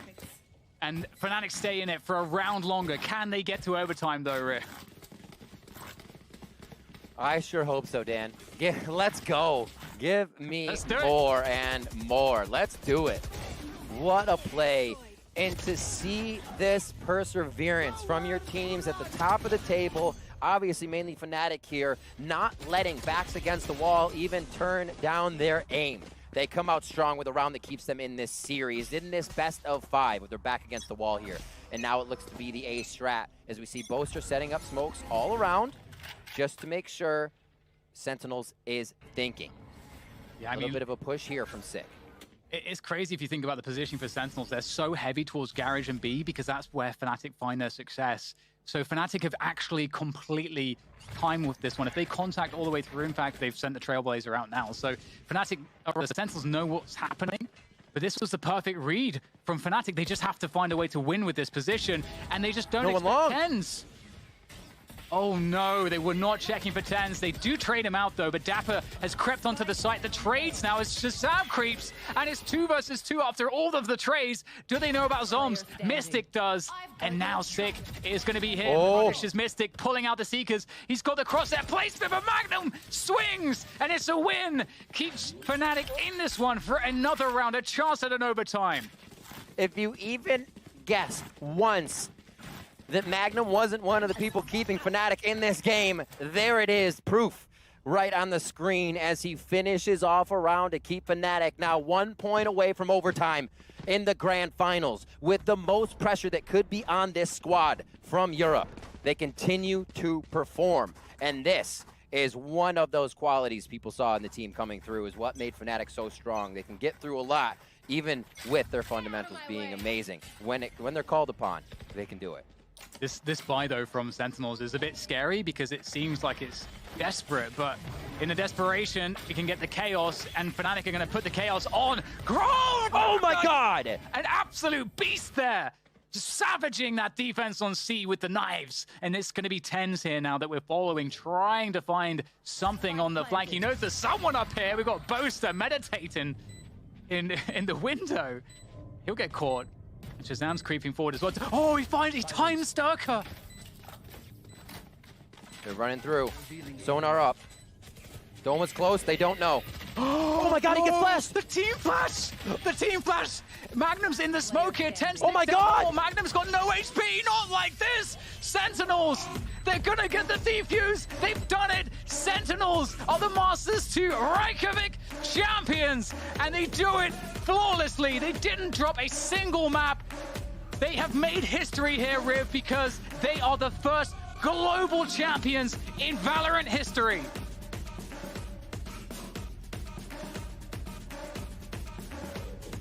Stunned FNATIC. Played so well throughout everything, coming in as such a strong team. And we see a grand finals that continue to go the distance with overtime. A 3-0 still, as we said, for FNATIC.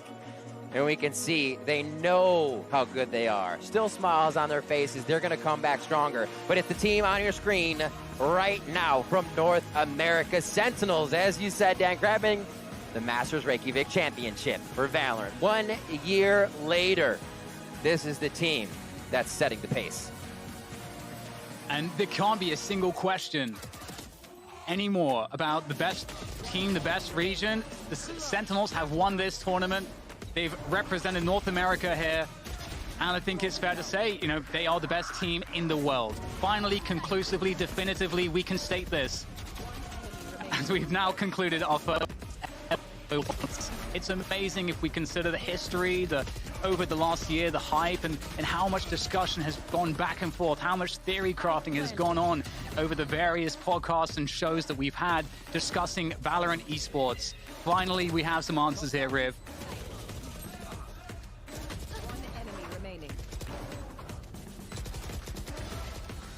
What a game from this team. TenZ gets to play on land, having a great time for himself. Sentinels come up so strong throughout the tournament. And like you said, without dropping a map, they're able to come in and make this happen. And no doubters anymore that Sentinels can perform as the best team in the world. And some of the things that they had to do to make this happen is kind of insane, because I really feel like FNATIC played an incredible game of Valorant here. At this tournament, they played so very well. And against Sentinels, they played so very well. But there is just this element, there's this X factor that exists with the players on Sentinels that just somehow always makes it feel like it's possible. Stuff like we're seeing right there from TenZ. Every single player delivers so much in the key moments that you just always have something. You always have a play. You always have a chance with this team, no matter the situation. Spike down. Great communication from map to map. In this series, there wasn't a lot of combo utility usage. A lot of the set plays were done with bodies. A lot of things were brought forward with power and numbers and kind of trying to find the precedent of your opponent. And Sentinels as well. The first bloods coming out of TenZ, the ability to take FNATIC down a member is always going to make it harder. Yes, it's so crazy to think that, you know, we've come all this way and this is the moment that we... Well, I guess we'll throw it over to Dash on stage. Sentinels.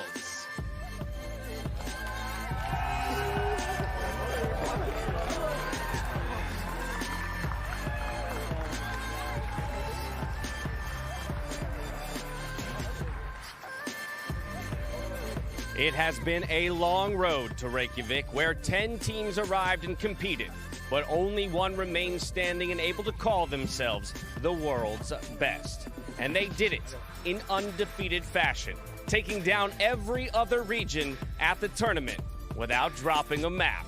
Once again, Sentinels and Sick, I'm coming to you first right here on my right. My dude, how does it feel to be the first ever winner of an international LAN for Valorant? Yeah, I mean, it feels really good. Like my entire CS career, like I was wanting this so bad. So like to come out right out of the gate in Valorant and being able to, you know, prove everybody wrong and like prove that I could be a champion is really good. And you do it reunited with your boy Shaz over there. But beyond that, yes, this title earns you the title of best in the world. And we know that definitively at this point. But I'm curious from your own standpoint, why you think, what makes Sentinels the best team in the world? Yeah, honestly, it's really just our adaptability and like the chemistry we have together. It's actually insane. So like overall, we're just like, it's the best teammates I've ever had. So in general, like we just have like the kind of chemistry that I can't even describe. Like we just go in and just own everybody. So it's insane. And we see it play out there in the 3-0. Dapper, coming to you next. This is a series that you've now had to play through twice, essentially, against FNATIC. Yeah. The first time around, you got it 13-11, 13-10. This one, they played you close throughout. And I'm thinking particularly map 2 on Bind, their best map. You at one point were down 9-4. So specifically, I want you to walk me through that map, how you guys clawed it back and were able to shut them out. Yeah, so when we go down to like those like insane like detriments, I always do like round by round, like let's go, we get to win this, like let's go. When we lose the stupid rounds, like don't worry about it, don't talk about it, just keep focused. And yeah, like we all have mental strength to just bounce back, and you know, that's what makes us great. Now you do realize after taking the victory like this on LAN that you've put a bit of a target on your back now for every future Valorant event. So Dapper, I want to hear from you what you have to say to the rest of the Valorant world out there who's looking to come for you. You know, good luck. We're just going to get better. That falls exactly in line with what Shaz told me the last time I talked to him coming into the final series. Said, good luck. You're going to need it. And, dude, you brought the whole team to a 3-0, another shutout. You broke out the IGL jacket here today, special occasion. How's that trophy feel? It's heavy. All right, I'll try and get you out of here quickly then so you can go put it down in the trophy case. But I know that this has been a long road for you, a long time coming. An entire career in CSGO, the transition over here into Valorant, being the leader for the team. We talked about everything that you do day in and day out to help lead this crew to victory. Give me a sense, man, of everything that's going through your mind, your body right now as you take this in. It's crazy, man. We made this team over a year ago now, and you know, there's a lot of doubt, a lot of people saying watch player this and that, but like this like proves to a point that like don't let anyone else tell you what you can or can't do. Like, don't let others decide your future. Like, we put the work in, and it shows. We're here now. History's being made right here on this stage. TenZ, you weren't even on this team a few months ago, man. What? Now you're a LAN champion. You're the world's best. How are you feeling? Always, like, I feel wonderful. This team is amazing, and I feel right at home with them. And hopefully I can continue playing with them because this is the best team I've ever played on. I mean, you are so early on in your career, such a young player with so much promise, and it seems the way the world talks about you that there has to be this pressure building. And there was a lot of conversation about how it would perform out here on a LAN in and of itself. How are you responding to that pressure? How are you taking all of that in?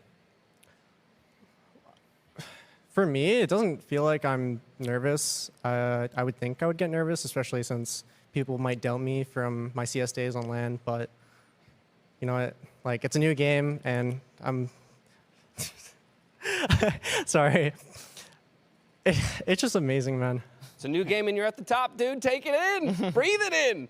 There's no one else out there to steal that oxygen. Zoms, finally for you, this is a game, Valorant, a scene that has brought players around from all different game types, yourself included, Overwatch, Apex. I want to first get a little bit of a sense of what the transition was like for you as a player from one scene to another. Yeah, I mean, it's pretty easy for me. I'm just insane at every FPS. Any new game that comes out, I'll be pro, whatever, you know. You know how it is for all the right, nation. well, but okay, you just stick around in Valorant for a bit, will you? We'll see what happens. No guarantee. All right, talk like that is what I love to hear. We know that from here, we're looking at Berlin. And in fact, with this victory, I don't know if you guys know this, but you have already locked a spot in Champions at the end of the year. So I also want to get a sense from you how that feels. To not only take the victory here, but to have propelled yourself into that position. Yeah, it feels super good. I mean, that's the main thing we want to win. That's our goal, to win Champions end of the year. This is just the stepping stone, and we're going to take Champions. All righty. Well, once again, to all of you, congratulations on a phenomenal achievement. And to everyone around the world, what an incredible journey this has been. Bringing together the best teams from around the world to compete here in Reykjavík, Iceland. An amazing host to what is the first international LAN in Valorant history, and it will go down as such. Now, we've seen wild clutches, we've seen amazing aces, we've seen nail-biting overtimes, a couple of them in this final series here, and the rise of brilliant new stars. The future is bright for Valorant. And as we bring this event to a close, we set our sights on Berlin. So one last time, join me in celebrating your Masters Reykjavík champions, Sentinels.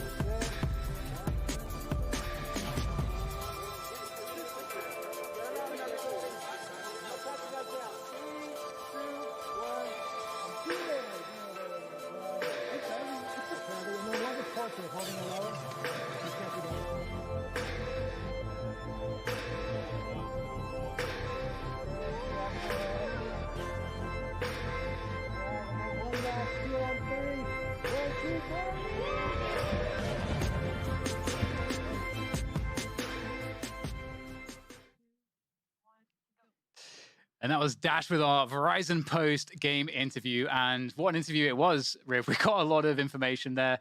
Tens, really wants to stay on playing with Sentinels. You can't blame him. It's amazing that, because that also reminds me too that, yeah, he is pretty new to performing on LAN. So this is amazing that this is the first major result he's ever had in his career. And given that he coming into this was considered the best in North America, I think now that, really starts to cement it. It does. I kind of talked about the story a bit before, previously in the week, that if Tens were able to do this, even if he didn't, still one of the top players, the way it worked. And this just goes to show the entirety of Tens, Sentinels, and the team. It's not a honeymoon phase. They were able to make this work without dropping a map. It came close by some teams, but that's Sentinel's adaptation to find a way through in the overtimes to win. And we see what the top of the table gameplay looks like. It's pressure each round. It's overtime matches. I cannot wait for the future of Valorant to keep going because it's open. When this all starts, anybody can be the one on that stage. So we could get even more teams, even more players, and every region is going to grow from this. And I can't wait to look at the highlights here from just this game. Again, as we were going to soon, Sentinels versus FNATIC delivered all the way through. We never like to get 3-0 grand finals, but the fact that we got overtime maps going through there made it feel great. Yeah, and I think also, FNATIC really proved and showed that they're able to have some really good resilience. We saw in Haven a comeback. I wasn't expecting it.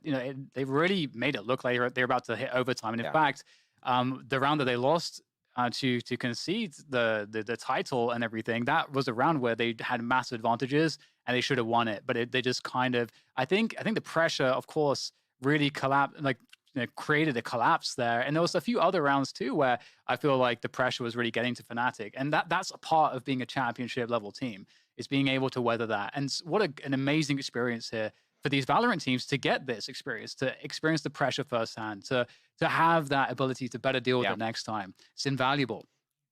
And I mean, there's not much to talk about since they're one of the only ones, but you have to say, hats off to Sentinels for making champions already. There were only 3 teams with a victory here that could have done it, Sentinels being one of them. And they find that success. So it has to feel good knowing that you have surpassed all the talent in your region consistently that much, that you are locking a spot, and just confirm all the work you have put in, that leadership that Shazam has been trying to bring out to the team. And the fact that this team of Sentinels works so well together, it's kind of absurd to see. You know, on paper, you say this will look good. Sometimes that falters in game, but it just doesn't for them recently.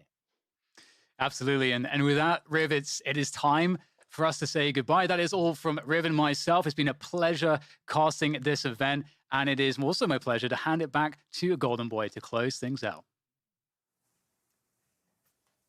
Thank you so much, DDK and Rivington. Great work all week. Great work to all of our casters. And of course, a massive congratulations to the Sentinels. They are your Masters Reykjavík champions. And, you know, Mitch, let's just jump right into some of the highlight moments from that matchup. And Mitch, you look a little disheveled over there. I hope you're okay, buddy. But, you know, man, FNATIC played their hearts out. They left their hearts on the stage. You love to see that kind of grit from that team. They clawed their way back into this game.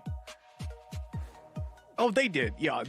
Look, this was a close series, two OTs rather. Then we go 13-11 to finish it off. But I was so blown away by Sentinel's presence throughout this game. The point that Potter brought up in the very first map, it rung true on every single one. Sentinels didn't give these 50-50 fights. They didn't take what over here in Europe is thought to be the North American style, the generic double duelist, go and take some fights and try to out-aim everybody. That is not how Sentinels played. This was calculated. I made the comment during the game that it's like a drill sergeant. It's just coming through and getting the Marines in line. They look like a squad. I really enjoyed watching their gameplay as much as it might have hurt my little European heart. I gotta say though, for FNATIC, their journey has been incredible. It's only been 2 months now that they've actually been with this roster, a little under, in fact, that they've had this core 5 together. And for the boys out there representing EMEA, I just wanted to say, we're all proud of you. Like, realistically, I was, 4 or 5 months ago that we were sat down begging on every single stream, somebody please pick up this team. They made it to the finals of First Strike and still didn't have an organization. They've come so far. They've done EMEA proud, but at the end of the day, Sentinels were definitely the better team today.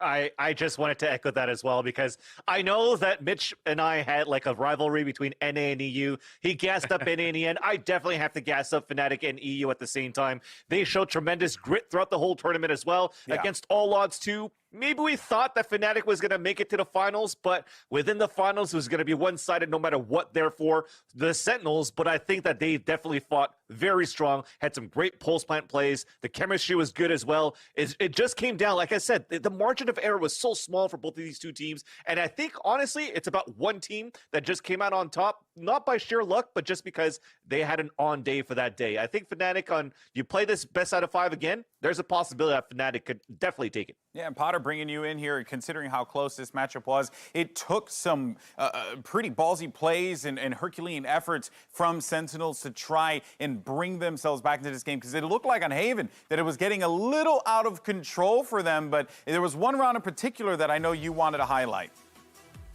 Yeah, exactly. We're hopping right into this round 19. As you mentioned, that comeback, it was on full steam ahead. And this is a post-plant scenario. They've already got the spike down at this B site. Look at the positions of FNATIC. So optimal. The crossfires, Dirtgate, back site. This should be an impossible scenario for Sentinels to be able to come back into. But the communication, it's been strong. We've been talking about it. Sentinels, they're just biding their time, picking and prodding, and right here, Dapper starting things off right. Full run and gun takes out Durkee, and these are the kinds of things that make Sentinels so deadly. Look at Dapper, the forethought on him. He's thinking, hey, there's not enough contact front sight here. What's going on? Let me take a look at my flank. He sniffs it out, takes them out towards that A-Link, and that kill right there was everything for Sentinels. And to be able to turn it around and clutch out that retake completely deflated all of FNATIC's hard work.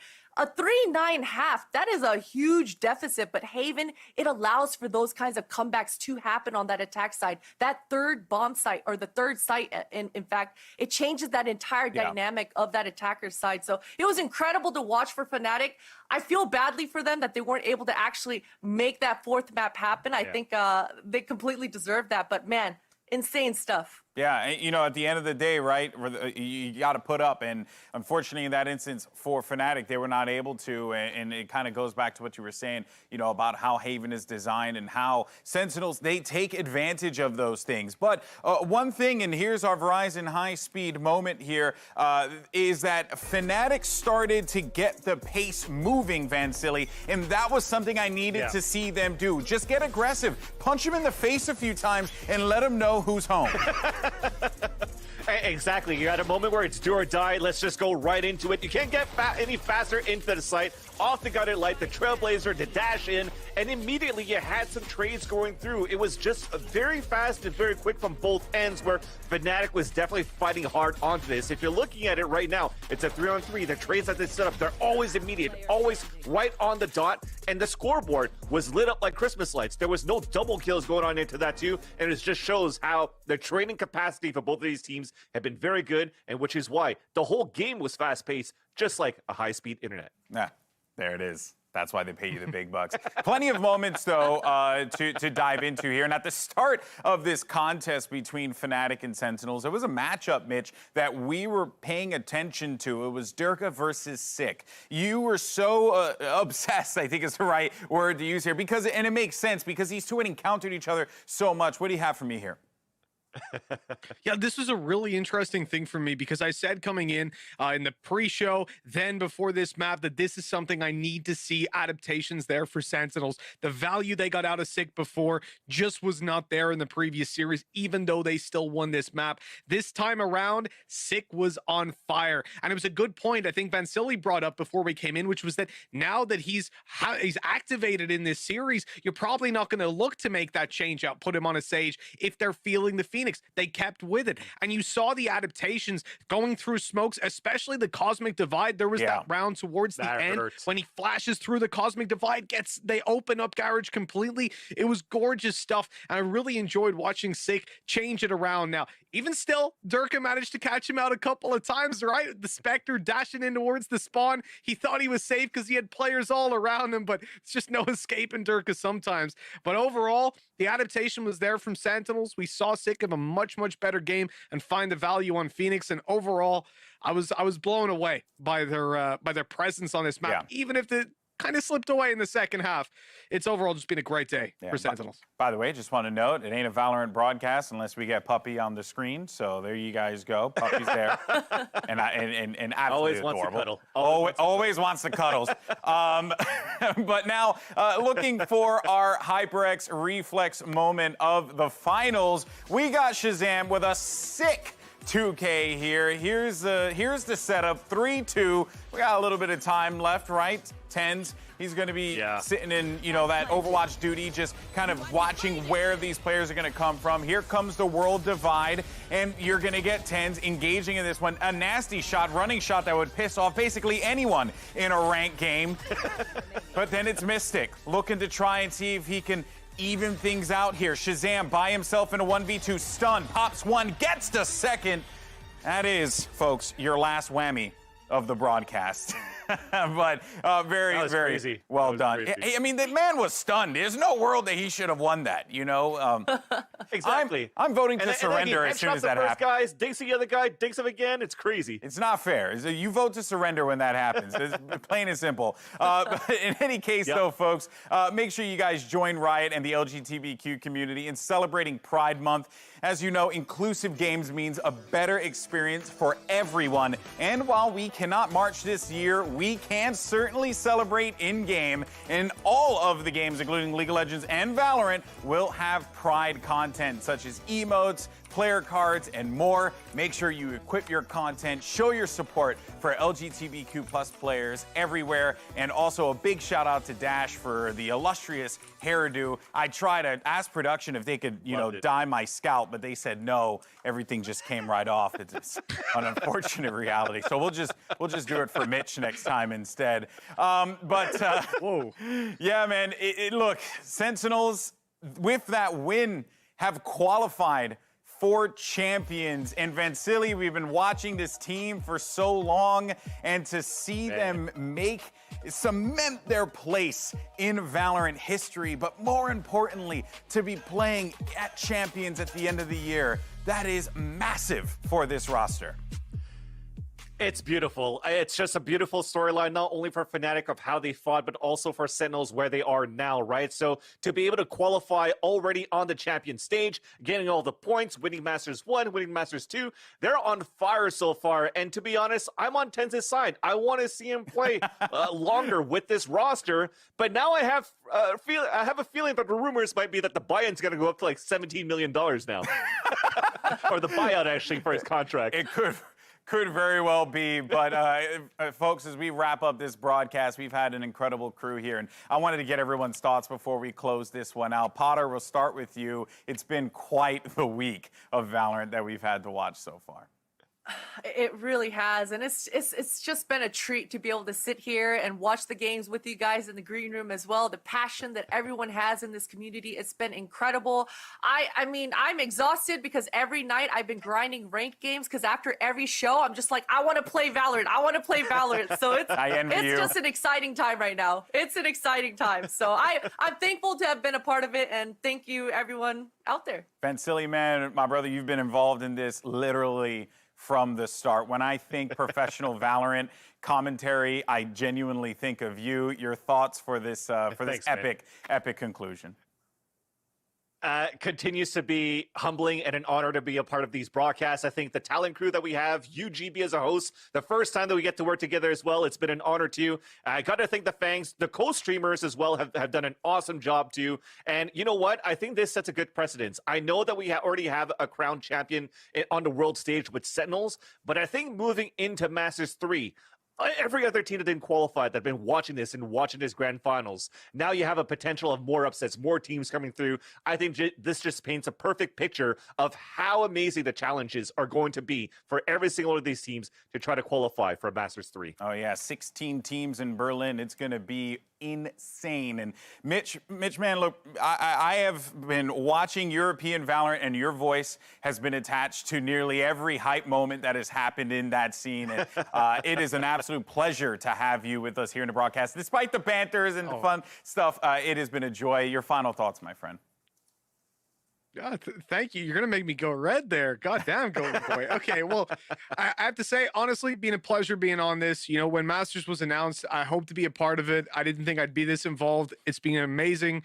The fans have been fantastic, making these games super exciting. But for me, the takeaway is the fact that we've established 3 major regions, right? We've got South Korea, we've got Europe or EMEA, and we've got North America. And as much as it pains me to say it, probably in that order for right now, in where we expect the placements to be. Yeah, Vansili, I see that smile, all right? I'm not going to pay for that later.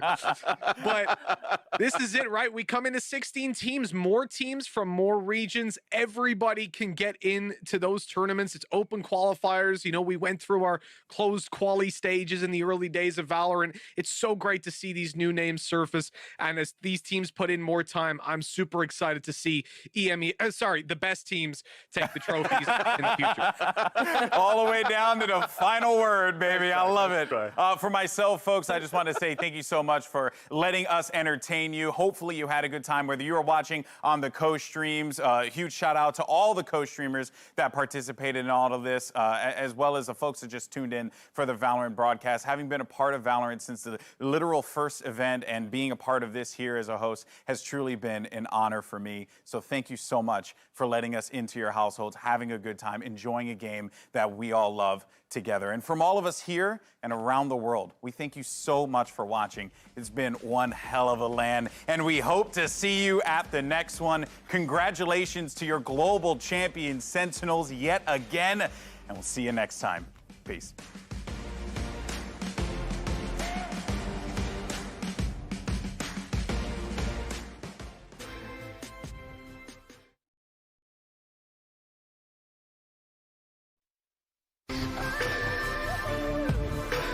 Let's again. One last game, boys. Let's go. Ready? First team in! Last team out! Woo! Spike down. One enemy remaining. Fire in the hole! Now this show goes bye-bye.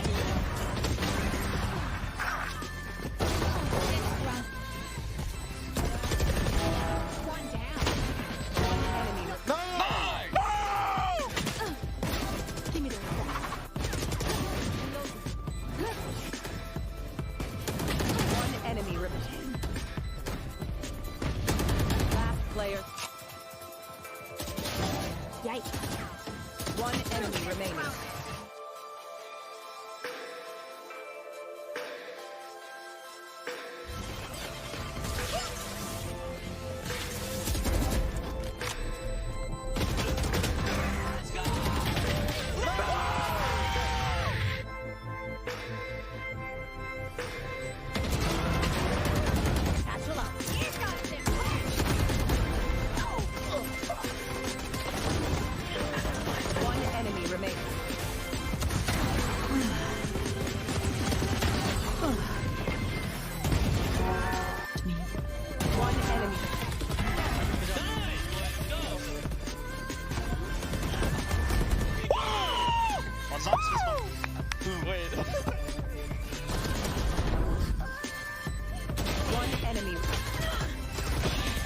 Planted.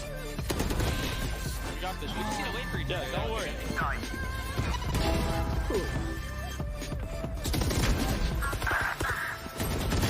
Spike down A.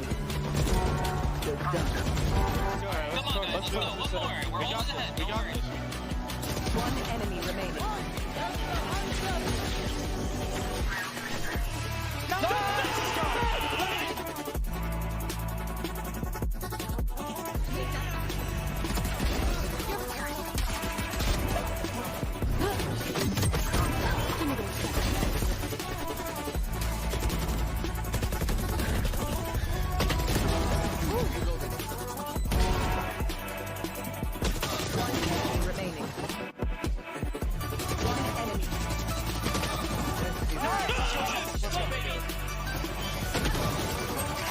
Spike down.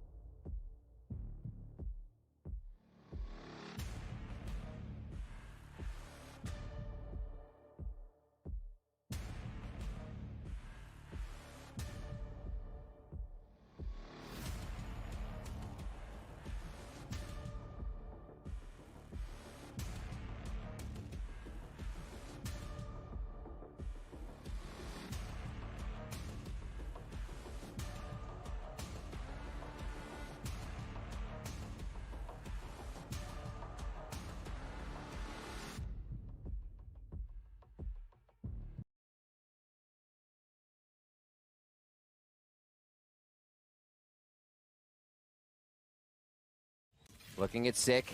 Wall's up now, and they can't really make an entry towards that top side. Spike has been planted, and it's a Fury to get back in here. Shazam with one on the goes to Durka, and that's a quick drop. Shazam on the jet for this game, if we haven't already noticed. He's going to be the one making the plays. They're getting the defuse down. Shazam's going to find it. They cut the wire, and they get the first round over on Sentinels. Are on the board with one. Frag still coming through for Magnum. Makes them feel good about putting a little bit of investment here into this second round.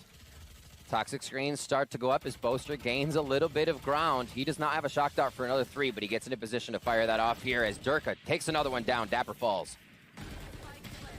Yeah, force a push in here, Sentinels. They know they have to make the action happen here. If they allow everybody to fall back off of the spike into those post-plant positions, it's going to be very tough indeed, and that's what's beginning to happen here. FNATIC, with good positioning overall, Boaster playing around yellow, can sense the presence here of Sentinels as they start to make the move forwards. Boaster's able to at least deal with one. 2 more players here for Sentinels as they get the pressure on, but Zoms, he's going to have to try to stick this, and he's going to be burning in the acid. Oh. Not a great look for him. FNATIC, take if you're Sentinels with so little in the way of equipment. We do have the knives out from Shazam. He's able to nail Durka. Around the side he goes. Shazam is annihilating everybody with the ultimate, and that's going to cause a lot of problems here. 2 players left, Doma and Magnum, as they try to swing their way around. The pressure's coming in though. The spike gets tapped, and forced to fight is Magnum, and he will not be able to deal with the numbers. Start off there, make it really sting on this round to start. And it's going to be Sentinels to pick this up and find that off if they can. Doma says, not this time though. Yeah, great moves going up on the wall in the toxic, rather in the poison orb. That's so smart. Really creates problems here. There's not much left now for Sentinels, leaving just Sick after Zoms goes down. And FNATIC, you know, you said it's going to be very back and forth, and it's looking like FNATIC have such a strong response. Shazam, after having such a great round just previous, struggling to connect that one shot, and that was all it took. That opportunity going to FNATIC, they knew how to play out that man advantage. And again, it's that methodical approach towards that B side that's been causing some issues. Yeah. Late lurk, this flank, it has been detected. Dapper's looking for it on the back. He's actually going to take down Boaster, and there goes the spike tapped. It's going to be FNATIC having to force the issue. Moving closer now. They've got to close the distance because the stick seemed to be coming, but Tens comes off a bit to get the frag, to prevent the trade. Has to stick it again. Does he have time? Can he make it work? Oh! FNATIC able to take that one. My goodness, that was so very close. They're drawing things out of Sentinels on this, or FNATIC, sorry. And actually going through towards A, actually. Ooh. Oh, that's a good early defense coming through from Tens, and Shazam knocking down everybody here for FNATIC. Very little left to work with. Boaster and Durka is all that remain, and time is against them here as well. Shazam, he doesn't stop. Another one for him. That's all Durka can do to maybe get a couple kills there, keep some damage there, but Shazam finishes it off with style. Lovely stuff. It's plant on B. I think the size of B always allows it a sight that 5v5 are alive once the spike goes down. Here we are for that play. Spam just through the underside of the box where Zoms can cut it. The heal, or rather Rez comes in down to Shazam now. And they are cleaning up a bit at the site as the trades go back and forth, Dan. Yeah, love the timings here for FNATIC. They're going to be forced to make their way forward, though. Magnum with a great creep forward takes down Zoms. Dapper might be in with a chance here as he wants to try to harass them, but now down to 3 players. Dapper has to survive. He's got to keep his team anchored on this site for a retake. I love the way they altered this strat a little bit from the side of FNATIC. Usually that wall is up when they get into the site. This time it's down, and they say, how much room will you give us, Sentinels? It was quite a bit of room, but here comes Shazam once again. We've seen it before. Another one, but he's over at yellow. That's Mystic. How Sentinels is saying, we'll take that ground first and do quick pepper shots as Durka drops it. Shazam goes down.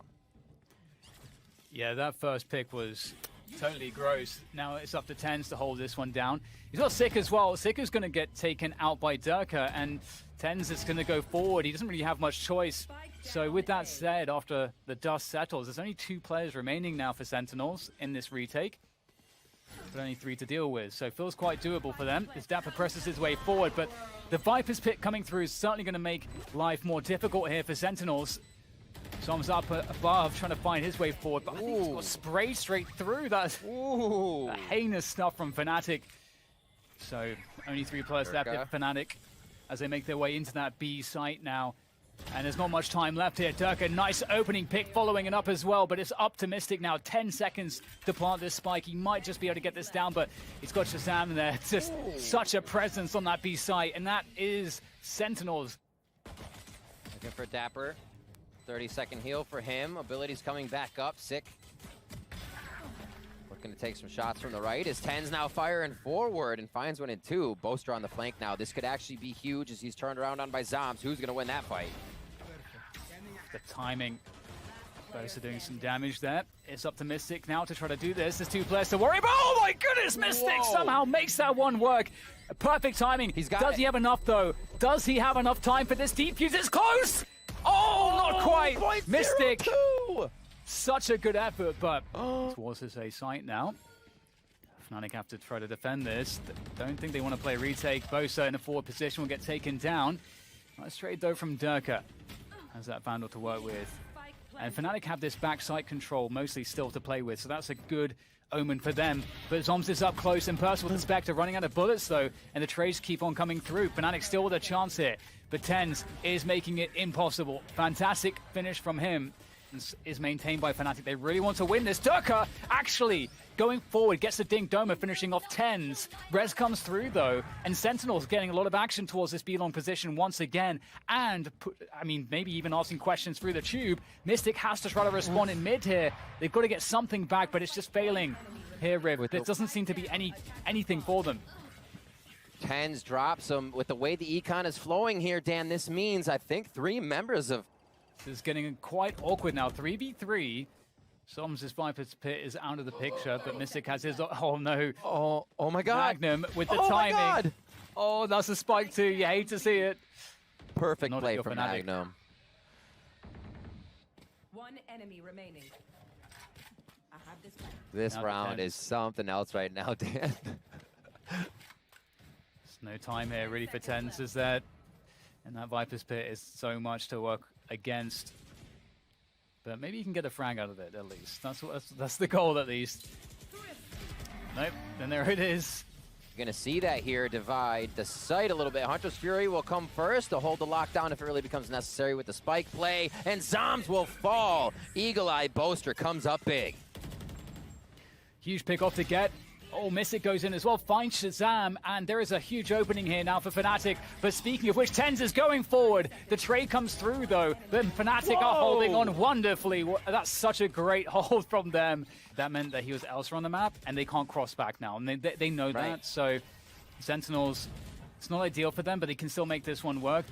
It's very, very sketchy. Oh, a couple kills coming through for FNATIC through all of the smokes that are down, and just, it's no man's land. It's very difficult to get across to a planting position here for Sentinels. They're really working against it, and it only gets worse. The knives come out from Shazam with 33 health left. She gets hit through the toxic screen, no less.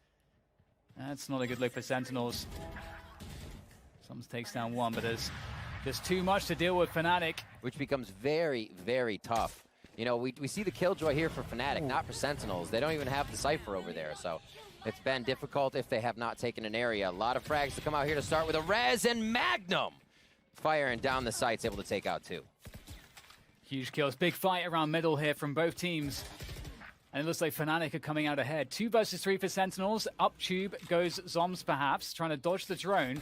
And Sick needs to make some plays as well. He's crept his way through that B site. Oh, he's been spotted by the turret. Feels bad. Now he just has to hit the shots. And it's Sick after all. That's a fantastic shot onto Magnum. Leaving it up to Zoms with a minute to play with. He's got the spike. He's going to make his way towards this A site. And there is a real chance here for Zoms. He knows that his opponents will not be anywhere near this A site. He knows he'll have quite a bit of space to maneuver here in this post plant, but it's going to be a tough one. No util left. Poison orb out. That's going to pop, and he'll be able to play that a little bit now. 1 peek. Oh, just gets the ADS in that goes over the head of Boaster. FNATIC is really starting to put things into the mix here to make sure Sentinels has to think twice. And Mystic again pushes up. 1 enemy remaining. Not much left in the tank here now for Sentinels. Shazam against 4 players. And looking for that initial damage. Nice shot onto Boaster, but there's much more to be done, and they know exactly where he is now. There's no more element of surprise to work off of. Shazam starts to work his way around, and All his opponents have to do is stick together and not give him any opportunities. There's a turret laid down. Shazam, he knows he can't do too much here. He's going to be able to get this spike planted for the extra money at least. Here they come. Oh dear. Dashing out. That almost looks like there was an opportunity there for Shazam, but a glimmer of light at the end of the tunnel. After to be along with that operator, he'll be spotted by the drone. And we might see the lurk up mid here coming through from TenZ, and Durka's looking for a play under the tube, but TenZ has gone up into kitchen. This could be, this is the X factor in this round. We'll see what Durka can do, holding on to yellow in the ice orb, but he's able to get himself the kill, and he's still sticking around with the cloud burst with the knives out. It's definitely a dangerous prospect for Sentinels, but they'll deal with him eventually. Dapper takes down Durka, head in the clouds for the moment, as TenZ gets Magnum.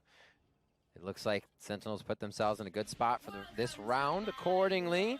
And that's going to be the Viper's pit going down. Dapper's in it. He'll plant, and let's see how this post plant is set up with Mystic getting a frag as the Hunter's Fury comes across as well.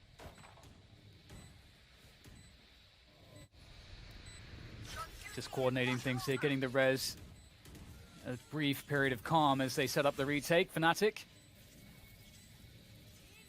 Very scary stuff. And there goes the Hunter's Fury. That's going to be very problematic here for FNATIC. You can see Shazam able to take down both. So wrapping around, Doma's able to find one. The trade comes through. Magnum taps the spike, forces out some util out the Viper's pit. He perfectly baited Sick there. Almost gets the next one as well. And that is it. Can he find the time? No, not quite. Didn't get it up to halfway. It was a great attempt. Durka will slow things down as well, and that will buy some time for the rotation, but maybe not. Zoms is straight through, takes down Durka, and Sentinels off to a good start to try to clinch this one. This mid control coming from Sentinels as well, but a nice shot from Doma will cut that in half. It's now just going to be Shazam lurking up there. Bladestorm ready for him, and he's going to be able to deliver a little Cutco door-to-door onto Doma. And now Sentinels make their move on the post plant. Mystic, he's got a lot going for him, but this is a tall task. Certainly is. Mystic making his way forward to see what he can get done here. Well, not too much. Shazam, excellent. Trigger on a C here. Lofton, a digital molly over the top. Yeah, fast CT coming through, so it's retake territory already. Coming in for Sentinels. There's all the utilities used to grab this spy plant. Dapper will be taking down the wall. They're going to be pretty cautious here in how they try to make the attack. Durka up close and personal with that frenzy, trying to deal with Sick. Oh, great bounce comes through from Shazam. The shocked up will do the damage needed as now backside is under contestation as Sentinels looking to win that control at the back, and they're going to win every frag as well. So actually like they want to go just for a straight C split here. Durka actually takes down Dapper at the back. OC, that's a huge win. It's up to Zoms to do the damage now. With the Spectre, he's going to get absolutely nothing. And FNATIC, they've absolutely crippled Sentinels early on in this round. Love the guiding light coming through there. The fake on quite a few of them. And the buy again. FNATIC always will go for that buy. We don't see a Marshall this time push out mid, or somebody will do something alone as opposed to what they were doing as a team. Again, it's been a favorite here for FNATIC. They are really trying to condition Sentinels to expect this. Nice flash around the side from Sick. Another one coming through, perhaps. They're trying to slow things down. Seekers making their way through as well. Desperately trying to hold on to backside. It's a huge position for Sentinels to keep hold of to make sure they win this round. They're sharing the same spot. Who's going to pay rent, Dan? That's the question. It's coming up now. Shazam with a few shots, and they start to trade. Really forced to take the fights here at this point. There's players all over the place. Doma able to take down Zoms. And TenZ comes in from the flank now. This could be the play to end things. Fantastic control from him. Takes down Mystic, and it's too easy for Dapper. The chances to hold this. Here comes the first swing. There's no trade, though, at all. Well, eventually TenZ will find it. In fact, he gets Boaster as well up on top of the structure. We'll see what else TenZ can find here as he looms above. Ever dangerous. Doma takes down absolutely everybody except TenZ. Can he find him? No. TenZ from above. Able to take down Doma, the last player standing. Playing for quick hits as it comes into A here. They're going to be in pretty precarious positions on the side of Sentinels as this A hit comes in. That's going to be the peak from TenZ, though. And this looks like it'll be a committal, Dan. Yeah, they have that lockdown coming through as well, and Zoms is going to try to get their kill. Nice snap from Zoms. He might be able to get out of there in time as well. You can see the pursuit is in, but indeed, Zoms has made it to safety. That's a beautiful play from him, and that will give Sentinels the advantage. There goes the Cosmic Divide. Dapper straight through the window. No fear from him, leaving Boaster on the flank, and they know where Boaster is. Or they have a good idea because they spotted him just previously around that B position. And Sentinels, they're in position to hold back sight again. Again, this is such a crucial position to hold. 6 up on the platform. Fantastic work from Sentinels. They are dropping FNATIC members with ease at this point. Only 2 remaining at this moment. The Seekers will go out. Boaster on the flank, but TenZ with the daggers is lethal.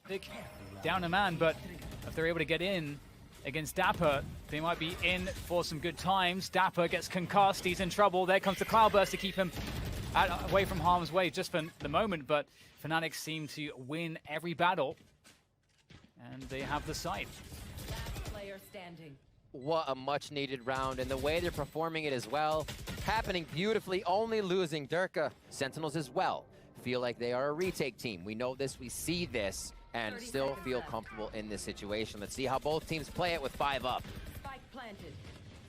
And back them. Oh, can't take down Zoms. That's a big problem. Mystic on the site. It's got a lot to do. Able to take down TenZ from up high, but there's so many players. The flash comes through. Nowhere to work off. In the corner, burning in the hot hands. Mystic still alive somehow. Doma keeps him alive for a moment longer. Into a 2 versus 2 here. FNATIC, they pick up the res. Doma is doing more with Mystic. Oh my God, FNATIC. That's so incredible from them for this. Get a lot of aggression in the mid position as well. He's able to pick himself up a kill on the weapon. Zoms backside on B, still causing problems, spamming through the Astra smoke. Is able to take down at least 1. In comes the Hunter's Fury as well to add insult to injury from the hands of Shazam as Mystic goes up close, wants to get the punish. Oh, there's the jump right click from TenZ to deal with Mystic. And now it's down to Boaster, and he is in a world of hurt here. He is very far away from that spike as well. There we go, Sentinels. Yeah, I was going to say, it's rare you see garage play. There has to be a play off the ball here. It's the A play for FNATIC. 1 minute left in the round. Cosmic Divide comes up. And we're going to see how it's going to be worked here. Up over. Doma wants to get a little 5-head play going up, so they got different angles they're entering the site at, and it only works for a few. Sentinels will find that one. They seem impenetrable at this point, Dan, as it is now first half ends as he was pushing forward on defense. Now it could be even more effective on offense, but FNATIC wants to start off strong. Magnum with the frenzy to get that first frag on the board. Dirk is on the chase here in window. There goes the flash from Sky to give him an assist. Dapper's able to escape though, and Boaster's coming for him as well. Dapper is just so slippery at the moment. He's got 4 players on him at the moment, so he's eventually going to go down. It's going to be a tough hold.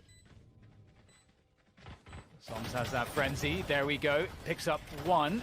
A second one coming through from Zoms, and that might make the difference. 2v2 now. Shazam picks up another. It's up to Zoms to finish it off. He's got 22 health. He is extremely weak. Mystic has to try to bait him out, but Zoms is not falling for it. He is not going to call this at all. He's going to just force the stick. Such a great play from Zoms. Now just jiggling, but has he done enough? Beautiful. He hasn't done enough. Mystic, beautiful indeed. This is so absurd to see actually on a B take. Everybody on the outside, they're leaving it to the last moment, so the utility use has to be super impactful. Running in, Durka gets TenZ, and that's going to be the start. Oh, this is a problem for Sentinels right now. The defuse is coming through, the stick is coming through, it's almost there. Oh my God, the spray is gonna do it. And it's, oh no, it's basically a mausoleum on the site there. This is very scary. They could be walking straight into Durka here with those knives. Oh, guess one. TenZ is down. Great Durka, shots. another one coming through the updraft, looking to find additional damage out of those knives. He might just do it. Out comes the Marshal. But he's done enough. He has done enough for the team. FNATIC, 4 versus 2. Are in a great position now. Mystic has that forward position in window as well, so able to keep track of his opponents. But that cam is going to force him back, the tag. And they're making the run, Riff. They're making the run away. Oh. Try to meet. Doma knows that was a little late, so they are into sight. Trailblazer's going to give him a little bit more info. don't know if anybody plays under hell on this one, but it's going to be the 4v2 spike plant here for Dapper and Shazam. FNATIC looking to grab this one back to bring the rounds even closer. 30 seconds left. And here goes Magnum to make matters worse. Ooh. There goes the updraft as he tries to get the entries. The right click misses from TenZ, and FNATIC are defending this one. Uh-oh, this is the problem.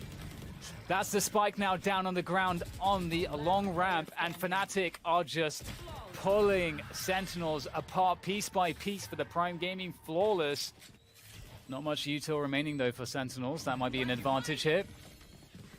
Cosmic Divide does come through. There's a res as well used by FNATIC to get Boaster back in.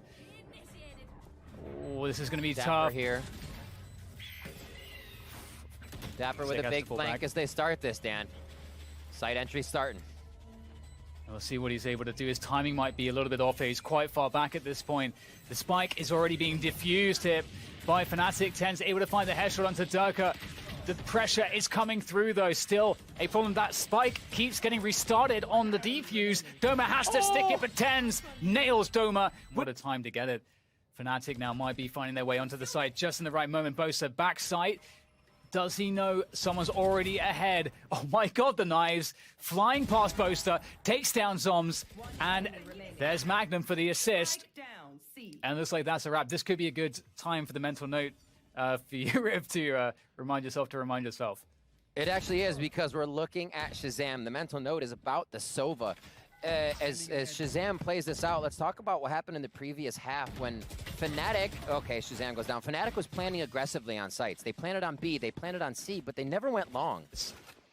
And he could try to do that, and that's, all right, they're going to go with it. Straight in, goes sick with the run it back. The dash comes through as well.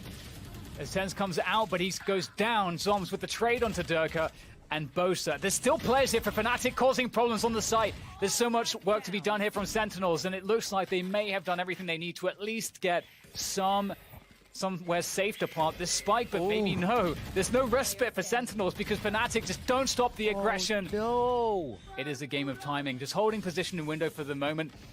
Oh, Hunter's Fury absolutely nailing Doma in the A site. And that might be the opportunity now for Durka to get his flank on. But will he get there in time? Mystic with a nice hold, gets traded through, but still, it's about this flank from Durka. Can he activate this one? The knives are out. Sick doesn't know about it. There's the first kill, able to dash away. Dapper can't plant the spike, and in from the back again. Durka comes through, opens it up for Magnum to lock it in. Yeah, they've also suggested that there could be a flank, but they're all combining their forces here in the front. In the window, through spawn. TenZ has a lot of work on his hands here. He's not going to be able to deal any damage. It's up to Dapper there. Oh, no! What the hell was that from Dapper? Someone else, so little tidbits of information they could use. Trailblazer comes out. Oh, one side's not watched, though. Traded. It's a huge dash from TenZ, but still alive here. For Boaster and Magnum, for FNATIC to keep their chances alive and prevent themselves going down to the lower bracket. Lots of work to be done, but it's a quick rotation from Sentinels towards this C site. You can see that very aggressive Cosmic Divide there, locking away spawn. Oh, Boaster's managed to pick himself up an upgrade, but this is just so difficult. Is Magnum going to make a solo play through this smoke? He has to wait. They have to draw fake control here. Oh, he doesn't. They come in. So Boaster says, go off my plays. Go off these orbs. We have to be able to hit them and figure out where some are. So now Boaster gets that sentry information to where the players of Sentinels could be. I know exactly where. And there it is. Dapper's going to lock it in. Sentinels have bested FNATIC in the upper bracket. 2-0, but it wasn't anything except a very, very close series. This could have gone absolutely either way, Riv. This was so damn close. And I can't wait to see more of these types of matches. NA taking 2 over EU today.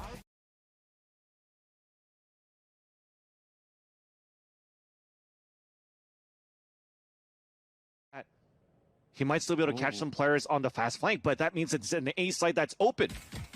Yeah, Sassy's going to get caught, and this is quite confusing going to call for Vikings. Like, how did he... I don't, but we have a spike plant, so that's fine. Shazam looking to get his pistol on. No invis pistol aim, but Sudicast will be able to take him down. Again, forward apologies for any mispronunciations. We'll try our best. Oh, you nailed that one. You nailed that one, Dan. Sentinels with that retake. Recon dart goes forward. Sentinels getting closer now. Just diving through that dark cover. No fear at all from Sick. Trace coming through now as Sentinels starting to gain more ground. And we'll be able to actually start pressuring this spike. The tap comes through from TenZ and just sliding along the zip line.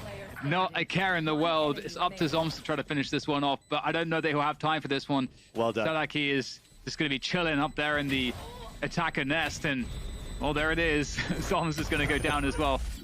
TenZ has a Marshall. We've seen this yesterday, so you got to be careful if you're Vikings.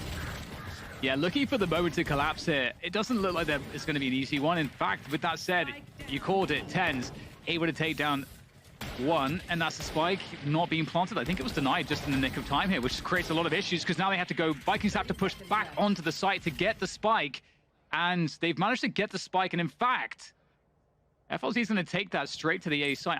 Okay, might be able to catch it on the cross. Will Six see it? I don't think Six saw that in time.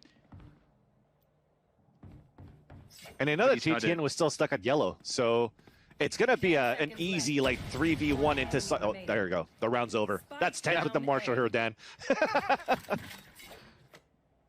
Yeah, that was a really nice movement there across 4. Sentinels will have to go pretty deep here, though. But the Nano Swarm's up on the box to delay. No peeks being given. Shazam's quite deep now. Spots one. Has to dash away. And playing the post-plant shenanigans, the lineups are there. Are they able to deny this, though? The diffuser's coming through. Oh, my. Come off of it. Beautiful work there from Vikings. Now, the question is, will they sacrifice one player on the defense, Sentinels, to try to get some kills? TenZ is the man to do it. He's going to be able to take down one. In fact, a second kill coming through as well. Traded out by FLZ. And Sudicast towards B, just lurking on through. And wow, this is interesting. 40 seconds. Oh, trying to get out of there, out of the A site, on the rotation towards B, and Sadaki will be lost, and TenZ is going to be rezzed. So this is getting very interesting now. This is a very difficult situation. 30 seconds left. Oh no, Shazam is going to find a perfect timing on this one. There's nothing that can be done about that. We'll get taken down by Sudicast, but a 1v3 now in store for him. Here's the stepping, plays through the smoke, tries to punish. Now they know exactly where Sudicast is in, and he's going to be in so much trouble. Doing some damage. Shazam down. Ozzy trying to find what he can there with the Blaze Storm. Trying to punish the HyperX Fury now. There goes the Cloudburst by 410. Trying to just create a path, and it's going to work out. TenZ goes down. Wow. And this is looking like a struggle here for Sentinels. Oh! Once again, finding himself 2 unlikely kills. Just finding that perfect timing to create all kinds of problems. But he's alone against 3 players. Is there any extra damage to be done here by Dapper? Absolutely not. Sassy will take him down, but it was a good attempt. Where is TenZ? Just trying to contact through our Vikings. TenZ is in such a good position, especially with the bait there. Empress popped by TenZ. And there's still 5 players here standing for Sentinels, and the spike still needs to go down, but there is just so little time to do it. FLZ trying to fight against TenZ, and the delay is just so much at the same time for FLZ to try to contend with, as he just walks into the angle that TenZ is holding with Empress. Not going to be able to withstand that. And because of these aggressive plays, and he could dismiss aways on his kill. Sorry. Oh, Sick doing a great job from the backside, and he's going to just go into completion here. Shazam up on the high ground. Ooh, just barely able to dodge that one, down to 10 HP. 2v3 here for Vikings. Make that a 2v2 as Toms goes down, and there might be some space, some breathing room after all to get the spike planted. There we go. Shazam creeping around, might find a timing here. Very dangerous. Dapper makes his way forward, goes down. It's up to Shazam here, 70 health. Can he make it work? Absolutely not. Denied by GTN. We'll clear on any sneaky players in any close positions. Gives a lot of space to work with post-plant as well. Shazam, oh, over the top, he gets 2! Shazam again! He did it yesterday, and here he is once more with the knives causing problems. Still more players to go. Shazam, he wants every last one. This is a problem. The defuse now is being pressured. Vikings are surely going to have to start to push forward because they don't know what's going on. The Hunter's Fury comes through from Sassy, but there it is, Shazam looking for the ace. Out comes the Sheriff, can't pull the trigger in time, but the defuse is coming through from Sick, and there is no time to stop it. Tens with the cover. Pressure coming through to aid this round. We got a Playstorm out here for FRZ. It's Todeki is able to take down Shazam. Rez coming through. Chaos now as Sentinels try to hold on to the backside. That wall allows Sick to have position here, and he's going to be able to take down the spike for free. Todeki is going to be out of the round now, and FRZ still with the knives ready to go, but this round is slowed down, and it's looking good for Sentinels. How'd that showstopper miss? I don't understand. I simply don't understand. And now it's down to Sassy, looking pretty desperate here. Shazam will take him down, and it backside control. That Cloudburst does prevent that backside peak, but Sentinels still have these positions to peak from, the high and low ground to work off of. And it might be quite beneficial, but no. Vikings able to find the kills this time, and it's going to leave Sentinels down to just 2 players. And it seems like we've had so many rounds like this. Vikings will get shut out, but then just almost doing the same thing. The next round will have a significantly better result. And there it is, for the Prime Gaming Flawless, no less. Up by the pipes, he's a problem. And Tens will actually drop down on to 410, trying to escape here. They're actually trying to run him down. They are having success, in fact, forcing him away. Still Shazam backside, waiting for his opportunity with these knives. And that's Killjoy ultimate. The lockdown does come through to force out Sentinels from the site, which will give a lot of post-plant positioning here for Vikings. And with that Hunter's Fury, they're going to have a lot of strength in this post-plant. Yeah, and small detail too for Shazam to be able to escape without using a dash could still be huge right now for the retake. All coming through actually around 410. This is getting quite hairy here. Sudicast will try to dodge that Hunter's Fury from Sassy as it goes forwards, and Shazam is still waiting for his moment, going forward with the knives, and does take down one. Tens also able to do some damage. It's up to Sassy now. There's no more util after this shock dart. Will it be enough? The shock dart, down to 6 HP Dapper. He survives, and Sentinels end the first half 7-5. The rotation's coming through for Vikings as well. They're looking to meet this before it gets to planting a spike, and my goodness, Dapper takes down Sudicast. He had a couple opportunities there, didn't quite work out. Wall goes up for Dapper to get a plant, and there it goes. Not really an angle here, I don't think, for anybody to abuse. Sassy does try with a reveal, but as we follow Sadiki, we'll see if he was able to be able to do anything here, pushing forward. Post-plant positions are strong. That's an excellent shot there from Sadiki.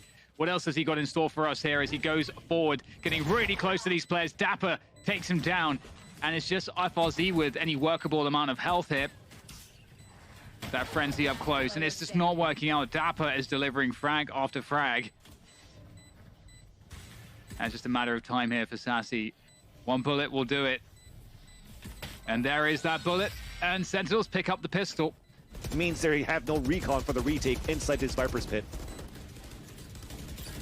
There's so much utility all over the place. It's so confusing to see exactly if you were in that smoke where players are going to be coming from, but looks like there's a good sense of it here for Sentinels, especially for Zoms as he lurks around inside that Viper's pit looking for any oncoming assailants. No way. Goodness, GTN knows those angles. Takes down Tens from a distance, and with that, maybe there's a chance here, but time is an issue. They've got to move, and it looks like the movement will be to retreat and to hold on to these weapons. Makes a lot of sense. And in the meantime, with Tens showing that presence, we are seeing a contact through, and Tens will get the frag eventually. He will not be denied.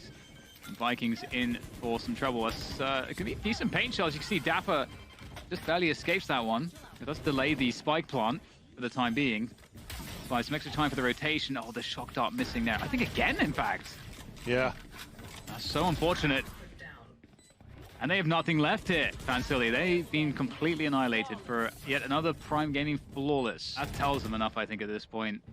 Yeah. Kill on the dash. Tens goes down. That's one of the entries just gone. Oh dear.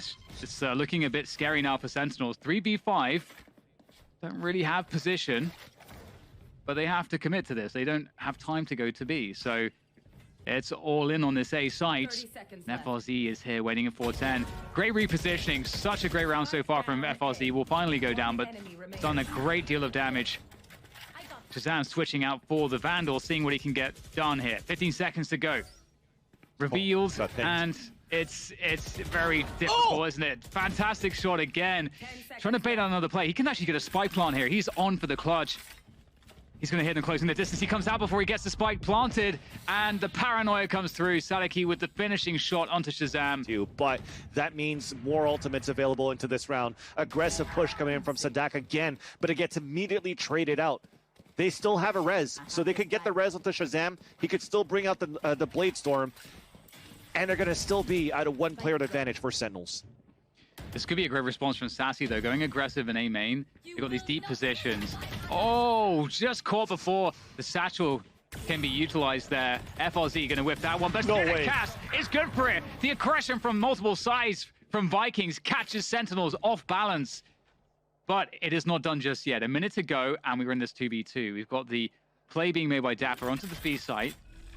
And Sick is able to get a lot of information in this position.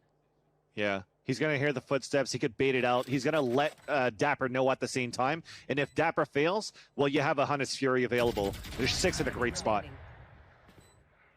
The timing is perfect for Sick as well. That surely seals the deal here as FRZ's in such a bad spot. No help to work with. Very troublesome indeed. Goes for it, I respect it. And that's going to be it. Sick is going to close it down for Sentinels. Map 1 in the bag. And it's looking to be fairly quick inside the garage, and they're adapting already. Look at that, FRZ's already up B. And Sick's able to take down 1 with such a deep position. Sick is causing a lot of problems here towards Spawn. He's just holding his position at this point. He's done so much good work. Nice one from Sudicast to try to make things a little bit easier, but it's still very, very difficult. Sudicast with the frenzy, not the best at that range, but making it work for now. However, Sick and Tans will finish things off. Fantastic. Dapper with the cam. He's going to spot it. Here comes the play. Dapper's going to go straight in front of it. He's going to just force them to fight in this choke point. It's not a good look. There is not much time on the clock here to get the spike planted. In fact, they might go for a 4-man save. Yeah. In fact, that's exactly what's happening. Oh my. It would actually be awesome if Sudicast could get some frags. Sadiki instead will be the one to get a frag. Ooh, don't give up any kills. Oh, okay, there we go. So, hey, yeah, you're right. Oh, just trying to play aggressive into the B site. We're trying to get an early plan for Vikings. Sick there with the curveballs, just like so much good defensive utility coming through. Intense there with the push from the back as well. Sick is closing distance with these attackers, and he's doing so much damage. They're pinned in the corner. There's nowhere to go. Just Sudicast left now, coming from Spawn. 1v3. Spike down in no man's land. Ooh, almost spammed down completely. And they know exactly where Sudicast is. And there we go. Shazam will take him down. Which is at least getting that information. Oh my god, it's a huge Hunter's Fury from Shazam. Oh, that's absolutely huge. Taking down 2 players at the beginning of the rounds to make their attacking side work. It was the C splits that worked out for FNATIC, but we'll get back into that in a moment as we have Sentinels here defending the B side and able to get so many kills through smokes here as well. Such a good read of the situation from Sentinels. Sadiki left in a terrible spot. 30 seconds. Ooh, Dapper, the master of the jiggle. And GTN will go down for the Prime Gaming Flawless, and it's going to be a hell of a fight here for Vikings. They're going to pop it through the showstopper. GTN is going to get traded out, though. And Sadiki and Sudicast doing a great job in converting all of these frags. The spike will be planted. Dapper in a 1 versus 3 as he makes his way through Spawn. It is a hell of a job to find an opening here. It would have, something has to be given. Gets tagged, and that's the frag. Great stuff there. What a round from Vikings. Going to just tag him with the camera. At least Sudicast is able to kill the cam. But Dapper knows what's going on here, and he's going to try to hold on to the backside position. With the Odin, it's not going to work out. And with that, there is a chance here. Sick's going to go through. The Cosmic Divide's in. Sick over the top of Log. It will take down GTN. And that's down the spike. Carrier killed. Sick is doing all kinds of shenanigans here on the site. Yeah, I think Sentinels must have assumed that he picked up the spike already. Yeah. But there we go. Zoms at the back of the site is going to just create an impossible situation for Sadiki. Looking for a split from Vikings inside the C site then. Yeah, it's certainly. And Sassy is able to open up with the Hunter's Fury. So starts off pretty well here. Six still has that running back ready for the retake. And there we go. Running back comes through. Oh, okay. Oh, Sadiki's just going to walk straight into him. Then he gets taken down by the pace. Okay. Tens has the blades out. FRZ with the lineup. Coming through from window. Doing the damage. And now Shazam, he's got nobody left to support him. He's alone in this retake. 4 players to find. They know precisely where he is. The swing comes through. Sudicast does not care. Just takes him out. 1v1. Surrender the A site. The thing is, if they use that much, then they don't have too much to take the site over, and Tens continues to go to work. Yeah, he does. 2 kills on the board already before they've even gotten to the site. And, oh, it just doesn't stop here. Sentinels. Another Prime Gaming flawless for them. It's been so many in this half. The operators might be difficult. Flash comes through. Dapper looking to go for the challenges here. Has that Astra Smoke to work from. Neural Theft out as well to get the extra information. And they've been gifted. The spike is on the site there for Sentinels just to sit on top of. It's under their control. Locked away by the Astra Smoke. Locked away by the entire team at this point. Oh man, this is not a good look here for Vikings. They are well and truly on the struggle bus. Oh no, no, don't do it to him, Dapper, no! Yeah, now Sentinels have that garage control, working towards the C splits, and there's actually a good amount of players here for Vikings, trying to hold on to the backside. Tens, though, up high, able to look over all of these smokes with that Ghost doing damage. 3 players, 2 players now left here. It's looking grim for Vikings as they fight tooth and nail, but it's not looking all that good. GTN is the last of it here for Vikings. Frenzy outs Tens from the side. But here comes an open B site, at least for Sick to force out a rotation, and Sadak's on his own. Only nice one. work with the Stinger too. Repping the Stinger, love to see it. But yeah, as you mentioned, Sick in that position is definitely a problem in B. He hits a good timing on the lurk. He might catch FRZ. The timing could be brutal, but actually, FRZ gets a few free shots, unable to connect them. Sick in B, causing problems. Still will try to get out of that spot to help his teammates on the side. Dapper's incredibly low. And Shazam is on the side here with the Bulldog. He is really, I mean, I feel like that he is the Bulldog player, Shazam. We'll see what he can get with it on the ADS. It's just down to him now, and he's gonna clutch it. Beautiful. Shazam with the Bulldog. FRZ has to come up huge right now, especially now that he's pinged in. This is going to be very difficult. I think he's going to have to play this passively and wait for his teammates to come back. Ooh, good timing, though, found with the Stinger from Sadiki. That's going to even things up into a 4v4. Shazam, though, with that ADS on the Bulldog, is always good for it. FRZ still causing some issues there on the B sites. And here comes that flank. If there's distraction here for Sudicast to work off of, might be able to get 2 free ones. Knows where the second player is. Priest up there from Sudicast. Gets the dink onto Dapper. 20 health left. Finished off. Vikings. Great discipline on that one. Great patience. Especially when Sentinels are going to be on an eco. Uh-oh. Sudicast is going to go down for free. And that's, I mean, he does 22 damage. Well, first one's down to 22 health. And Sassy's going to be able to finish that one off. But this is definitely an issue here. Sentinel straight into the Hunter's Fury going forward as well. Tens with that Blaze Storm. Good for the entry. And there's just 2 players left here for Vikings. This pace from Sentinels has been devastating. At least Sadiki is going to be able to get something here. FRZ with the run it back. Can there be a trade off of that? No. Tens with the jumping knives. And FRZ not in a position to do a lot here. Hands to eliminate some positions. Actually gets it. Zom's just stuck in that position, very low on HP. And with that said, now, oh my god, there's a chance here. FRZ against Shazam. Now he knows exactly where he is. Shazam with the peaks. Can he find a shot here? There goes the hot hands. Oh, he forces him forward. Great stuff there from FRZ. The clutch is going to be coming through surely. There is just about enough time here for this defuse. 2 versus 1 that allows Vikings to stay alive. FLC with nerves of steel, but Sentinel's going really fast into the C site right now. And once again, Tens on that high ground on the Radiant Knight boxes. And it's looking a lot better here Vikings still have the backside control. Zoms is going to try to push the issue. Goes down, and there's no presence here now for Sentinels backside. They may have to give this one up, but I don't think they can afford to. The spike is down in a forward position. Sentinels are committed to this C site. They just want to try to finish this right now, Dan, which is why they went so aggressively. But Sick does get the first kill. It's traded off, and on his 3-on-3, cornered is Sick, staying alive from the molly. And let's see if they can actually clutch it out. Oh god, this is so awkward here for Vikings, but they make it work.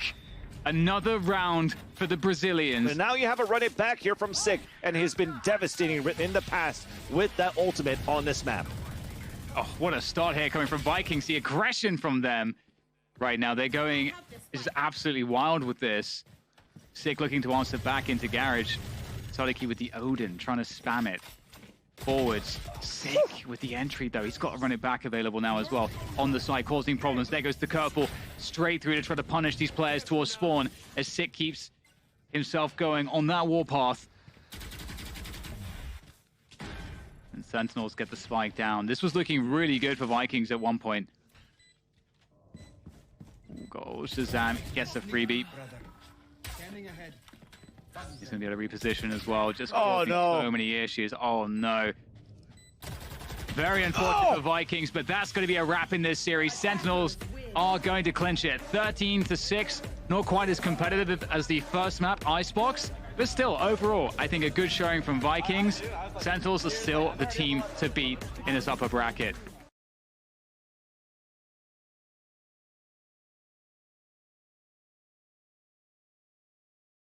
Going to be slightly weaker on that B side, and they had that flash and dash available too. But it's still going to be the duelist working towards Hookah, and they're using the utility instead of Sova to clear things up. And the push actually here is being somewhat dismantled. It's just one prong that remains, which is the long push, but they're starting to disperse. Solo does have the spike on his back. So his teammates can't really leave him out there by himself, and Shazam's going to take him down. So actually the spike went through the TP as well. Quite annoying. Yeah, somewhat of a false start here for Nood turn on round one.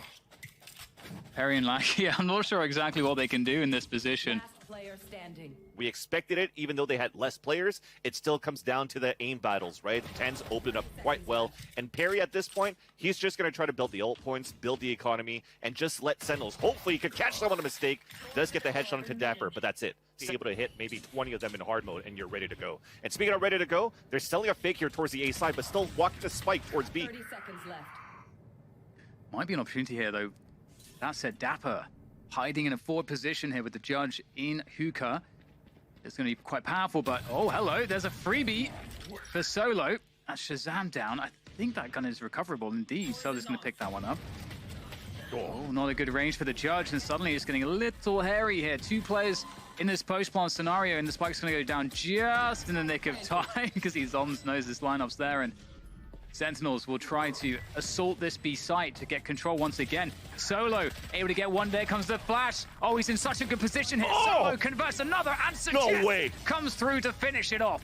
The recon dart meanwhile went towards B, but here's the explosion towards the A site. Oh, that's a beautiful flash there coming in to allow Suggest to get the kill on Zoms. Fantastic coordination and team play coming through here indeed for Nood turn. Two players on Shower side for Sentinels, though, and you can... Oh, what a call from Nood turn. There is 10 still to worry about on the site. If they can deal with 10s, they're in a great position. There comes the spray through. That's good to deal with 10s. The recon dart sent forward as well to try to take control of the B site. And there's problems all across the map at the moment. It's indeed the spike is on the ground by the TP, and it's being sat on right now. Nood turn have no way to recover it. Lackey is going to go down, and Nood turn that I'm enjoying, but it looks like we're actually going to get the execute into this A site. The Rolling Thunder is sent through, allowed to try to gain U-Haul control. Sentinels holding their ground so far. Suggest trying to stop that with the Showstopper. He's going to trade out Zoms, but it's all on Lakia now against multiple players. It's not going to happen. Sentinels defend. Just to add presence, that paranoia is going to be huge, but it still seems that they might want to commit at the beginning here. Whoa, great catch from Shazam, taking down Allow as he dashes forward. Nood turn trying to take this B side now, trying to commit forwards, but Zoms is now the person to deal with here. On the Astra, fantastic stuff there from Zoms. Gets two kills out of it. but through the TP they'll go right now. Already suggests that. Solo still hanging out by Market. Is going to find himself one sick, using the satchel to try to get backed away quickly. Knows that it's effectively a race to this site. Still has the paint shells. Still has the satchel. Can Sick find the first player? Yes, he can. There goes Lakia. A right click on the paint shell. Sick nails the clutch. 1v2, no problem at all for him. With everything, his whole kit still has a snake bite to run that clock down. It's going to be a last-second hold, but it's off Solo that they try to execute into B again for Newturn. Dapper somehow avoiding absolutely everybody on the site, only to turn around and annihilate 3 players. Dapper might get the 4th here. Lakia's going to take down both actually on the site. 30 seconds to go. Grabs the spike. He's out of there. Straight through the TP towards that A side to go for a clutch, a 1v2. There's going to be time to do this. And given the Cosmic Divide, that's actually prevented the sound cues. And Lakia, he may be able to find a 1v1 here. Zoms is close. Lakia turns the corner, but Soms knows he's got a great timing on that one. Here goes the Rolling Thunder execution on this A site. Hunter's Fury in response suggests there with that showstopper, able to take down one. That's U-Haul control in the bag. And finishing another one off with the classic. This is a great look so far from Newturn. They've got full control of the site. It's a desperate push from Dapper through the dark cover. And with that, now it's a 2 versus 4 retake here for Sentinels. It's not looking fantastic for them at all. Tens will try to bully his way forward, but that drone's going to tag him, and he's going to be forced back. This is a very bad look indeed for Shazam and Tens as they make their way forward. Newturn not overstepping, not overplaying their positions. Nice headshot angle there from Solo. Catches Shazam as he drops down. And now Tens will try to farm with the Reyna. Won't be able to defuse the spike at this point, but maybe he can make it hurt on the way down. Oh, it's looking that way. Ooh. Probably going to try to come in after a flash. Yeah, great off angle here from Tens as well. He's going to catch Allow. Perfect timing from Tens as he reads the situation beautifully well. And he's looking to get more here, but Newturn actually able to convert some frags. Sick! Still doing damage from U-Horse up to Solo, and he's just too slow for that one. Dapper swings around the side with the Spectre. Perry's there as well, so 3 around B here for Newturn. There's the Hunter's Fury. It's going to track Zoms. Is he going to finish this one off? Absolutely. Zoms is down. Lakia! What damage from him. 2 quick kills opening this one up. And now Allows made his way in from showers. It's just devolved into pure chaos here in this round. Dapper could be the man to maybe bring some sense of this one. Able to take down Solo, but the trade's through. Spike down A. And now Tens is alone, so very odd round, I have to say. But it works out nicely for Newturn. Yeah. We were talking about the default force to rotate. I think off that Hunter's Fury, and even on top of that, I like the idea of Shazam pushing down towards long B to try to catch Lakia off guard when he's actually pulling out the Hunter's Fury. But to be able to get a flick shot, it was definitely off camera, but probably was a flick shot coming in from Lakia. That was actually just a call for Newturn, just to try to get into this A site. Oh, they're gonna. So this might go down to the last second here, Vansily. Yeah, but it's just going to be so many bodies watching that fight. They might be able to catch Zoms. Okay, he was able to come out of faster form just on time. So a perfect crossfire setup towards short A here, Den. Uh-oh, it's looking very dangerous here for Shazam. Sending out the shock darts, the snakebite will delay things somewhat. The fault line and the paint shells absolutely owned. There's nothing he can do about that. Tens and Dapper left standing, doing the damage here. They don't know about Tens. And he's going to be able to heal off of that kill and finish the job. Scary position to be in, but as Jet definitely answers. A nice flash coming through from Solo. Lakia spots the second one. Big pickup though. Allow will finally go down in hookah, and the push comes through to completion on this B site, especially with Lakia going down. And again, it looks good at the offset for Newturn, but quickly turns around. I just love it for Sentinels here, Dan. They don't want to give Newturn any type of pacing early at the beginning of the round. It was perfect to start things off with the flash to allow Lakia to get that kill. They have no idea about this one. How deep will he go? Is he going to try to actually get into spawn? He's going into spawn. He's going all the way. Solo, though, from up top, from up high in hookah, able to deal with Zoms, at least. It's very odd. 6 still in spawn. They have no idea. No or way. Perry. Well, now they know. And there goes Lakia. Is he actually going to be able to get the stick here? 6 coming. He's going to have to do his best to get there in time. I don't know if he can make it, though. Lakia's almost defused it entirely, and there it is. There's nothing that Sick can do. What a strange round. Players in all kinds of weird positions. Some DK or some debuff happening at the same time as Lakia gets pulled into the gravity well. But look at this aggressive push out hookah here, Dan. Yeah, there it goes, the showstopper. That's going to deal with Solo. And in comes Lakia to try to do something here, but the timing is really bad for Newturn on this one. Sentinels picked the perfect moment. Very well played. Spike planted. Perry in the back halls there would suggest not a lot to be done at the moment, especially with the smokes down. But yeah, that gravity well, it completely blew up the Newturn's aggression on long. And because of that, they were then just caught in a really awkward timing.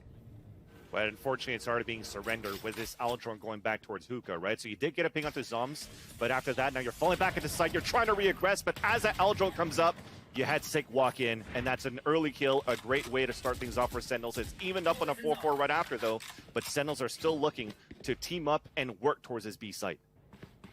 So Jess is actually making his way over as well. Might find a timing. Has the Vandal too. Going to be key in converting the kills here and holding Hookah, which he will do successfully. Allow comes in.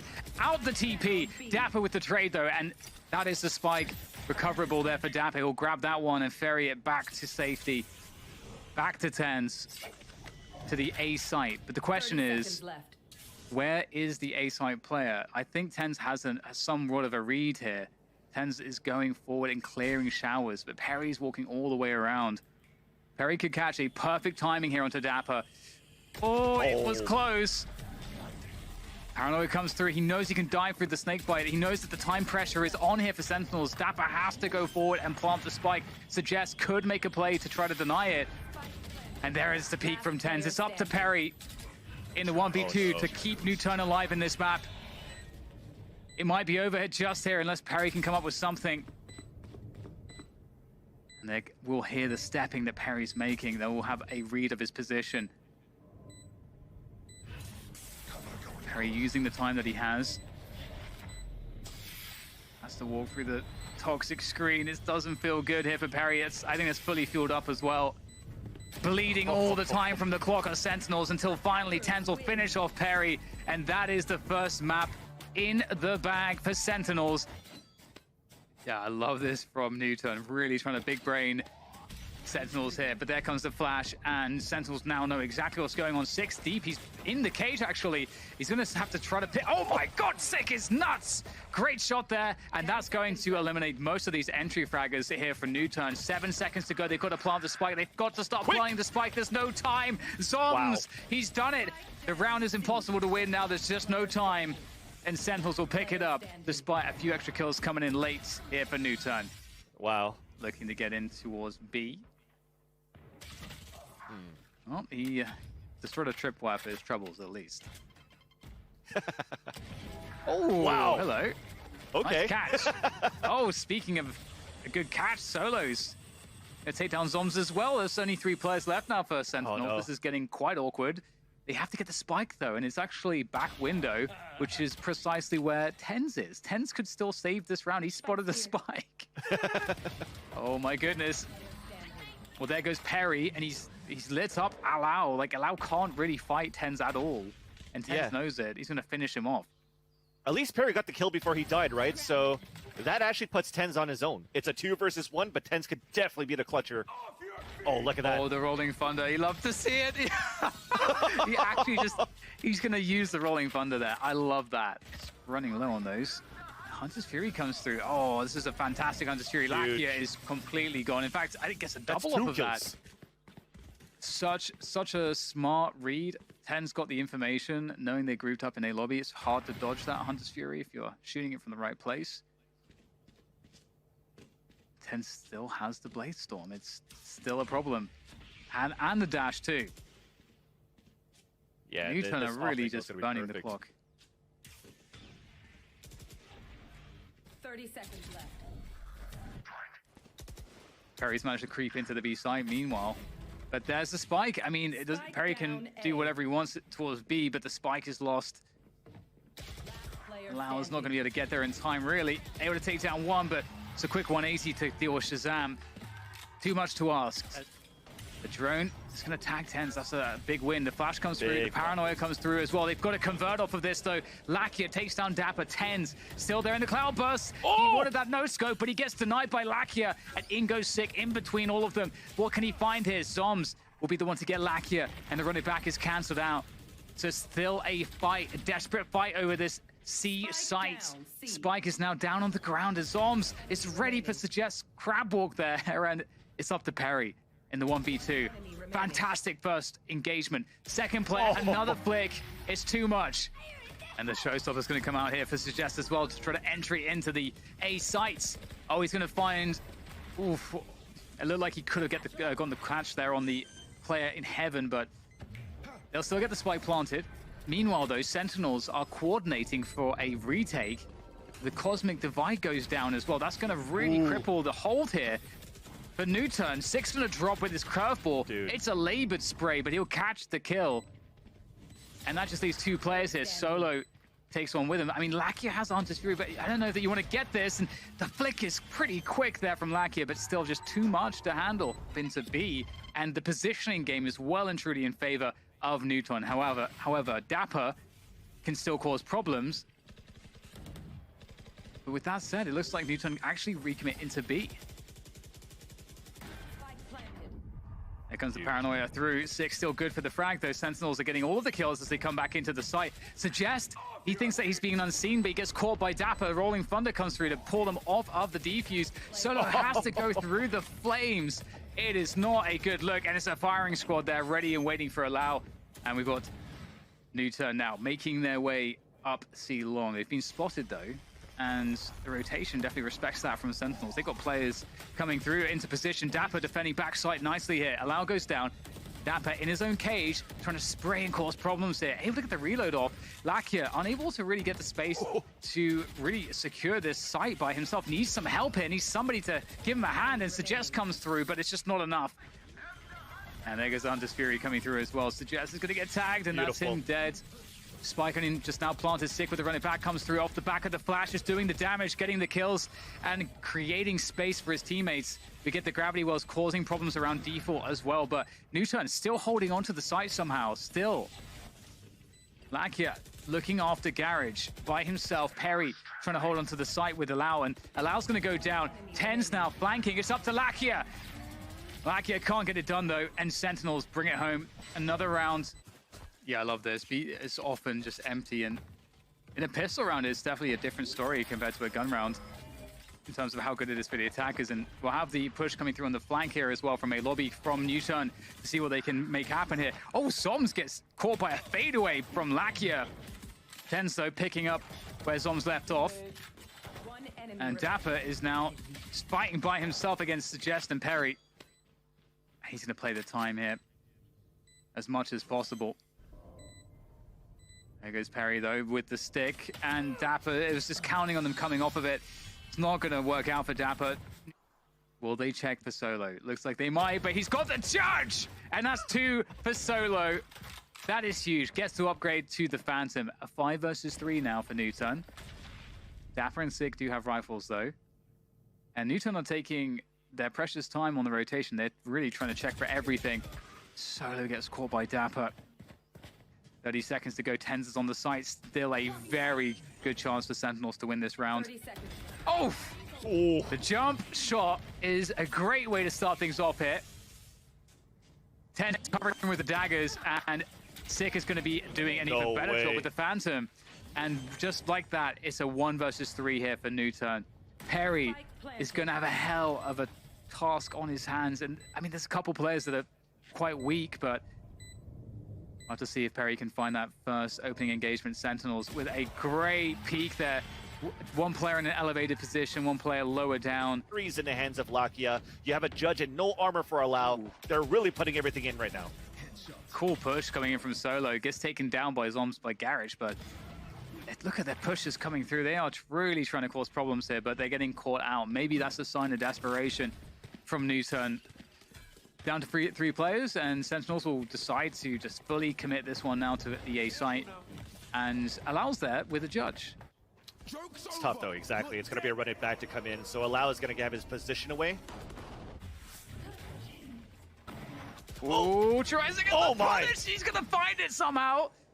That's 2 players now against 3. So he's really created. Allow has created a chance for his team. I think Perry is kind of far away though. This will be a very tough one. There's no post-plant ults or anything like that to worry about, but TenZ is so lethal. There's not too much to be done about that one. Yeah, when there's no pulse plant utilities that you have to worry about, maybe from shock darts, you still have the firepower that Sentinels has to worry about too. Though that was a nasty shot, and unfortunately, this is going to be a round to think about.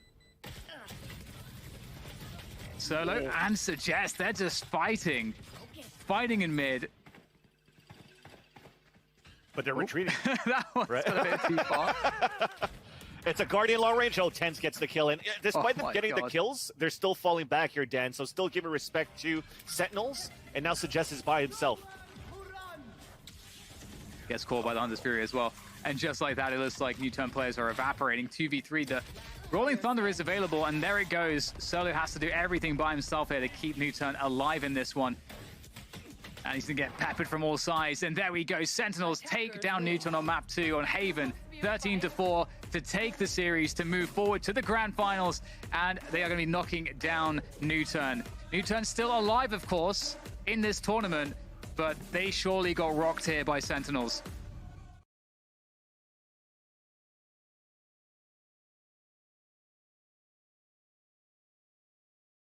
The form that they both hit, but what a time to come into it. Starting out, be Liquid on the attacking side, FNATIC on the defensive side, and already early action. Yeah, very, very deep up here on A lobby for both teams. Spike actually going to be dropped early. Cryptics will trade back out into Mystic. FNATIC now in a 3v4. Spike will be retrieved. Scream trying to close down the distance here. Look at that. Will be hard cleared, and let's see, Durka and Magnum actually on the flank. Cryptics ready for it. Lands a headshot, but it will stabilize for the time being. Now, take a second, breathe it in. A 2v3, but look at the pace that FNATIC are trying to get back into this with. Durka has to hit the brakes for just a second. 3 on the site. Post-plant begins. Nice little smoke comes down. Link going to create a little bit more safety to work with. And Link will be probably the one to receive. This wall goes in. He knows what's up, but Killjoy's going to make it a little bit trickier for him, but no, maybe not. Link's just fine. So we'll see how he fares. You're going to have the slow creep up, and yeah, he does exceptionally well again. Durka down, puts the wall up, tries to deny any quick pace off the back, takes the peek. Oh, that's good. He even knows there's another now. Great damage done, and this is perfect play. This is why we look at Durka as being one of those huge swing-ups for FNATIC, as the latest form from them has been impeccable. Zolka's going to send a flash up. Actually, Boaster already closing the distance on the flank, and there you go. Ignore us while we're on cam. You only tune in once we're in the match, which, hey, I don't blame you. It's actually going to be... None of these teams are really in trouble. This is for that first spot, for the pride on the line. We obviously Durka now cleared out. That's lovely work. The flash now bails him out, though. Look at that. Oh, no Durka! That flash setup, that little piece of play there was so well done. So many players in such unorthodox positions now. See Boaster just going through the time there, buying it, takes the fight, wins it, looks for another, not going to get it, but the trade's effective for Magnum. Once again, actually Boaster getting a little bit feisty down mid. Get himself into window early on in the round. Cryptic's here to greet him once again. Boaster comes out on top. All right, Smoke Criminal, I see you, Boaster. Yampy now, yeah, can't quite aim train his way out of that window, but does a good job of it. Magnum bests him. Spray down from Magnum, actually finds another. That's incredibly surprising. I thought Soulcast was going to convert that, but apparently not. 2 now left. Link and Scream towards the site. Spike. Well, actually, Liquid look like they want to play this aggressively. Link and Scream both creeping up towards they need to. They need to. They 100% needed that. Link, no way did you just pull that off. And Durka undoes it. He's the heartbreaker right now. If there can be a little bit of time bought in middle, if Doma can keep them busy, this is where the flank could be huge. And there's going to be a player beside him as well. Magnum's right there. Boaster doubles down. This is comfy work looking like for FNATIC. They've got this one wrapped up. And this is just beautiful play from Boaster. We've been talking about this guy and the rotation coming in from Durka. So Yampy, you don't often get 2 bites at the cherry. Now he's in a bit of trouble. Oh, that's not pretty. He's been outdone by Durka just flying up on top, and now it's going to be pretty much a comfortable round, question mark, at least on holding C. Now I'm looking at the minimap here. I'm seeing the Spike making a mad dash towards A. After maybe seeing Durka, Doma, some of these players who are more categoristically towards A, you're going to see them go for it. Now Magnum can thread the needle. Now this will probably catch off one. There it is. Magnum now knows what's up. And the rotations have already come in. Smokes are down. Spike to be planted. And really, I mean, that removes a big piece off the board for Liquid in this post plant, because that's Viper's Pit. Cryptic's being that far away and getting caught off guard. Magnum already on the flank. Orbital strike available for Link, but yeah, they've got to take some active angles here, and Scream will find Boaster. So the pinch is on. One enemy remaining. Scream. We need one of those magical moments, please. He's looking for it. He's trying to find that headshot, but Durka is having a game, ladies and gents. Scream. Ooh! Outdone by Doma. Not necessarily. Oh my word! These boys have shut it down. Liquid thought they could be brave, be bold for a second, took a step out, took maybe a fight, and they just get absolutely decimated. FNATIC. Scream's position's gonna be quite interesting. I want to see what he does with this. That's what he's gonna do. Finds Mystic, looks good at it.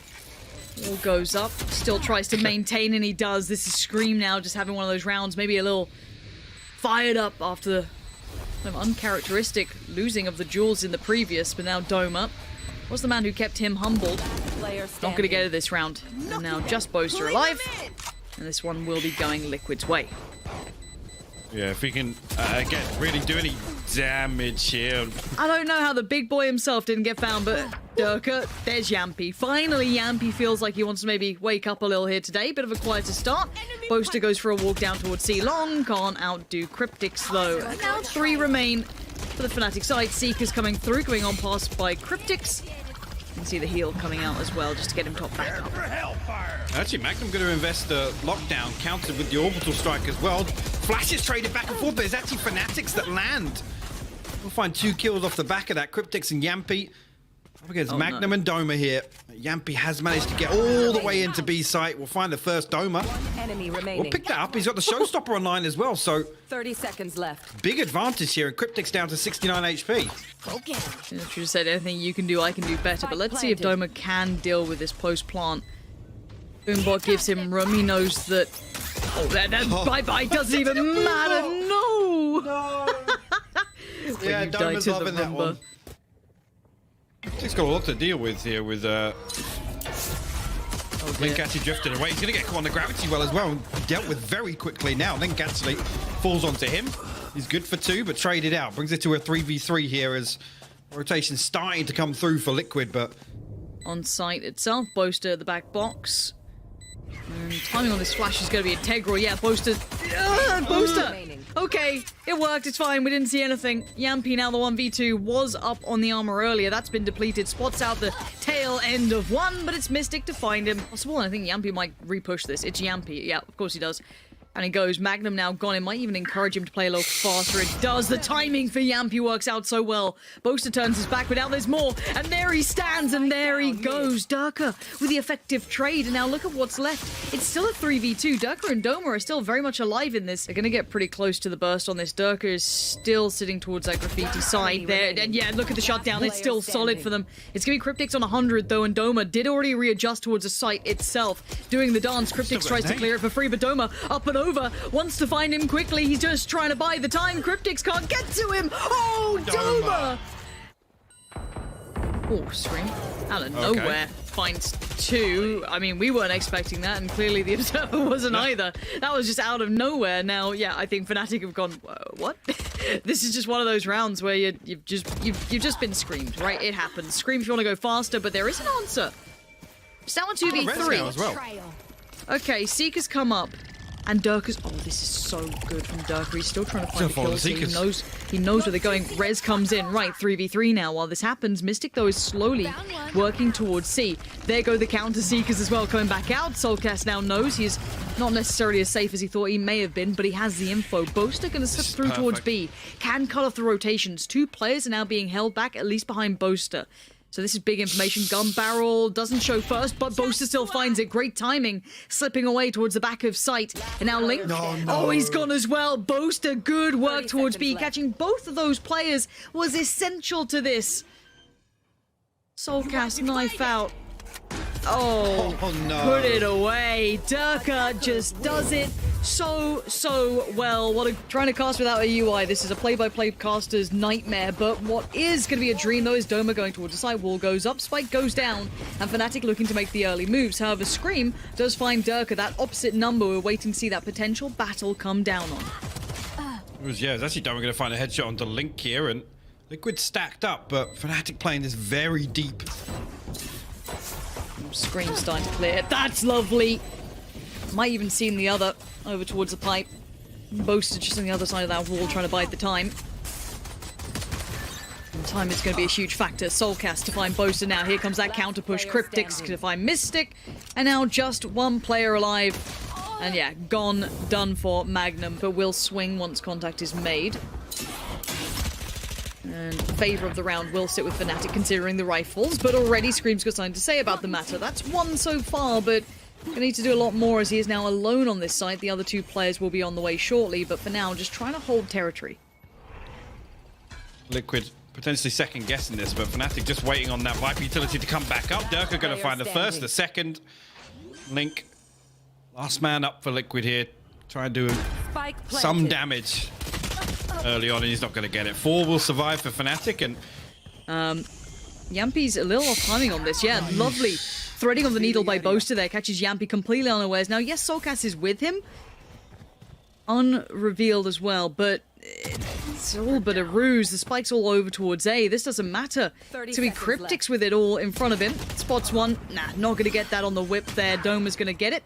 And Link on the other side leans in, finds one, but now we have to see the headshot machine.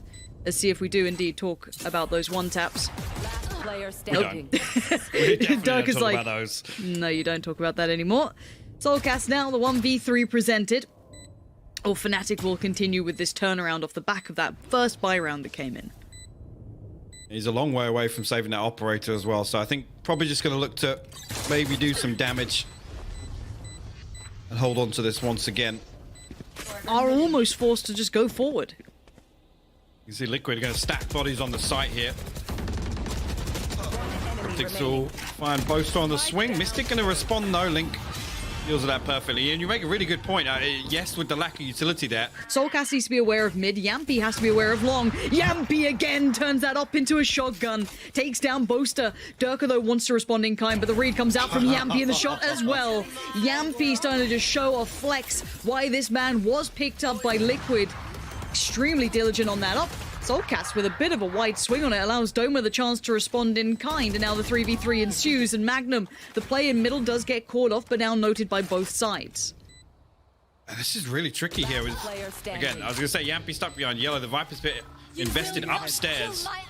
I'm actually going to get Durka back on his feet as well, just to make sure they can secure. Cryptic's the last man standing for Liquid. He's going to push on and find anything here, but a really strong setup with the 3-man of FNATIC here in the post plant. I don't even think he's going to find one. He won't. Mystic playing just inside behind the box. Numbers on here. Durka might actually find one. Yes, it's Scream inside. Oh, and I was waiting for Yampi to just walk that wall, honestly. The trade was there, and you know Magnum was watching it too. Boaster trying to catch that mid flank, but no, Link breaks through, but now looking at what's left, it's Cryptics and just Link in the 2v2. Durka and Magnum on the other side, spotted both out now. Durka has all the information. Magnum can fall away, get a nicer post plant. Even could go and sit so much deeper. Yeah, gonna depend on the ult. Basically secures this round, not necessarily for free, but look at HyperX Fury. Wait. And the investment on this is going to be interesting, because look at this flank from Durka. He can make this so costly, and now they're all... Oh, no! What is going... What? Hello? Hi, Buck, what has just happened? What has just happened? Nobody, neither member of Liquid, like, no, there's no way. We heard that sound cue, but there's no way there's somebody behind us. FNATIC here, but Magnum. Gonna hear Scream for sure. You ever see, you know, when, like, pets get the zoomies or like cats get the zoomies and they just run in like smack themselves into like a wardrobe or something. It's just kind of like that. But Yampi gonna miss the timing on the cross, counts to 3, hits mouse 1, doesn't quite get it. But Cryptix will still on the site himself, so re-aggressing gonna take some of that space back. I don't know if Durka saw him then, I don't think he did. No. Had to tuck himself into, whether or not that recon's gonna reveal him, it won't. Get dealt with by Link behind him. Cryptix should be good for at least 1 in this scenario. He absolutely is. Little drop off though, gonna punish his recoil, but it'll come down to Durka. In a 1v3 Show me here. the money. Show me the money, Durka. Let's go. 1v3, 39 seconds. That's time. To die. Magnum again gonna catch the timing on the wall and keep your eye on the minimap. This whole time, FNATIC are just going to buy time for Magnum to get into a spot to secure this round. It's only one left so standing. good. And look at it, again, going to pick up Link. Durka, when he gets that freedom, when he starts being the instigator to some of these rounds, he can be essential. Scream, though, we know what he can do. This time quelled quickly by Boaster. Cryptix back on the trade, though. Spike continues to tick and look at the timing on this. There it is. Hunter's Fury going to come out, going to try and clear out some of these post-plant common positions. Nothing to be collected from that. I guess that was to try and actually clear out the snake bite coming through. Soulcast lands a good shot though. Doma will fall. I think the second snake bite's been invested. Yeah, just landed there. So Mystic and Boaster can play this one slow for the time being. Last player standing. He's actually on the flank. Boaster. Oh.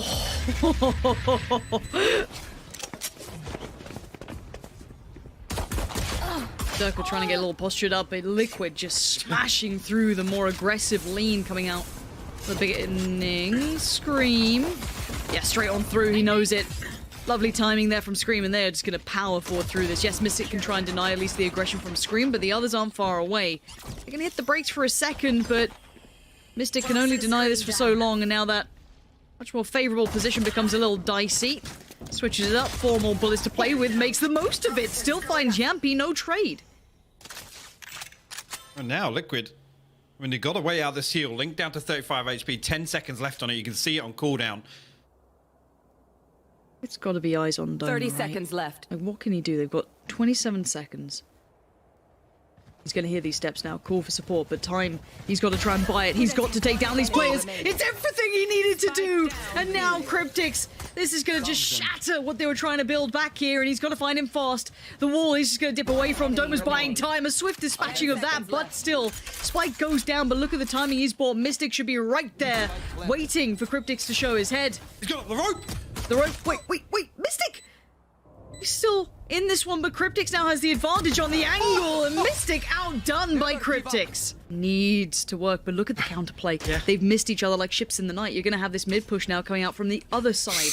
You're going to have maybe Doma around the flank, but there it is. Yampi finds one. He even expects the second. Can't quite get it, though. But the problem is that Magnum even got a kill on the way in towards the site. So now there's only 2 coming in towards the site itself. This is the rifle round, but what's left is the rifle on Link still. 30 seconds Cryptix left. only on the SMG, but trying to hold those closer angles. Here's all these steps.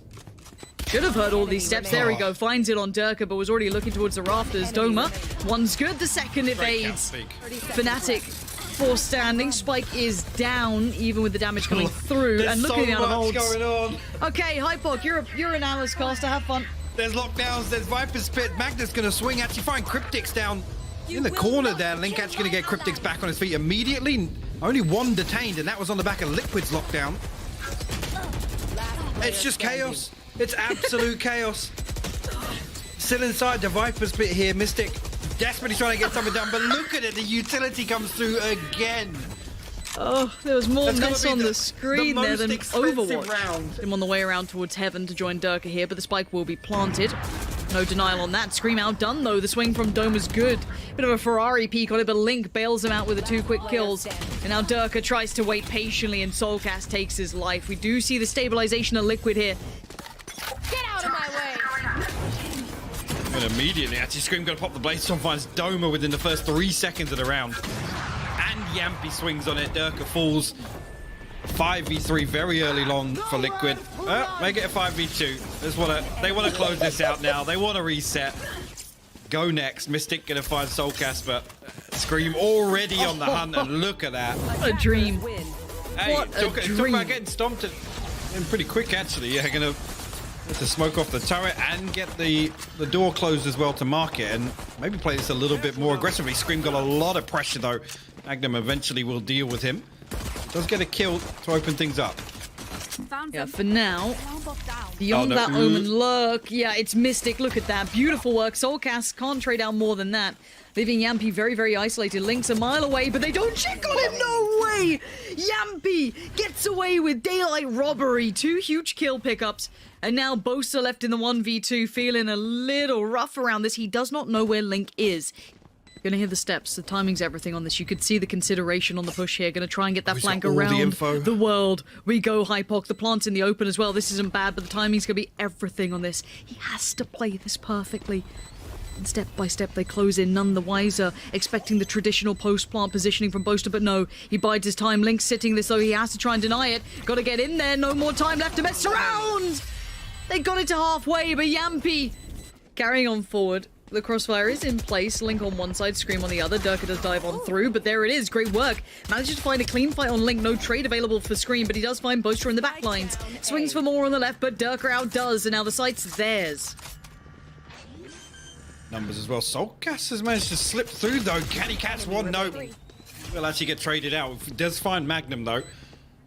Cryptix as well. Creeps his way through.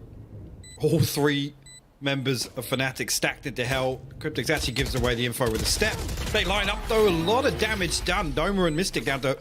Doesn't quite get as much as he'd want, I imagine, from that. Yampy now going to take on over. Viper ultimate now comes down. Trade out on the site. Down to a 4v3, but the spike is going down as we speak. Boaster puts it into place, and Doma did find Yampy, so that's taken out the op from this, one of the most aggressive players. Cryptix next to try and test this, but they're living in that Viper roll. They don't need to leave. They'll do just fine. Soulcast clears Doma, though. And now things are getting a little bit sketchier. Boaster trying to make it count, but he can't make it connect as well as he'd like. And now Mystic left in the 1v3. Spike's near him. He does get one good work. Tries to readjust, dip away into that smoke, fade away unnoted. And Mystic keeping his head down, pinging out the spike. The teammates letting him know where it's at. Sitting this right now, another victim added. As Mystic almost gets all 3, but Scream says no. The defuse should come in. Gotta deal with this kill here. Oh, the 50-50. He goes for it, and he just committed towards tree side, but Doma waited so patiently. In we go. Soulcast slopes on down. Does find Mystic, actually, and now Boaster's in trouble. No, still fine. Back to the wall. Boaster somehow keeps his cool. Doma actually sticks the DP, and Cryptix is there waiting. The reinforcements come through. Boaster falls elsewhere as well. He's all the way over in mid now, and Soulcast nearly loses his life. Magnum actually looking like he's going to try and convert this kill. Inside, and actually Soulcast comes out on top of it. A little overzealous. Cryptix lands a headshot as well. Mystic will respond, but last man standing now in a 1v4. Not much longer for this world. Well, there's 3 bodies here for Liquid on site. Yeah, a bit of a burst, but I like this work from Durka, but he's only going to find Link for now. No, double down, make it Scream. Now, the problem is FNATIC now have garnered the side. They need Yampy to find some control on short, and he does by picking off Boaster. Where is that spike? It is not in a good position. That is a huge problem. FNATIC now having to put so much in just to try and get this back. Yampy is watching this cross, but look at the Omen's position. Look at Doma here. He has garnered so much control. Yampy finds Mystic, but Durka's on the run. He needs to get towards B right here, right now. Time. Perfect playback. Did Cryptix catch a glimpse of Doma there? I think he might have done. Oh, Durka! He hops up on lane. We'll find Soulcast in B. Look at that. Dear. Now Cryptix's position's revealed. They're about to win this. Numbers against some Yampy, operator in hand. This does feel like one of those weird Yampy rounds, though. Not going to check the back. No. Durka and Doma, as much as he can do. And this is going to now work well with Yampy. Yampy did play up short at the same time, so forcing FNATIC further forward, almost into the arms of Yampy himself. FNATIC now need to respond in kind themselves. Push up, get the job done. But Soulcast catching the cross, but only good for one. Durka breaks back in. Trades have been good for this man, but Cryptix now trying to play the side so well.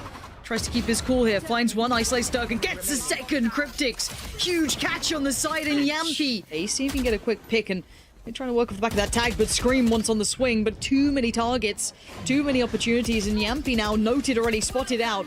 The tag came in, but he's actually going to sit back towards the same position. He's still in here. He's going to be found. No, he actually gets away with his life. I do not know how this man is still standing. And he's got support. Soulcast from up above finds Magnum. Can't quite get beyond Doma, though. Soulcast can. And now down to the 2v2. This is not over yet. Two players doubled up on short, though. They're both ready for this. Soulcast on the other side as well. Cryptix. Wait, missed it. What? Did they both just sit in it? Did they take other damage? As pressure on short's going to build. Soulcast is trying to get the attention to allow Scream to swing, but actually Scream gets outdone. Beautiful take from FNATIC. I have no idea how they just won that out so cleanly. And now they get the site all to themselves. Plant's going to come in. Everything's gone perfect. He's got the timing and the position on this as well. He's going to hear Yampi hopping up to short. There you go, yeah. Finally. Deals with him. Cryptic's the last man standing. There you go. Snakebite comes through, yeah. They don't need to risk anything. Welcome to post-plants. They don't need to. They're chilling. Look at this. I mean, this is going to be the new thing going forward, right? Like, I was watching... Okay, fair enough. Yeah. Rounds theirs anyway. But I was watching a little bit of NA and some of these post plants coming out from these players. It's might sting here. Link's got himself 1-2. Let's see where they're going to take this. Uh-oh. Yampi says, nope. Not right now. You're going to head right on in towards Cryptix at the back towards the site. This is great work from Cryptix. Waited so patiently and somehow they convert this round. In terms of FNATIC, this is a big win really to get a tie game at half time. So Mystic's still going to hold on to that. What? Was Mystic jump spotting at the back of sight to allow the swing to go? Oh, that was such a nice little setup. These are the little kind of like synergy pieces that FNATIC run that are gorgeous work. Durka though under pressure. How does he do that? How does he get away with that?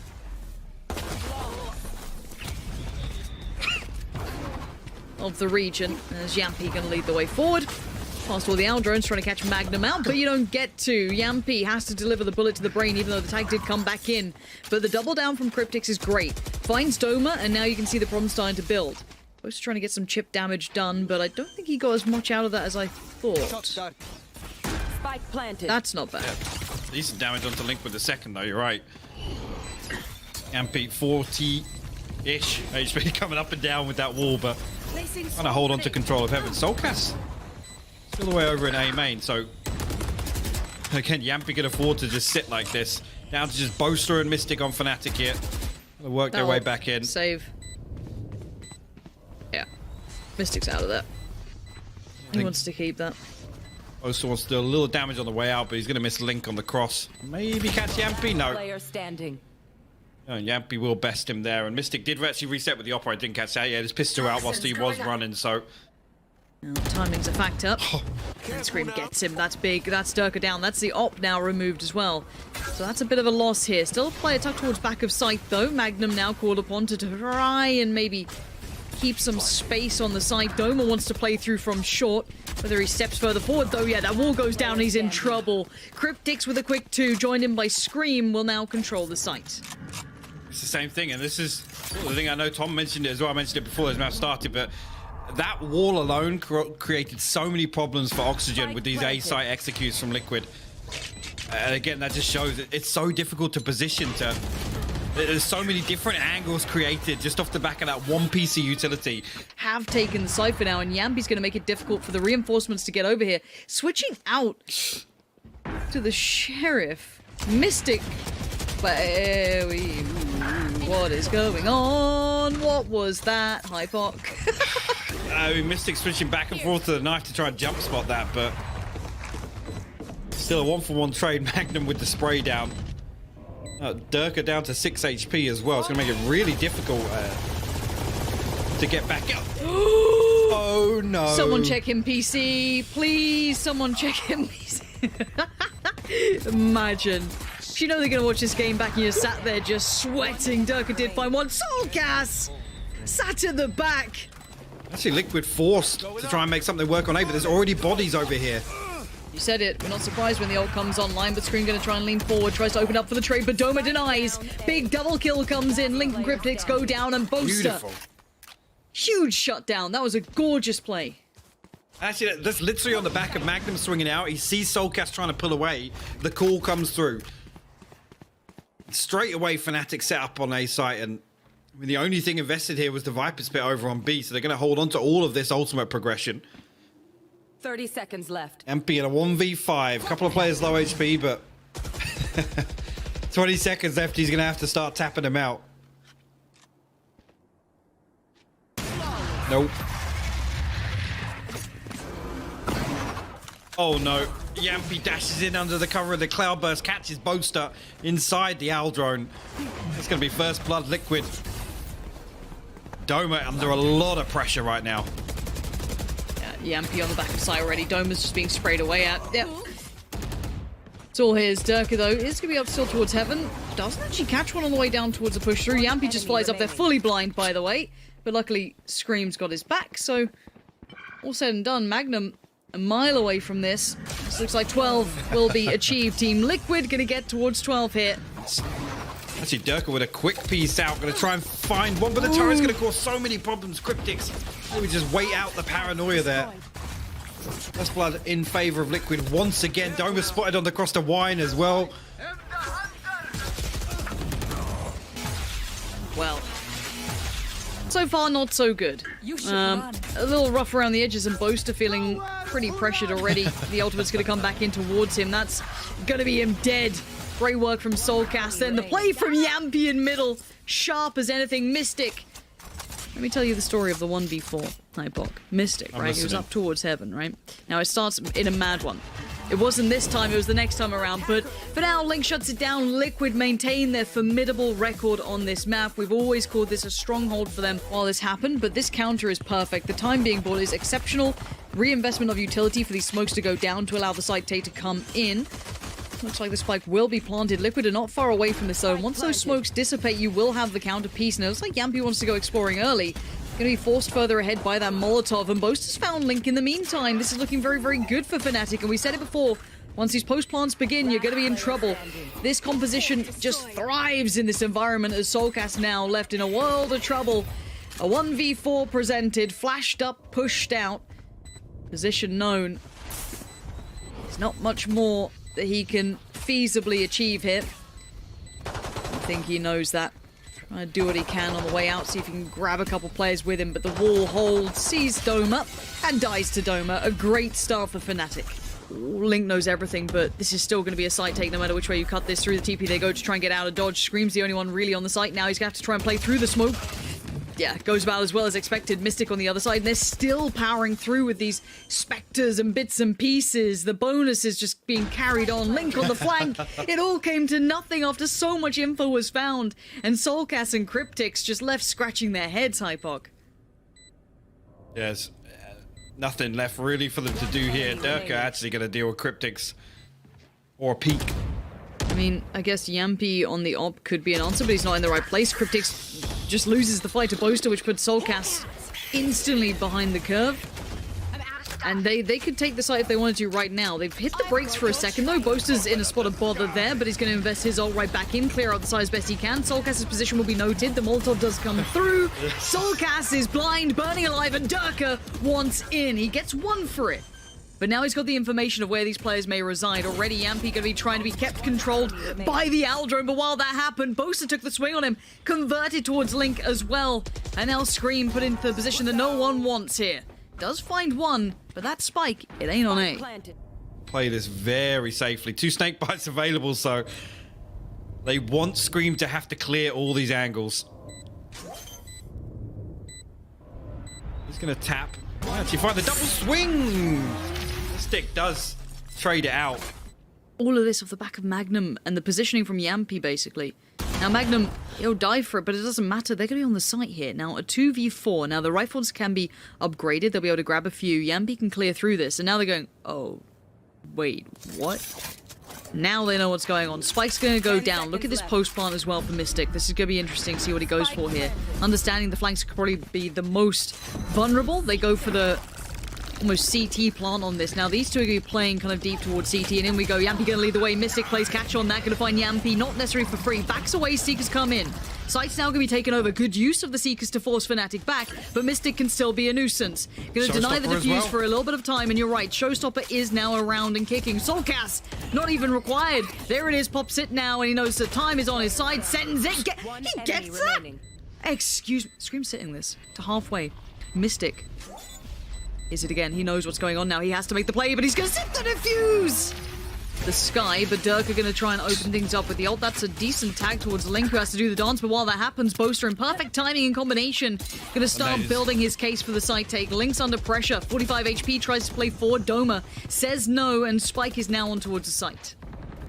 Again, the utility. You can see Scream there. He has to look through 3 different angles. Will swing out, though. The flash is perfect. Doma and Boaster fall, but Mystic good for the trade. And now Yampi getting dealt with on the flank as well.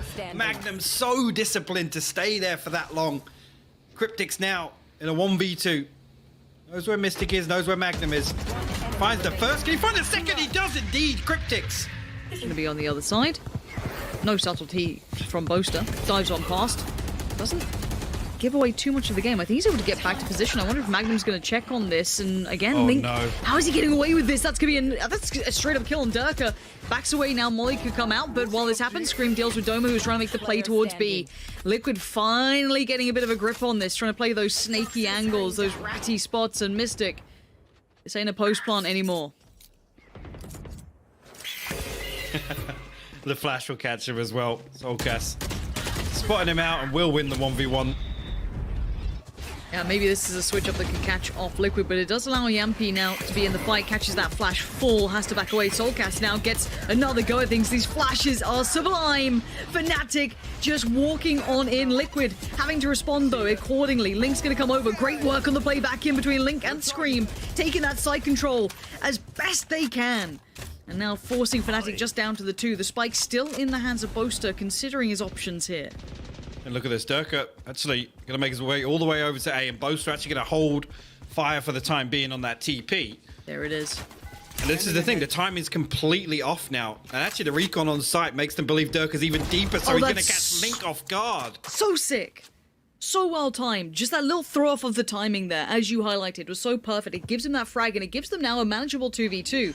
But bear in mind, they're not necessarily playing together in this. You've got Scream going on the flank, you've got Cryptics coming through on CT. Durka, though, still posted up, still sharp as ever. Reigning supreme right now, but it is Scream. If there's ever a man to do it, it would be him. 2 targets to find, both towards the showers, and around they go. You can see Boaster already starting to do the walk. So many potential angles to clear. Ball goes up. He wants to get this halfway if possible. First bit of utility comes in. He's not stopping. Yeah, spray comes through. No, wait, no what way. HP? No, not again! Way, not again! dude. HyperX, how has this happened twice? One enemy remaining. Utility to play with still, though. With a fast hit like this, there's still a little bit, but it's hard to make work from CT. Good flash, could have forced Boaster off the angle. Scream now actually going to get Doma, and here we go. Retake time for Liquid. Let's see if you can pull it off against the big boys. This ain't easy. Boaster tries to make the big play, but does get a 1-for-1 trade out. Magnum, though, to capitalize. Takes down Link and puts now the disadvantage in the pocket of Liquid. Scream and Soulcast. Time beginning to dwindle. Magnum up on top. Durka to deny, and FNATIC maintain the lead on the half. Yeah, in between the Sky smokes and the spam comes through as well. Can't be killed. It's first strike all over again. Look at that, the short setup, beautifully done by FNATIC in the pistol round. And Soulcast. Oh, snappy on one. Wait. Wait. What's going on? What's going on? Soulcast. What is going on? How is this happening? It's a 2v2 suddenly, Doma. Don't let this slip. Link's going to make a mad dash for it. He's got 30 seconds to play with. He's thinking about what he wants to do with this one now. Any utility? No. Just the frenzy at his side. No armor left. Already the nade comes in. 18 HP, stopping the plant. That's so smart. Doma does the jump. He knows now the information at hand. And now, yes, the spike plant comes in, but what's he got left? 13 bullets in the mag. And 2 players to find. Link needs a miracle here, and Doma's not allowing any of that. Mystic on the other side. Soulcast trying to build in, but he can't quite get through the utility. Seekers come through. Durka's found Scream, but there's Yampi. Backlines hero. Finds Boaster. And now Soulcast trying to panic his way into this as well. He's got problems on his own, but there's the spray. This is messy on the site. Mystic does come out on top, and they keep the player advantage, leaving just Cryptics now. Keep his head down for a second. Toxins going up. These three have hit the brakes for just a moment. Magnum spotted, Mystic on the cross. No, gonna be surely finding this. Yeah, good work from Magnum on the swing, coming back in, and now problems build. Oh, this is just... If you're a fan of good Valorant, you're gonna love a bit of this. And FNATIC just flaunting now. 2 big pickups at the start. Your heavy hitters now gone. Soulcast, Link, and Cryptix. All presented with a conundrum to try and work out. Walking on through the ult investment, obviously highlighting where one may be, but Durka presents problems of his own. But timing now, does he consider it? I think he might have missed the timing on this. Yeah, dead. Cryptix capitalizes, good work from him. Gonna fall back towards the site. We still know the Viper is around that ult. Soulcast goes looking. What's he gonna respond? And yeah, Soulcast did spot Mystic out in showers. The Viper's pit on site. And Cryptic's gonna give them some control for the time being. Interested to see here how they play this one. Cryptic's both snake bites available. We're actually going to use one early here. And the Seeker's invested, going to give away all the information and the showstopper. They're throwing everything at this retake. I'm waiting to see a kitchen sink come flying past. Is everything there? And now Link can't do it all. It's going to be 12 on the board. FNATIC taking us the distance here. Yeah, in reality, it's actually a bit of a mad one. We do see that kind of very stylized Molotov now. A lot of people have been enjoying that. Magnum, though, still doesn't want to let them pass. Turns the flash pretty well. Comes back in. Backhand Scream, you don't often see that sort of thing. The ultimate, though, going to kind of take a second of thought away from Link. And the spike plant going to go down. Oster, Durka, Mystic come back into this one. Enemy mark. On the side of Liquid, orbital strike, and already Mystic trying to challenge this post plant here. Expecting them to try and play it, but Link, wise to it, will shut that flank down. Leaving 2 players left now. Most has got himself all the way out, and they're thinking, where are they? Just nobody's peeking this. That Molly's great. How? That Molly's actually excellent. Soulcast, though, gonna keep them alive for now. Long flash back toward Tuka, and there's the investment of the ult. It's gonna be the run-in from Scream, just full commit, charges in. Full in a China shop, and he takes down Doma. Gonna be looking for a little bit further work, though. Yampi tested it long. Does try to get away from this, stays alive for only a second. FNATIC, how have they just shut this down? Link, the last hope here for Liquid, or we are going the distance. Oh, a messy spray on the first booster to do it, boys and girls, ladies and gents. Actually planted open for Heaven as well, so it gives Liquid the opportunity. And Doma actually caught as well on this. Again, you got to be wondering, there's nobody still here, but Yampi will pick that one up. Durkee, okay. We'll get a 1-for-1 over here on main, but Mystic responds elsewhere. Oh, that timing could have been sick for Durka if he managed to just turn that into 2, but no. Scream gonna hold that cross, and we are down to just Mystic and Liquid with a very Yampi-style start there, just to the map. So if they overly read into it, they will be caught. But we have to see if the fight goes down this way. Cryptix, no, he's so well poised. Great damage towards Boaster, but now it's Yampi's turn. Yeah, takes over, does really well. So again, maybe that attention towards B kept them in the minds that they could have pushed out from A, but they still get caught. Mid gets overwhelmed. Liquid pouring through this round. 4 still standing, 2 rifles now beside them. Scream had his own at the start, but now Mystic and Magnum not loving it. No, Nancy the Seeker might just, well, at least Mystic has to shoot it to deal with it. So we'll reveal his position. Soulcast, decent damage there, down to 21 HP on Mystic. FNATIC find themselves in a 2v3 here. Just going to give it up, try and hold on to these weapons, because... Nade comes in, Yampi's now in on the site, getting his attention drawn, but Scream still finds Boaster.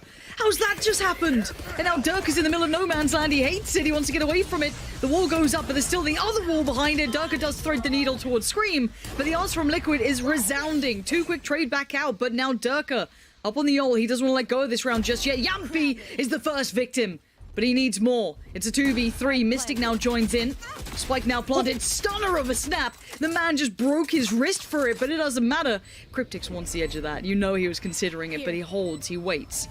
Durka looking for a pixel out of place. Smoke goes in, heads over to it. Ash comes in, looks for it. Back of the site clear still. Mystic now has to dive in towards it. Durka left in the 1v2. No easy way out of this. Liquid lock it down. 1 minute on the board. They're holding the default on the extremities so they can slowly work this, and there it is, Yampi deletes Boaster off the server. Durka gets flashed down, going to be checked on here by Soulcast, but Durka is good for one. The second evades, Link still holds, and they win the mid-fight. It has drawn the attention of another, though. But Scream's starting to make some progress. But actually backs off from that. See the call being made. Magnum instantly forced away from this. And there's the flank from Mystic. Good timing on it. Cryptic's just better. Breaks through against 2, and now the 1v2 for Doma. The angle from Scream is just uncompromising, and there it is. Liquid keep this clean. It all comes down as well, so a quick clear off the back of it. Flash comes through as well, but we wait. FNATIC still hold the cards close to the chest. They don't want to give away too much, but they've been noted. Yampy, he's seen him, but the knives go anywhere other than the body that he wanted. Soulcast does it for free. Magnum, though, back of the site, overwhelmed by Cryptics in the end. We are just down to 1. Link in a 1v3. This could be the first fight back with 10 seconds. The spike may as well be in Narnia here. He's going to get the drop down on 1, the quick spray for the second. But too many angles, too many players, and finally 1 on the board for FNATIC. All this time, instead of Scream putting his wall down to get them in. Oh no. Okay, Doma does well to at least find 1. That allows a bit of play in for Magnum there. Denies the ult to come out as well. The adjustment couldn't quite hit though. Scream's going to do just enough. Mystic! Oh, if he'd caught those heals there, that could have been the spike, then lost. Scream with the rest towards Cryptics. They're investing this round, and Yampy is doing the damage.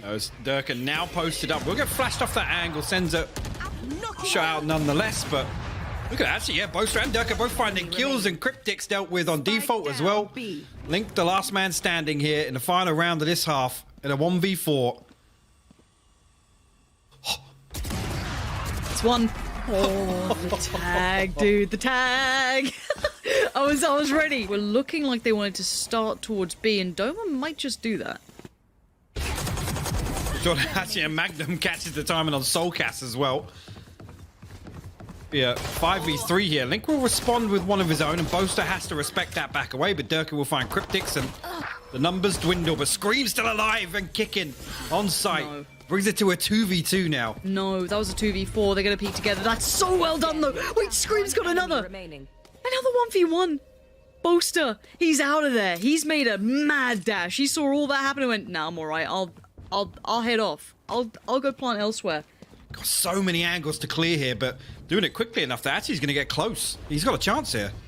He does, but Boaster just has to play this cool, calm, and collected. But Scream's got a good read on this. He's going for the fight. He's missed him. Oh, Boaster just needs to stay.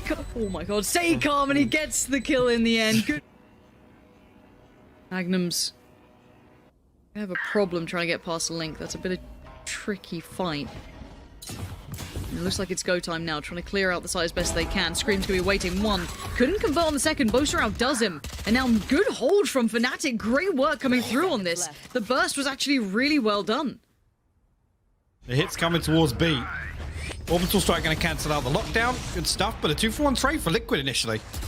Yeah, surprised that Liquid actually got that. They've got 13 seconds though on the board here. FNATIC need to get a bit of a wiggle on. Where is that spike? In the hands of Mystic. So spike to be planted, no denial of that for now, but the retake's going to be deadly. 4 to the 3. And now Boaster wants to get involved, but he's going to get taken down by Soulcast. Big pick up for him, and this is a huge round for Liquid. This could keep them in there for the money, but there go the Seekers as well. Soulcast going to capitalize on that. Follow him in, and now it's all on Mystic. What can he do in a 1v5 post-plant? This ain't easy. He's going to get 1, but Liquid overwhelm. They'll make it to double digits. They keep 4 alive. Time to go. Ults pop. Doma needs to try and claim some space here. He's going to do just that. Brute force at best. Just might need to send. No! Link! Big pickup from the back of sight. Yampy still waiting, unable to see any of this really going down. 23 seconds, though. Spike just about crossing. No! Yampy denies the cross. Big pick from him. And that's 18 seconds. Liquid can now just funnel themselves into this to try and swarm at Boaster. He can maybe get down Yampy, but what more can he do? 11 seconds, they need that spike, they need these kills. Boaster, he's doing everything he can, but time has run away from him. It's a 1v2. 5 seconds, he can't get the spike, he can't get the plant in time. This has run away from him, and Scream just toys with him. Yampy's pushed up. He's going to go off this flash.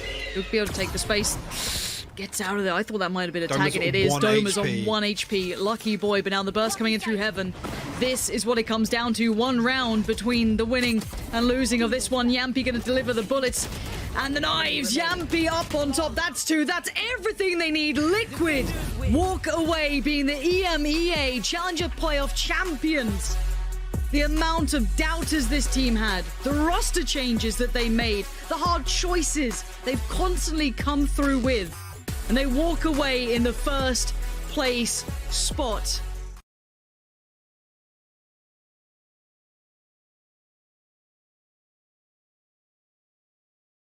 Up, but you do need to pressure it away at least, and they're just going to go through with this, Doug, and keep it simple, and sometimes that is the best approach.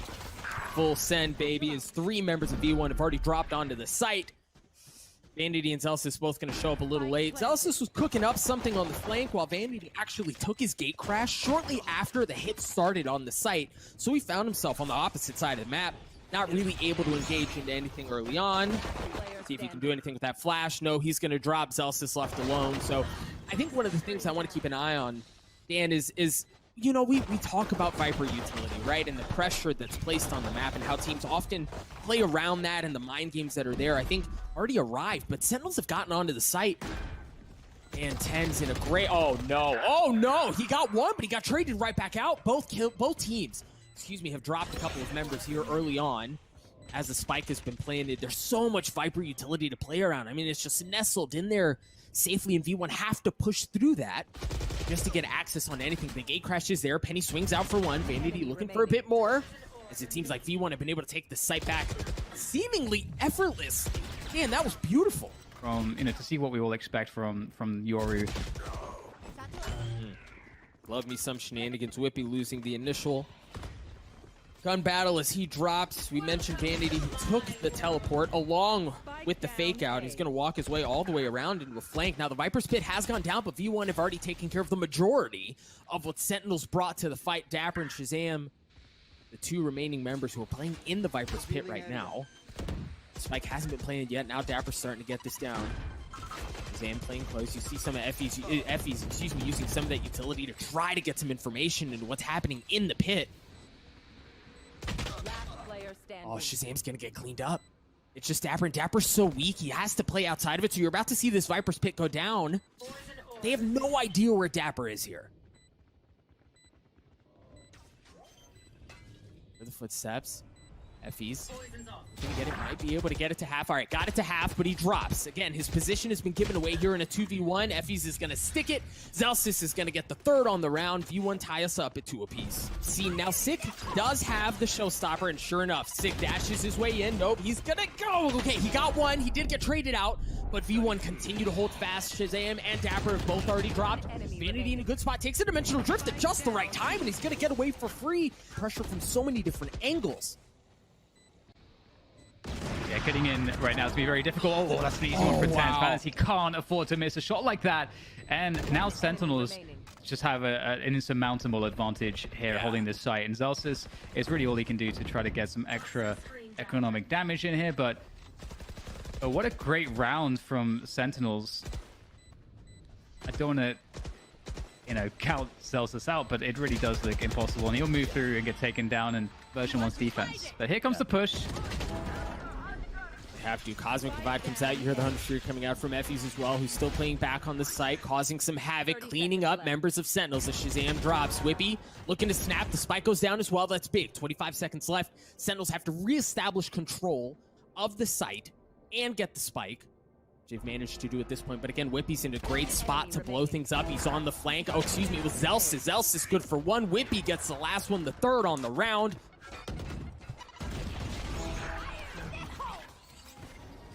Showstopper coming in from Sick. Love that, waiting for the Lear before he blasts his way across, clearing that corner, not going to land, looking for a little something onto Whippy, gets it. 12 health left. He patiently waits for his team to show up, join the party. Zombs is still pretty far off the site, as now the remaining members of version 1 are starting to rotate around. Zelsis is on the flank as Vanity showing up as well. You can tell Zom's just kind of waiting for it, understanding there's likely a chance that they push in. But the thing is, Dan, they're pinched here. They're stuck. They've got to commit to B. They're going to have to fight their way through what Vanity and the rest of version 1 have brought to the fold. As Vanity takes the gate crash out. 30 seconds left. Spike planted. Oh, Zelsis. No charges left. Zelsis in a great spot, good for 1, but the clock continues to tick away. They know where Dapper is as Vanity creeps his way forward. Dapper spotting one. That should be the call. But for one, Zom's left alone. In a 1v2, Vanity tap. Trying to bait that out. Zoms has great info of where they are. He might be able to isolate the gunfights. If he isolates the gunfights, he can win the 1v2, make that a 1v1, and Zoms wins it for Sentinels. A clutch round to tie us up at 5. Paranoia's already gone. The rotation is not in just yet, and Sick, he had to get that one. Whippy holds onto this position. Whippy knows that he can't stay alive there for much longer, uses the TP to get out of there. Penny's going to get out as well with the frag. Beautiful work from version 1 so far. They maintain the 4v3 advantage onto this retake. He's late, but Whippy, oh no, just narrowly clip running dry, not able to land the shots onto Dapper's position's been given away, and he's punished for it. Dapper with 12 health left. Wall goes up again. Shazam's just get whipped on by Zelsis. Snaps on his dome, cleans him up. Penny pushing through the smoke, gets one as well. Zoms is in a 1v3, a great spot to make something happen, though. Does he have the magic in him again? Already good for one, but Penny's going to stick it all the way there. The Mad Lad looking to steal it right out of under his nose, and he does just that. All right, there was info. It was quiet. Once again, Vanity trying to get away with the gate crash. Intense cleans him up just in the nick of time. He's already gotten 2 with the Ghost, and there's great information to understand where the rest of them are. Gets cleaned up for the third. Tens gets another one onto Whippy. As Zelsis shows up, he was playing back showers this entire time. He's now going to show up to the site. He's going to get cleaned up. A 4K on the round for Tens. A great pistol for Sentinels as they bridge the gap down to 1. And oh, Zom just got the info. Yeah. Oh, but Tens was just waiting, right? He was just right under the window. He never peeked out. Then he swings out. He's able to clean up 1 as Sentinels. The last time he played Viper was actually against Under Thieves on Vines, and he had an insanely good game there as well. So, you know, Dapper knows what he's doing, man. He's one of the smartest players in the game, in my opinion. Very intelligent player. And they're going to start off well again, just taking down Vanity with that opening duel. And oh, this version 1 just going to try to walk up short A. This is looking a little bit desperate here, Doug. Yeah, it doesn't seem like there's much of a way in at all, Dan. And you can even see what they were trying to do. Vanity was set up in showers. He used the fake out. He pushed up with it as well to give the impression that there was a whole lot more like hack behind that punch, but it was just him. He gets cleaned up as a 5-man push. Oh, the gravity well comes through from Zoms to try to delay things. Yeah, Vanity made his way out with the dimensional drift, but that was it. Sick creeping his way forward, doesn't even get a chance as Whippy was in a great spot to nullify that threat. Effie's with the Sheriff, looking for a little something. He's got the Hunter's Fury in his back pocket as well. As V1 have a chance at this thing, the spike slowly starting to come down, and Shazam's going to use the Hunter's Fury to delay it for just a moment, and he's going to get the kill onto Effie's. Whippy left alone, spike not in hand, sight control not had. This does not look good. Oh, God, yeah, this is terrible. Whippy has time, but the problem is, as you say, there are so many gambles you have to make in a position like this. And you can't check everything. And so Whippy's just going to have Lady Luck on his side as he moves forward, grabs the spike, and there it is. It's a crossfire scenario. There's really no winning that one for Whippy. Garden, but there's no setup there. It's very unfortunate for version 1. Oh, boy. There's the setup. The setup is tense on the site. Zoms gets it as well. Vanity, though, cleaning up a couple of his own, getting his way onto the site. Whippy's made his way there as well. Now Sentinels are starting to show up. Vanity gonna dash his way out. My gosh, they're gonna flip the map, Dan. Oh, it's a fake the entire time. I love that. That's beautiful. Effie's gets on the side as well. Control. That's a big win for Sentinels here. They feel some of that pressure. Yeah, they had to take care of him. Zoms gets cleaned up. Shazam does as well. As V1 seem to have figured something out in the last couple of rounds, but they still have to clean this one up. Sick. On the other side of Viper's Pit. Yep. Sick. Good run to Zelsis. As he and Dapper buddy system making it work. Sick. Good for a second one as well. Equalizing things down to a 2v2. Dapper's just so weak, though. He's got 30 health. Vanity can swing around. Sick. Good for 3. Sick in a 1v1 against Penny. Sick just down to 33 health, though, and the clock continuing to tick away. Penny can just play this out for time. Sick, baby, you call him Sick because that boy's cold. He comes up huge for Sentinels and gets the defuse to take him to map point. They can't make a mistake, but they've got a good buy.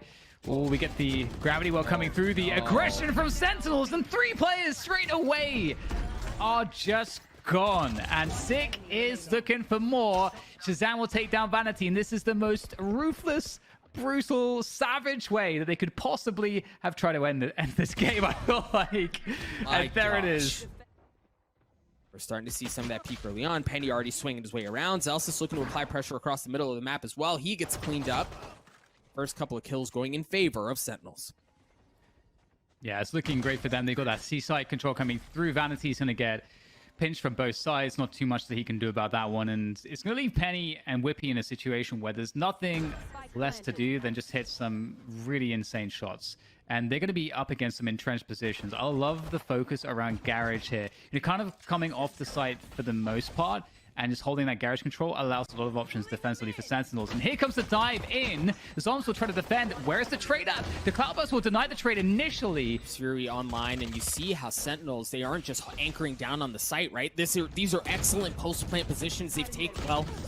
Of course, as I say that, Penny happens. He's good for 2 with the Vandal as they continue to push their way forward. Whippy wise to the lurk around Dapper as he gets cleaned up as well. Damn Intense left alone. They've got a Marshall. And well, it's a Marshall and it's Tens. So you don't count it out. Oh my gosh, you don't count it out! He's looking for more. He gets the other one as well. Is he gonna have enough time? Did he just rob the round? No, the defuse come through point. Cross as well. Penny is ready to fight from short. And Dapper, he's crept out once again. This is one of the, ways you want to try to play against this forward toxic screen.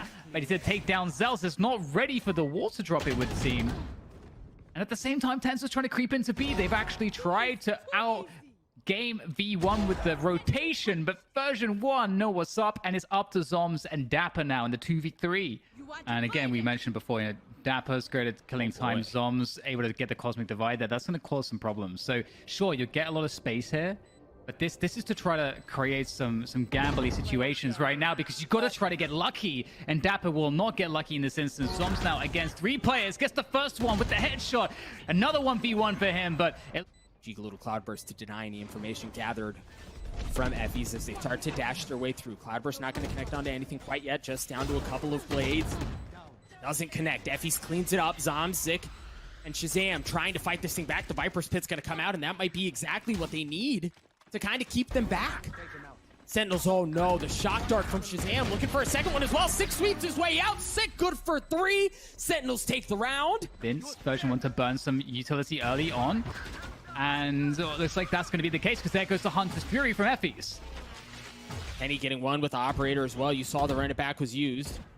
Vanity playing around logs, clean shot onto Tense to clean him up. Penny gets in on it as well with the Operator, looking to make it sing some more. 2 members remain on the side of Sentinels. Make that 1 as Penny gets 3. The 4th gets cleaned up from Effies as V1. Looking to work his way through the gravity well into the hot hands. The dart is there as well to try to give that info away. There's Dapper on the flank, just such a nuisance. He cleans up Zelsis as well with 10 health left.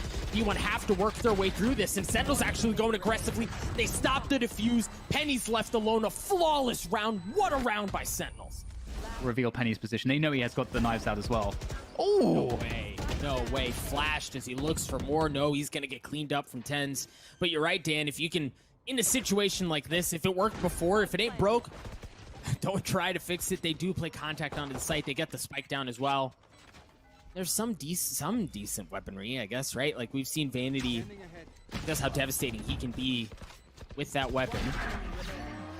But, well, this is already a very different look. Once again, Dapper's going to be on the flank trying to work his way around. Penny cleans up Shazam as they have to fight through some of that utility, but the flank actually comes out from Whippy to give them a bit more room to breathe. And as things continue to tick away, Dapper's going to be a problem again. Sick gets onto 3, Zelsis alone. Zelsis gets cleaned up. Sentinels get to 7. Leaning towards your gun advantage. If they take away, if they try to play around long, they're going to have the advantage in that situation over Spectres, over Frenzies. Of course, as I say that, Penny cleans one up, cleans a second one up as well. Penny 1v2, he has to push into that. Yeah, you felt the difference, right? Like, in the garage, there's that run it back that you mentioned, Vanity making his way around. He's in a great spot for the flank, but no, his position's been given away. Dealt a bit of damage, but he got cleaned up at the hands of Tens. Sick looking to continue to push his way forward. Zelsis on the back of the site. And this is the first time we've seen this, right, Dan, where they try to have that exact same hit, test the waters, it doesn't pan out, and they try to flip the map, and Dapper's made his way onto C. He's going to get cleaned up, but they've still gotten onto the site. There goes Penny running around logs. He's going to get 2. And with that, it's down to Shazam. 10 health left. It's not going to be a good look for him. The double swing comes through, and it will be successful for the stars getting put down as well. By someone says the gravity well as they start to make their way through. Vanity gets great damage finisher from Penny as Zelsis from the back site. It's also holding back sight. And there goes the dash. That's 10's forced out of the site. And as another choke point, he now has to move through and dash in the tank unless he gets another frag out of this. Time is against him. He's going to have to keep pushing. He's got no other choice. And his opponents, they know it. And at this point, there goes the poison orb. And I mean, of course, Tens will get the kill, but it will be in vain ultimately as we get taken down. But one thing that's critical... Oh, oops. And at this point, there's no question about it. They have to go towards C. Effie's using the Hunter's Fury. The Gravity Well was used as well. Dapper good for 1, though. It's just good. It's going to be enough time. It might be enough to buy just enough to get them. They can't get onto the site. I don't think they're going to be able to get the plant down. Vanity trying to get it. He's got a Blade Storm. He's got a chance at something. Swings out. No, he gets popped right in the mouth. Yeah, it's the lineups. That's what it was out of Whippy. Ult Orb comes out. Drops as well and just continues to delay, continues to buy time. Sick using the curveballs to perfection to try to get onto Whippy. And no, Whippy cleans him up, wins that fight. They're on the tap. You're going to have to go. You see the shock darts coming out as well.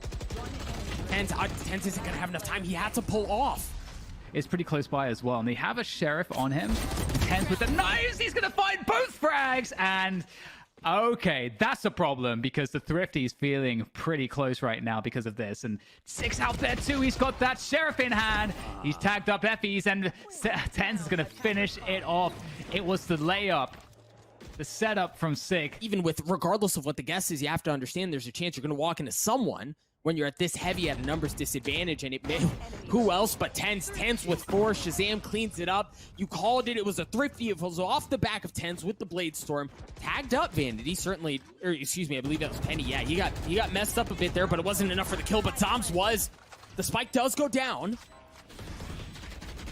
What can they do? Sick playing around through. His health starts to dwindle down, but he manages to land the shots to get the kill anyway. Clipper and Stride, but information gathered. Dapper good for 1 as well. V1 just down to 2 members left. They're both